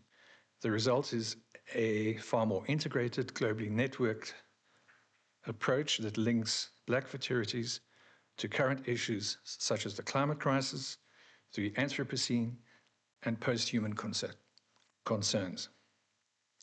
Drawing on McNaughton's concept of the pluriverse, this framework allows for diverse African and diasporic epistemologies to shape technological and speculative narratives on their own terms. Space is a Place continues to have an impact. Sandra's vision of a black utopia, and the eventual self-destruction of Earth resonates with Afrofuturism 3.0's ecological and decolonial imperatives. It demonstrates how speculative imagination can confront imperial histories and imagine alternative futures. Sandra's Afro-Black mythology was a fundamental enactment of epistemic disobedience. By contrast, Donald Trump represents an oppositional model of performative politics. Where Sandra uses spectacle to subvert empire, Trump repackages culture to reinforce and extend imperial dominance. Afrofuturism calls for pluriversal futures. As Sandra reminds us, it is not escapist fantasy to imagine numerous worlds coexisting in the shadow of empire. It is a decolonial necessity. Thank you.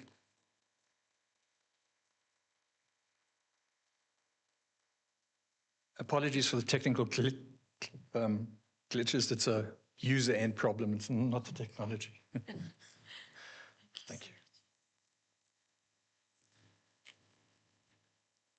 Thank you so much for that. We're going to take questions at the end after all three speakers have presented. I'd like now to call on Keegan. As Thick as It Gets, Homosexual Disruption of Academic Approaches to Masculinity. Great title.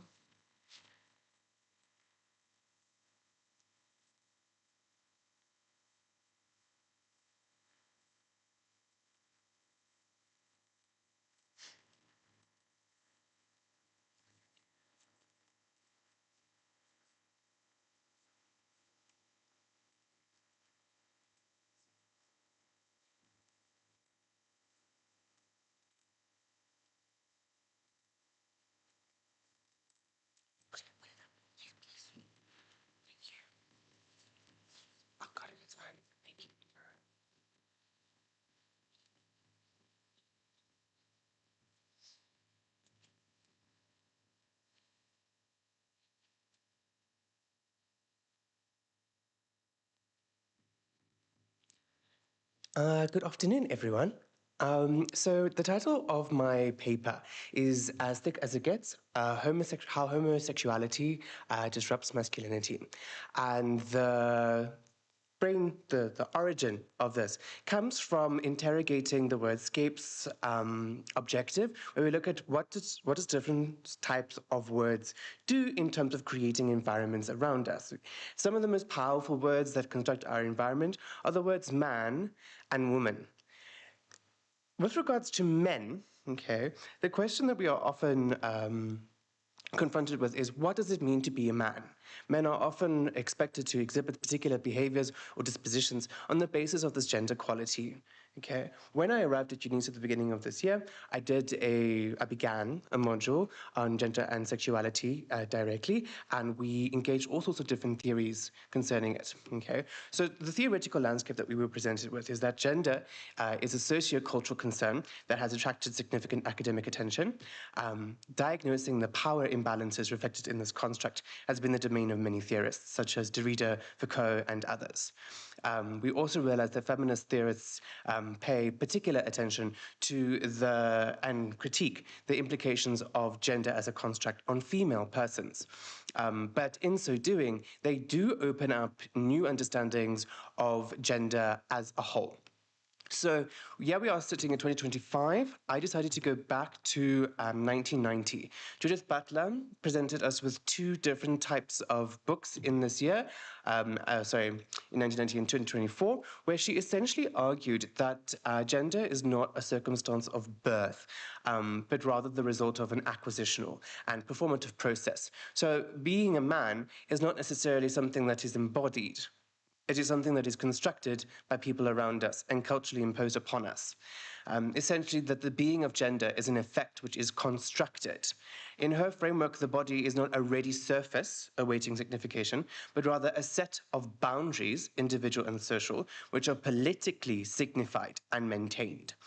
And then an individual will interact with these expectations through acceptance, rejection, repression, or a combination of these tactics to form their own version of their gender identity.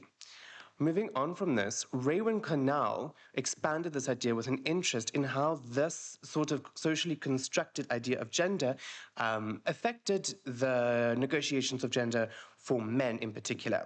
For her, she worked from the homosexual men's experience with violence and prejudice at the hands of straight men, and posited that masculine identity and male-on-male dynamics could be studied in terms of relational variables such as power, production, and cathexis to distinguish between and create 4 different types of masculinity. To start off with, I would just like to give a very brief explanation of those 3 relational variables that she identified so that you can understand how it is possible for her to distinguish between the different masculinities. So, firstly, power is defined as the overall subordination of women and dominance of men despite resistance of many kinds. In this way, you can start to see how her theory is incorporating a lot of the oppression and domination that has been observed by academics across various domains. Production refers to the dimensions of actual physical labor, with a socially maintained delineation of work along gendered lines, manifesting what she termed an unfair dividend that accrues to men from an unequal share of economic systems. This is essentially, please bear in mind, this was in the 1990s Australia. This is essentially looking at the idea that certain work is fit for a woman and certain work is fit for a man. But it goes deeper in suggesting that, certain career paths are out of touch or out of reach for women or men because of these expectations. It can create negative implications for women in particular, where, for example, you're not cut out for this role, you're not smart enough, you don't have the temperament, etc., as we often see from conservatives when it comes to political office. The last variable that her theory incorporates is cathexis, a term she borrows from psychoanalysis and defines as practices which shape and realize desire. Now, in this final variable, we finally see her refer to that most potent expression of gender, which is sex and sexuality. Okay? Based on these 3 variables, she understood that they intersect with one another and create 4 different types of masculinity. For her, she was worried that suggesting, for example, a trait-based system would be too limiting. So, for example, there are black men, but then to suggest that the black masculinity is a globalized sort of phenomenon is not possible. She was attempting, as a sociologist, to create a theoretical system that could work across different cultures and socio-cultural contexts. Therefore, she went with this. In this system, it is essentially saying that the masculinities enjoy better privileges in the 3 variables relative to another. Okay, and then they are arranged in a hierarchy. At the top of the hierarchy is hegemonic, followed by complicit, marginalized, and at the bottom, subordinated. I will be going into detail about what each of these categories entail quickly.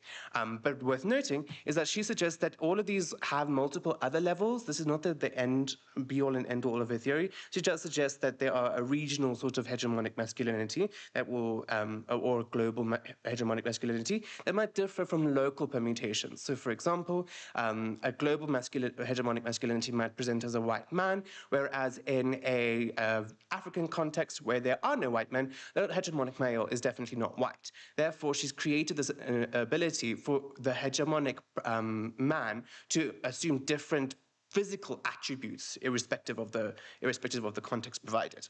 She then says that hegemonic masculinity are those men who serve as examples from which normative standards are developed, or they are involved in actively enforcing those normative standards through control of patriarchal power structures.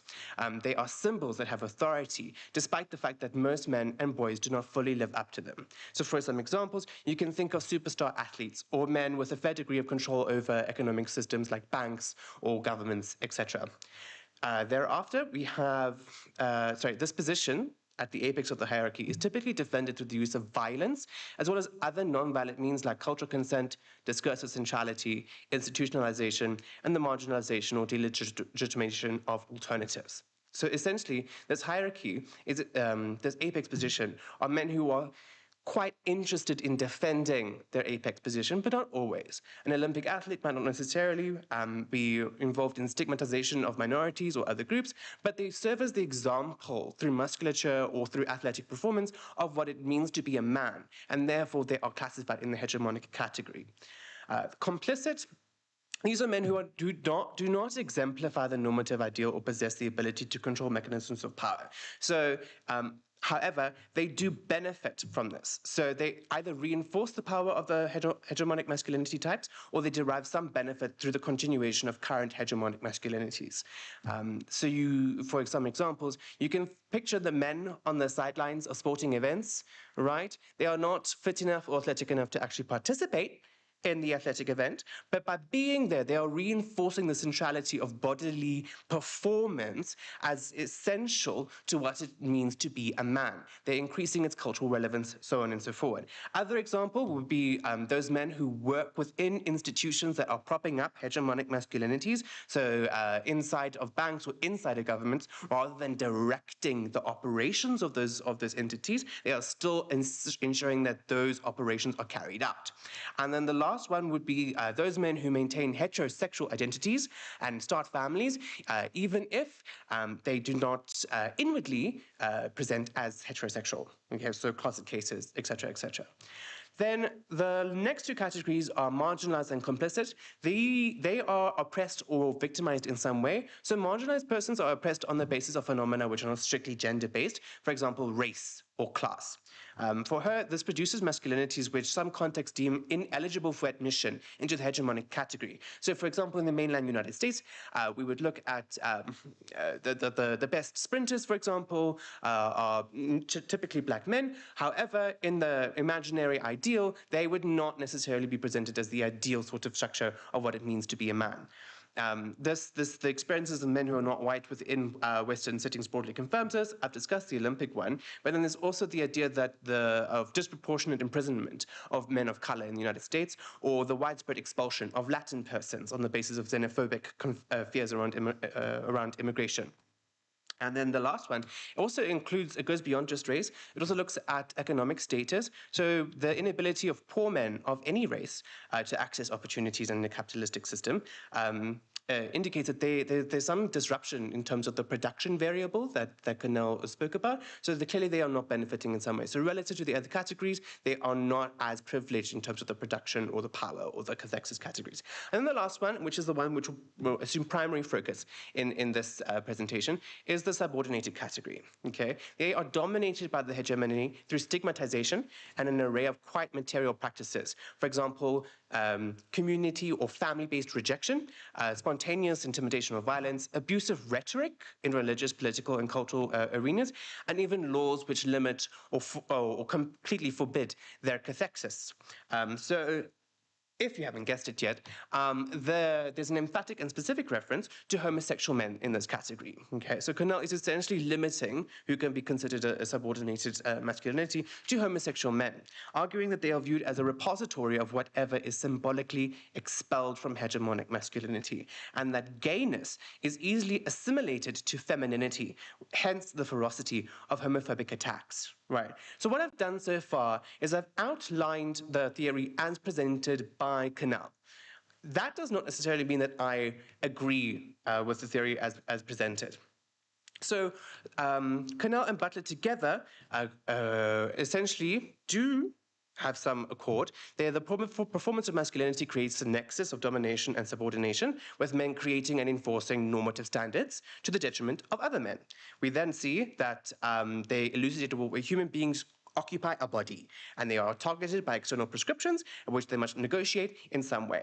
Okay, the acceptance or rejection of these expectations has very real consequences. So the man who refuses to accept the expectation that he presents as a heterosexual will be obviously stigmatized or discarded in some way. Okay, then the problem that I have with this is that there exists no complementary categorization structure in feminist gender theory, for example. The idea of categorization at all seems to undermine the dissent offered by gender theory to prescriptive labeling. Gender theory is typically saying that the idea that you have to behave in a particular way because of the word man is problematic. But here we are having someone who's essentially providing additional labels for men, right? So it seems that that practice was not quite in accord. And then the primary concern I had to do with homosexuality, right? Homosexuals are in the subordinated category. When I look at real-world examples like Peter Thiel, there he is. He's a homosexual American. He is the CEO of a massive American weapons manufacturer, which is not necessarily a subordinated thing to be doing. I also think of another homosexual American by the name of Tim Cook, who is the CEO of Apple, a multi-trillion-dollar company. These are not trivial factors. Okay, we're talking about power. We're talking about production. They are definitely in possession of that. And their cathexis, at least in the United States, is not prohibited. So we don't see any of these sort of categories applicable to them, right? But what I needed to do, because I am doing a degree in English literature, was find literature that reflected this. So what I decided to do was look at Red, White, and Royal Blue, which is a 2019 novel written by Casey McQuiston. I'm going to give a very brief plot summary before doing some in-depth literary analysis of certain sections of the thingy, of the novel. It's two men. One is the mixed-race son of a female US president named Alex. The second is third or fourth in the line to the British throne named Henry. Right? And then, as expected, they maintain an adversarial relationship for some time, and then there's a bad incident, the political apparatus attempts to force reconciliation, and the reconciliation is just a little bit too successful, and they spark homosexual relations, right?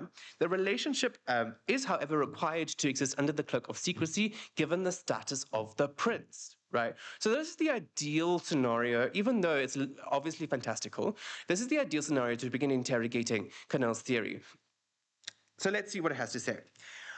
What I'm trying to do first is I'm trying to apply Connell's theory to the novel in an uncritical manner. So what you're about to see is how we can try and classify the men in the novel according to these different categories. After I've done this, I will then hopefully point out the obvious problems involved with this. Okay, great. Let's do this quickly. So they can be classified as hegemonic on the basis of the following. From the beginning of the novel, we see that he's on the White House roof. So this is a resident of the White House. First and foremost, that suggests that he is possessive of extreme political, social, and economic capital, right? But the message that he knows about, which is scribbled on a piece of the White House, is the rule number 1, do not get caught. Considering that this novel, right, preserves the democratic process of the United States. Well, that's a tenuous claim, but preserves the democratic process of the United States. This idea that he's not going to get caught or insisting on not getting caught suggests that there's a refusal to engage with accountability, right?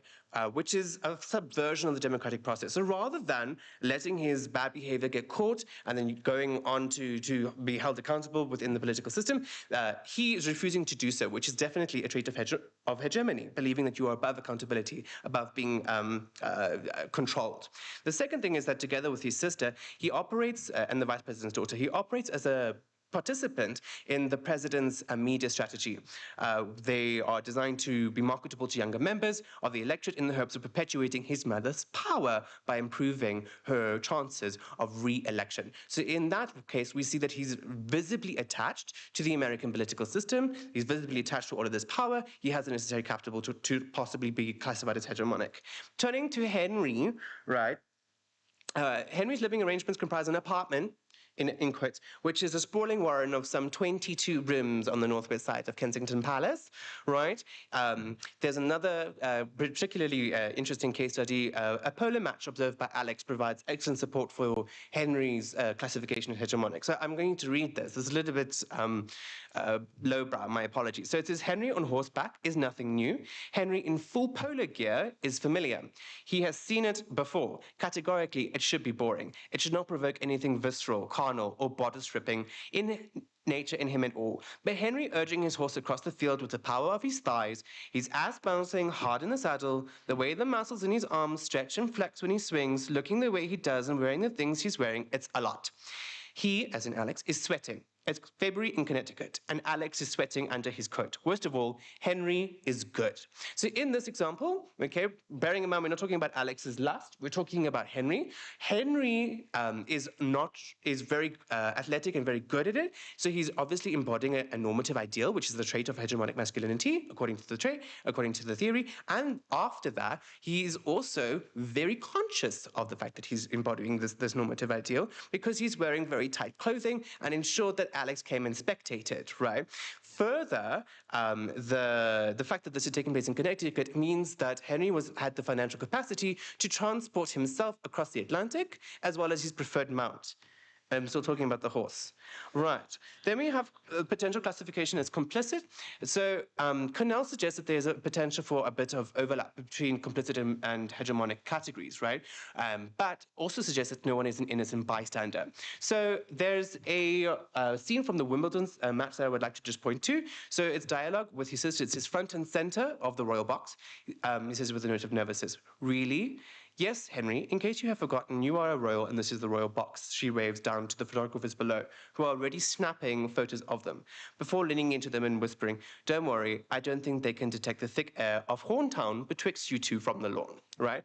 So this is a demonstration of complicit masculinity for two reasons. Firstly, they have become spectators of an athletic event, okay, which, as Cornell suggests, is an example of complicit masculinity. But over and above that, instead of living or being authentic about their homosexual identity, they are complying with compulsory heterosexuality and presenting that in front of cameras and the media, right? So they are perpetuating the hegemonic ideal, right? I see I need to start talking a lot faster. Moving on, I also want to talk about how Alex has additional information which would put him in the complicit category, but I think I've demonstrated it enough. Moving on to the marginalized category, this obviously only applies to Alex. It wouldn't necessarily apply to a white member of the royal family. He's not marginalized, right? Canal herself says that the term marginalized is not necessarily ideal, but noted that she couldn't necessarily improve on the term within her theoretical basis. So the quote that I would like to pull from the novel is, "She, as in his mother, was the last thing anyone expected to rise up out of Texas in the midst of the Iraq War. A strawberry blonde, whip-smart Democrat with high heels, an unapologetic drawl, and a biracial little family," right? So Alex is biracial, okay? There are two things that we can take from this. The novel seems to disrupt the idea that minorities are marginalized in the United States, which would be quaint in an ideal situation. But the fact that it was unexpected seems to suggest that minorities and racial minorities are not necessarily expected to receive support in the United States, even within this novel. So we can suggest that Alex, therefore, is in the marginalized category. Then we have subordinated, right? Which means the gays, right? There's so much information in the novel that I couldn't necessarily write up on here. Examples of homosexual conduct. But a scene that I would just like to illustrate, which is fairly PG, is, "I don't want it." Henry practically shut, his eyes flashing. "Don't you see, I'm not like you. I can't afford to be reckless. I don't have a family who will support me. I don't go about shoving who I am in everyone's faces and dreaming about a career in politics. So I can be more scrutinized and picked apart by the entire world. I can love you and want you and still not want that life. I'm allowed, all right, and it doesn't make me a liar. It makes me a man with some infinitesimal shred of self-preservation. Unlike you, and you don't get to come here and call me a coward for it." Right? So this is Henry telling Alex that he's not going to come out the closet and leave his life for Alex, no matter how much he loves him, right? So obviously in the situation, Alex seems to have a supportive family and does not necessarily seem to be subordinated. Henry, with an unsupportive family, is clearly being subordinated in this example. I would, however, argue that Alex not being able, okay, to live the life that he would like to with his lover also means that he's being subordinated in some way. His catharsis is being limited by the social-cultural situation that they find themselves within. Right, so returning to these four categories, if these two gentlemen can be placed in all four categories, the question we need to then ask ourselves is, what are we doing here? How is it possible to suggest that there are different types of categories, different types of masculinities, when a single person can embody all four, right? I will wrap up so quickly, okay? They're performing the gender based on their received social cultural conceptualizations. Their performance transverses the boundaries of Canal's categories. Canal's framework produces unstable results and is therefore unreliable. Okay, you can't necessarily suggest that there's such a thing as hegemonic masculinity, where through sufficient analysis, you can apply it to any man. Similarly, you can't suggest that there's such a thing as complicit masculinity, when all it takes is arriving at an arena, right? So Canal's foundational work dedicates some 200 pages to the analysis of interviews, which she seemed to use as to authenticate her theory. In one important case study, when analyzing a homosexual identity, she found that these two cases break the boundaries of a classification of masculinities. We cannot define their personalities as any types of masculinity, which is profoundly concerning, because why was the work published? You've clearly indicated that it's possible for your types to break down. Why then, okay, is this theory not necessary? Why then is the theory going on? That necessitates a rework. It necessitates a different sort of framing. It necessitates a different type of nomenclature for the classification of masculinities. But what we're doing here, what Red, White, and Royal Blue tells us here, is that the difficulty that these characters have in coming out of the closet and accepting their homosexual identity points out, okay, the irony in Canal's theory. Sure. The irony is that Canal, who suggests that hegemonic masculinity is engaged in stigmatization through name-calling, is herself name-calling different gentlemen. Thank you.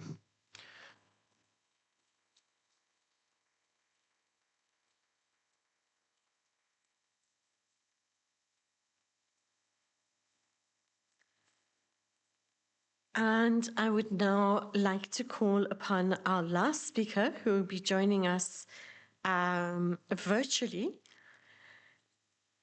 George David Brett, Not What I Imagined, Alterations, Unreliability, and Semantic Shifts in Generative AI, thus making our session cover a range of highly topical instances for academic discourse and debate. So.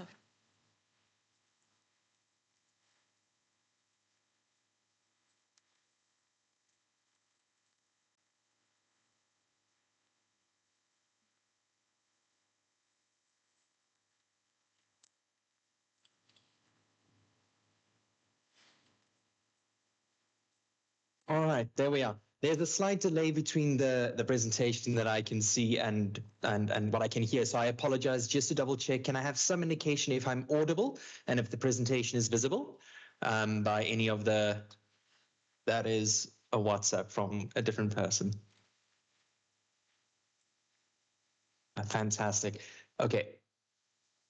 Disable. Good. I'm also not going to hear myself. Good. So there is a slight delay. I apologize. But then I will jump right into it. Good day, everybody. Thank you so much for this opportunity to present my work. I apologize for being the difficult one and giving a ranged or distance presentation. I also need everybody to be well aware that I despise the fact that I have to go after Keegan because his PowerPoint skills are far superior to mine. So I apologize for going from the one with a lot of animations into one that's green and red that we'll have to settle with. Good. So my paper is, or presumed paper, is titled Not What I Imagined, Alterations, Unreliability, and Semantic Shifts in Generative AI. Now, my research into this topic or this field started with the idea that generative AI has been increasingly accessing large data sets, although data sets have been increasing exponentially with every month. Its use is becoming more approachable and user-friendly with each passing model iteration. Now, I'm specifically focusing on generative AI, but this does extend into other models as well as language models, AI LMs as well. Now, although the ethics and the ethical use of AI is a current hot topic, I struggle to find research on how generative AI transgresses narratological roles in a broader sense, or more towards narratological structures and entities or roles. So there's research, hordes of research into how AI algorithms affect teenagers or your social media feed, or how AI as a subject within a narrative, a film since 2001 Space Odyssey and before. There's been AI present within narrative involving multiple themes and topics presented by this narrative, but specifically looking at the structure of story, of narrative, and of plot development, I struggled to find research looking directly at that, and that sparked my curiosity. This inquiry was also inspired by a project I started for my own honors, the literary analysis honors work, where I created to try and one-up Keegan. I created an AI-based generated video of a summary of a work, and that made me come to realize that AI in general has been intruding into different spheres than just the generic something used to summarize information or something used to create a picture every now and then, and that there are very specific and niche places that generative AI transgresses the way that narrative itself is presented. Now, I'm going to give you a few examples from that. First of all, a film called Where the Robots Grow, which was released in 2024. If you are a lover of horrible movies and bad CGI, I could not recommend this enough. It is despicable. It's got a 2.2 star rating on IMDb. It is insane to think that this is what is culturally accepted as cinema, but it's a fun time. So in this way, AI has, or generative AI has been included into the way that we produce media and pop media, general media. This is a publicized, well-known film which was developed by AI. Secondly, film summaries. Now, I'm not sure if this is, my frame of reference comes from the far eastern China's social media, so with apps such as WeChat and Bilibili, the film summaries that I'm sure are on Facebook as well, that has an AI voiceover saying, "Oh, Tim and John did not know that this heist was going to go wrong," and luckily those kinds of summaries. What I saw with videos specifically with AI voices doing the coverage of it, you'd have extremely inaccurate facts about the narrative, and even stereotypical, almost cliche names. You'd have a scene such as Bob and Sarah was trying to hold onto the piece of wood, and then Bob decided to go for a swim. And that would be the description of the Titanic's final scene of Never Let Go. So it's radical differences and shifts from what the narrative was originally into something completely new. I forgot to put on my timer. Sincere apologies. Let me just do this. There we are. All right. Then finally, an artistic reinterpretation of existing narrative formulas. Now, if anybody in the audience has any children and you give them free rein to YouTube and social media, I am sure you've seen pictures like this on their screen at some stage. But this is a genre of content which is lovingly called sad AI cat stories. If you Google this or you put this into YouTube, you will find exactly the kind of content I'm speaking of. But this is an entire genre or narrative which takes the idea from rags to riches, or from hero to zero, or the abused servant becoming the master and the king, and transposes that onto AI-generated content. This shows that these narratives, these archetypal narratives, are easily accessible and applied via generative AI to make new stories. Right, so this was just some of the places that I identified where generative AI has been rather nichely applied. So the method of my study and my research I've been doing is that I intentionally worked with free AI systems. I did not pay the 2,000 Rand subscription fee for 2 months of using GPT Premium or whatever the amount is. This is purposefully done because most of the interaction that the general public has with generative AI is via free models. You have learning models, you have voiceovers, you've got image generation, content culmination. The free models do exist, and most of the individuals I know that regularly use AI prefer to use the free model because it's more than sufficient for what they try to do. So I provided multiple AI systems, namely ChatGPT, Gemini, and Copilot, a summary of a short story, this short story being my HRENG research project, with intentional inclusion of genre and narrative-specific terms. Now, I will show this summary a bit later in the presentation, but I prompted these AI to describe their visualization of the summary. So for argument's sake, I provided a text and I said, you as narrator, provide me a visual representation of this work that you are reading or accessing. I tried to limit its access to the broader database and references it draws from by using the prompt of do not access information regarding this narrative outside of what I send you. Work as if you do not have access to anything related to the subject material other than the summary I send. And then I prompted it, if you were to interpret this summary, what do you picture when you consider the following terms? With 4 terms we'll take a look at later, as I said. So in this way, I try to limit the scope of access that the AI had in terms of making narrative assumptions or drawing descriptors from what I fed it into what it tried to present. So my frame of reference is, if you take something like Red Riding Hood, writer would write, there was a big bad wolf. The narrator would say, Red Riding Hood saw a big bad wolf, and the audience would be free to interpret wolf as being feral, grey, black, blue eyes, Twilight, or a horror movie. Bottom line is, it's their interpretation. But the core idea and the image of wolf would be the same. What I'm trying to explain is that with AI and the role of narrator using the author's or the prompter's work, it changes the presentation of the image it creates, thus the link with Wordscapes. Next up, I then used the same summary to generate a video summary within a site called InVideo. Again, I specified purposefully, and this is not just me being cheap, but because it's the general access and the thing most people use, using stock images and the free model available on the site. In other words, the video I will present is anybody can create the same video by just logging into the site. And although this is a bit more limited, I didn't use as many different sites. This one video was enough to present what's the extension of stock images and free model interpretation of a script or summary can be. So I compared the visual representation offered by InVideo and the descriptions of the terms from OpenAI's ChatGPT specifically.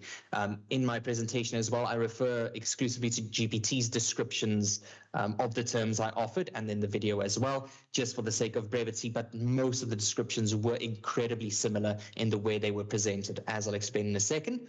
I did this to identify what terms were used to guide the choice in representation. Did the AI use specifically the term scientific, and then that linked an image of a scientist, or did it try to use compound identities or different descriptors to create an image or an idea together, etc., etc. And then I also did it to see how far from existing interpretations of the short story the images were. Now, there is of this specific short story, there is a visual representation in the form of a Netflix short story in the anthology Love, Death and Robots. This specific short story, Swarm by Bruce Sterling, has been visually represented. So it was interesting to see the comparison of what the AI presented as these terms and what was presented in the actual official, if I could call it that, visual representation. Right, then theoretically, I'll be using using this comparison and these resources. I'm applying a narratological framework on my analysis, wherein I specifically focus on the aspect of the narratological contract, as described by Manfred John. John explains that efficient storytelling depends on a certain amount of cooperation between narrators and narratees, because narrators will usually consider what's new or familiar to their audience and adjust their discourse accordingly. Likewise, narratees will process the information provided as best they can. If expectations are largely compatible on both sides, we can speak of an implicit narrative contract between the two parties. So this forms the cornerstone of my argument, that this narrative contract is disrupted by generative AI being in the role of narrator in a few ways. Firstly, this is an example of John's diagram. I refer specifically to the bottom left. It's very small on my screen. I apologize if it's not visible on yours either, but we have the author on the left, then we have the narrator, then we have the narratee. So this is the recipient of the narration, this being the reader, the audience, the viewer of the film, etc. And then between the narrator and the narratee, there exists the narrative contract. So I'm not referring in my research, I'm not really looking at the role of the author in much detail. I just believe that this is beyond the scope of what I'm trying to do. My focus is specifically on the narrative contract and how that is influenced by generative AI, although I can think of many ways to include the author into this research as well, least of which the death of the author, but I digress. So in replacing these terms, author with the word prompter, narrator with the word AI, and narratee remaining narratee, it resituates my argument within this framework specifically. Now, in both use cases of AI, the descriptor from GPT and the video presentation, the AI is positioned as the narrator of the prompt that the user offers. The generated depiction is the narration given. So either the video that is depicted or the description of the terms depicted is the narration that is offered to me, the narratee, or to anybody accessing the information. Based on this, I argue that there is a breakdown in the way that the narratological contract works in comparison to other narrative forms when compared to how it's applied in generative AI. Again, my Red Riding Hood example, the term wolf, this conference is called Wordscapes. We all created a different wolf in our head at this moment, but I'm saying that as a narrator, the generative AI system uses a term and projects a specific image onto the narratee, wherein I cannot try to interpret this in a specific way, regardless whether it's the intention of the author or not. But this is now the image I have to accept. In this sense, it is similar to film studies or visual or art analysis. I agree to that, but I argue beyond just simply this is an image in the descriptions as well. The AI has a preclusion.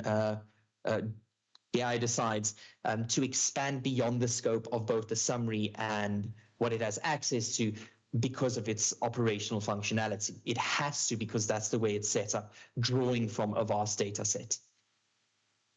Now, problems with generative AI as a narrator. By using set interpretive structures, the AI as narrator extends the image or representation of terms beyond the scope of what is provided in the prompt. Now, this is going beyond the intention of the author. Again, this is moving away from the prompt itself just based on how it works. Even if I specify use only the prompt, it has to make sentences and use lexicon to structure a response. So it has to draw from data sets beyond the prompt. All it takes it is using as reference. Since the AI functions by using a vast data set or limited access to stock imagery, it is operationally incapable of providing the same blank slate or representation or description that a normal narrator can. For the sake of brevity, I'm not sure where my time's looking, so I'm going to move on briskly. So this leads to implicit and unavoidable alterations and semantic shifts, which I'll get into in a second.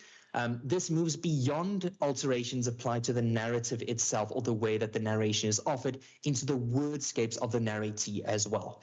I'm not speaking just about the way that the narrative is presented. That's why, again, re-emphasize I'm looking at the narrative contract, the tacit agreement between narrator and narratee, not with the source content at all. So alteration very briefly refers to the transgression or deliberate deviations from the usual informational norms established by a narrative's vocalization. In essence, the narrator is providing more information or less information than the vocalized character could present or does present. Sorry, I got my time on a WhatsApp, so I shall continue. That's alteration. I'm going to briskly move on. Two forms of alteration, parallepsis and paralipsis. This is more theoretically referring to some theoretical works. It's not very important to the essence of what I want to explain, but there is these two examples of alteration as well within narratives and the narratives that the AI created. Finally, semantic shifts. Beyond alteration, the visual representation of semantic shifting is visible in generative AI. Again, it's implicit. If I write, make a picture of a hive, I could be thinking termite, the AI could interpret bee, it creates an image of a beehive, and the person seeing this image now thinks I meant beehive, but I'm talking about completely different species. This is just inherent in the way that the AI or generative AI is structured. So although this is possible in all forms of narrative, the radical shifting of image and meaning that generative AI presents is noteworthy in being more than just the subtle changes or shifts we have in traditional forms of narration. Specifically looking at the word shaper and hive mind, as I'll present in a second. So this is the summary that I gave the AI. I'm going to read two sentences only, and that being, in this story, Sterling creates a narrative driven by competing groups of individuals, chiefly the cybernetic mechanists and the genetically modified shapers. continue with some narrative exposition, and then to this end, they race to make use of the titular swarm, a hive mind colony of aliens. So these are the specific terms: mechanist, shaper, swarm, and hive mind, which I use to try and structure and question how the AI would present this. To this end, here is the generated video. Now, I'm not sure if the audio will come through. If not, I apologize. Again, just please inform me. It should be working. I believe I did share sound, include sound. Now I'm sharing sound, and I hope it comes through. But take a look at the way, if you can hear the sound, the way that the terms used by the narrating voice influences the visual representation of it. Imagine a future where humanity's greatest challenge is itself. In Bruce Sterling's Swarm, I'm plunged into the heart of a cosmic arms race. Out among the stars, two factions vie for supremacy: the mechanists with their cybernetic upgrades, and the shapers, masters of genetic engineering. Each side's desperate to prove their way is the key to human evolution. My story follows Simon Afriel, a shaper, as he journeys to an asteroid near the blazing red star Betelgeuse. Here, the swarm resides, a vast alien hive mind, a living colony that's perfected unity by sacrificing individuality. The swarm's secrets are guarded by its mindless zooids, creatures bred to obey, not to think for themselves. Simon teams up with... And for the sake of time, I'm going to stop us there, but I'm sure you could already see some of the things that I'm discussing or referring to. Fantastic. So just as an example, we have the term mechanist, which most people that understand fantasy, or at the very least, not fantasy, fiction, the very least sci-fi, would understand to be robotic in some way.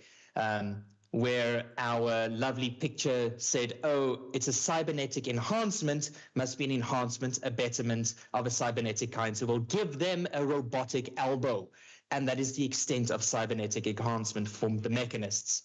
So in this way, the visual representation is quite jarringly different from what traditional views on mechanists or a traditional understanding of cybernetics might be. The description from GPT then has the terms extensive cybernetic enhancement, metal and synthetic systems outnumbering flesh, with imagery or visual imagery of chrome limbs, blinking lights, and a cross between a human and a machine designed for deep space or war. So there's a radical difference between the two. Next up, we have the shapers. This is also quite a giggle. We have these genetically modified humans that are reliant on technology to improve them, and our video presented us a guy or girl or person in lab coat. That is the extent of genetically modified. So in this way, we're analyzing, or we're looking at how specific terms like genetically modified, although I understand that it's access to specific stock imagery, but in this imagery it accesses, there's this idea of, oh, it's just a scientist. It does not move beyond that production. Even the aliens presented in the video, these zooids with the traditional grays, big eyes bulging, just walking down the forest. So there's a distinction or a problem with the presentation of the term and the summary given. For brevity, moving on, the shapers have a visual idea of, or visual representation of, shapes or clothing, living fabrics with features that signal genetic engineering, extra organs, etc. Now, I did the same with the swarm, where we have a fractal conglomeration of shapes, being the idea of a swarm. On the right, we have a more traditional idea of a hive or swarm-like insectoid or fungal presentation of creatures or living in a system. And then the hive mind. On the left, we have interpretive dancers, which definitely follow a leader, which is directly against the idea of no hierarchy in a hive mind.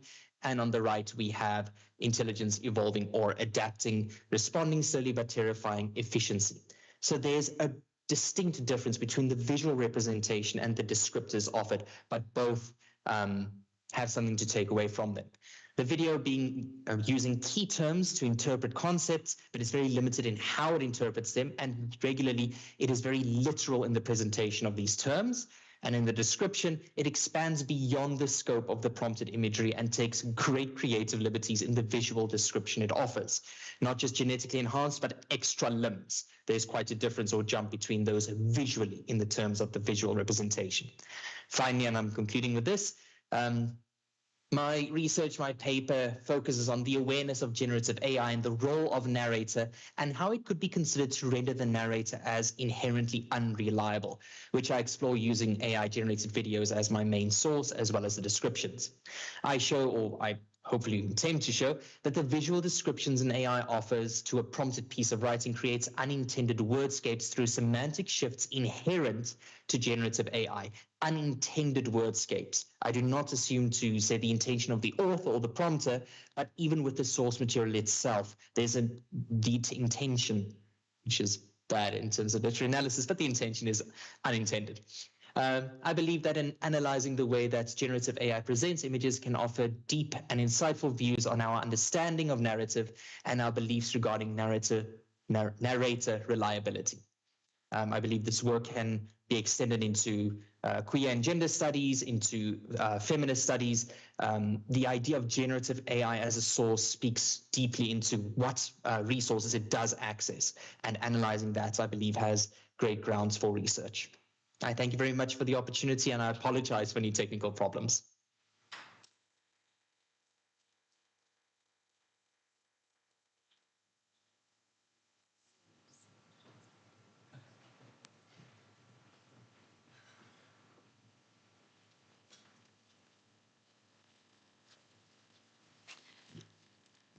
What an extraordinary medley of ideas and presentations. We have 6 minutes for questions.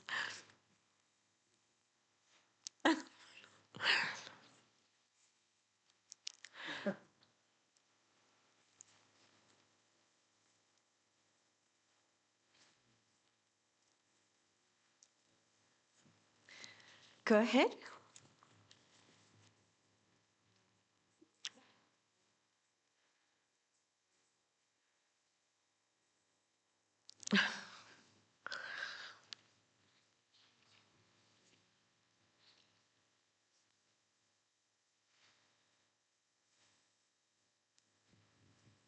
Thank you to all of the speakers. I'm just going to ask a whole lot of questions, I think, since I'm the only one who's asking questions so far.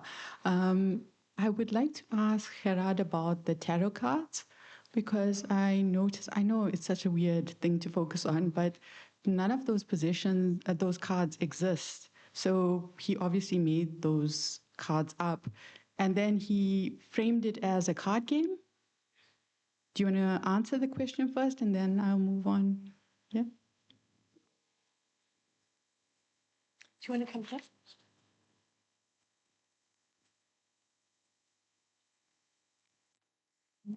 Sorry.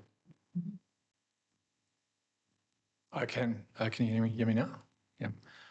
John Coney specifically used those cards in the movie. The Overseer has got cards that represent himself. One is a Cadillac, a white Cadillac. So it's capitalist symbols, and it's not kind of linked, to the normal, sort of tarot deck.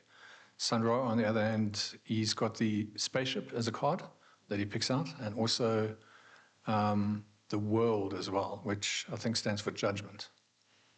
So I think it was just a symbolic gesture, that he include these elements, because the film itself is quite strange, because it came out in 1974, and it was the era of blaxploitation movies. So the film has a subplot wherein Sun Ra is in this urban environment, and there's crime, and there's hustlers, there's prostitutes, and he comes to Earth as this savior, to protect people. So there's a clear sort of conflict between Sun Ra's philosophical stand and then the other aspects of the film itself. Does that kind of make sense? It does. Yeah. Does anyone else want to ask a question?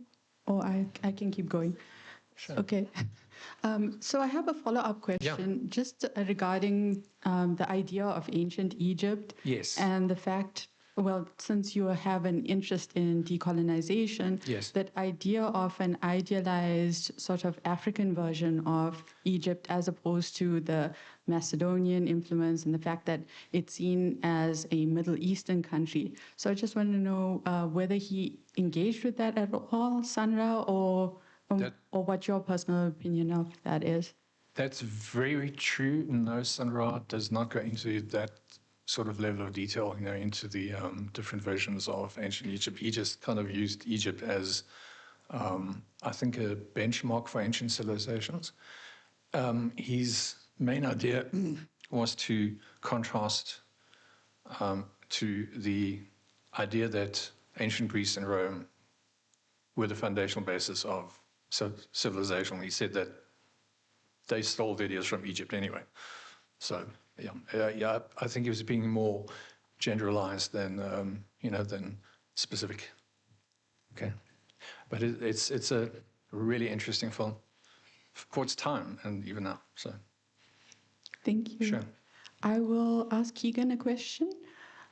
I know that you mentioned the fact that you didn't like the fact that there was no sort of feminist theory that reacts to or an equivalent of that.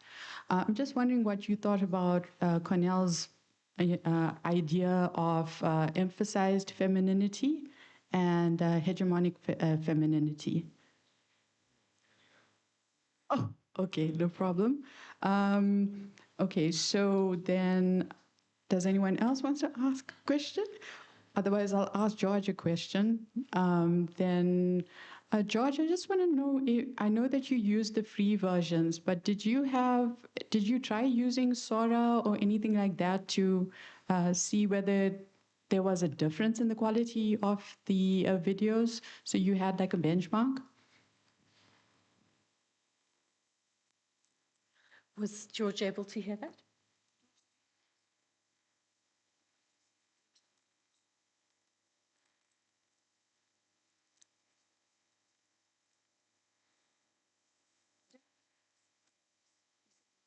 Right, yes, I was able to hear that. I hope I respond in time that it doesn't interrupt the next question or the next conversation.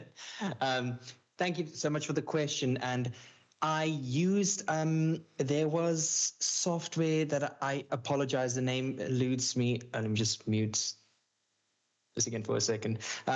Yes, where there was some, there was a software that I used that generated specifically narration itself. So I gave it a script and it narrates, and I listened to the emphasis on the voice production. So I listened to audio. With visual, I did not use Sora. I did expand into, for video generation, I only did in video. And then for image generation, when I was playing around with the idea as well, I did use both Copilot, Gemini, and GPT as well as in video. Yes, as in video. I hope that answers the question. Any more questions? And if not, I'll offer a short commentary, perhaps in conclusion.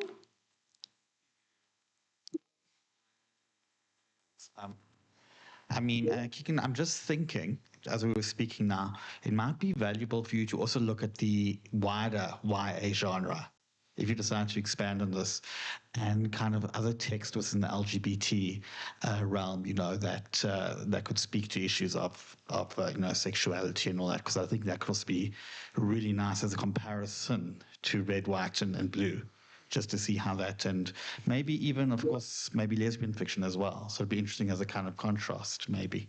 Just thinking. Yeah. Mm.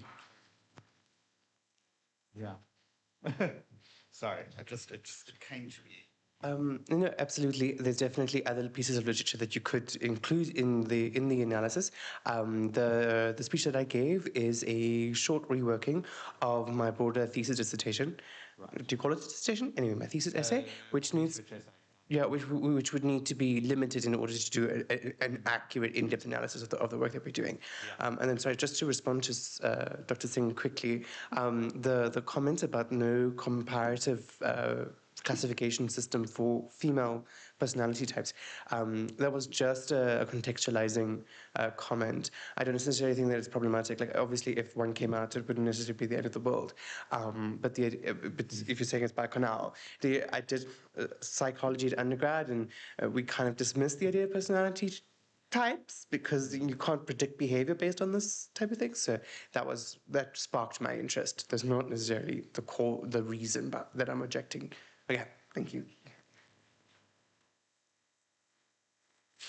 Okay, so I want to close just by remarking on the strange utility of popular culture across all three presentations today as a source of imaginative disruption, and certainly as something that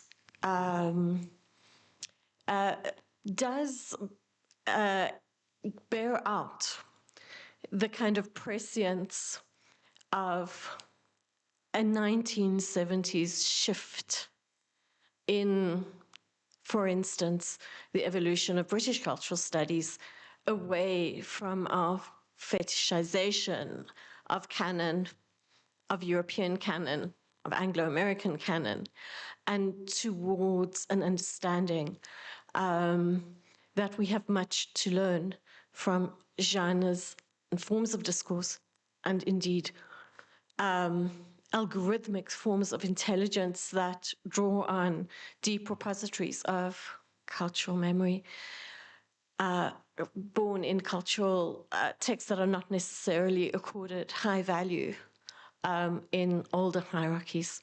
And with that, I'd like to ask you really to applaud our presenters. Thank you very much.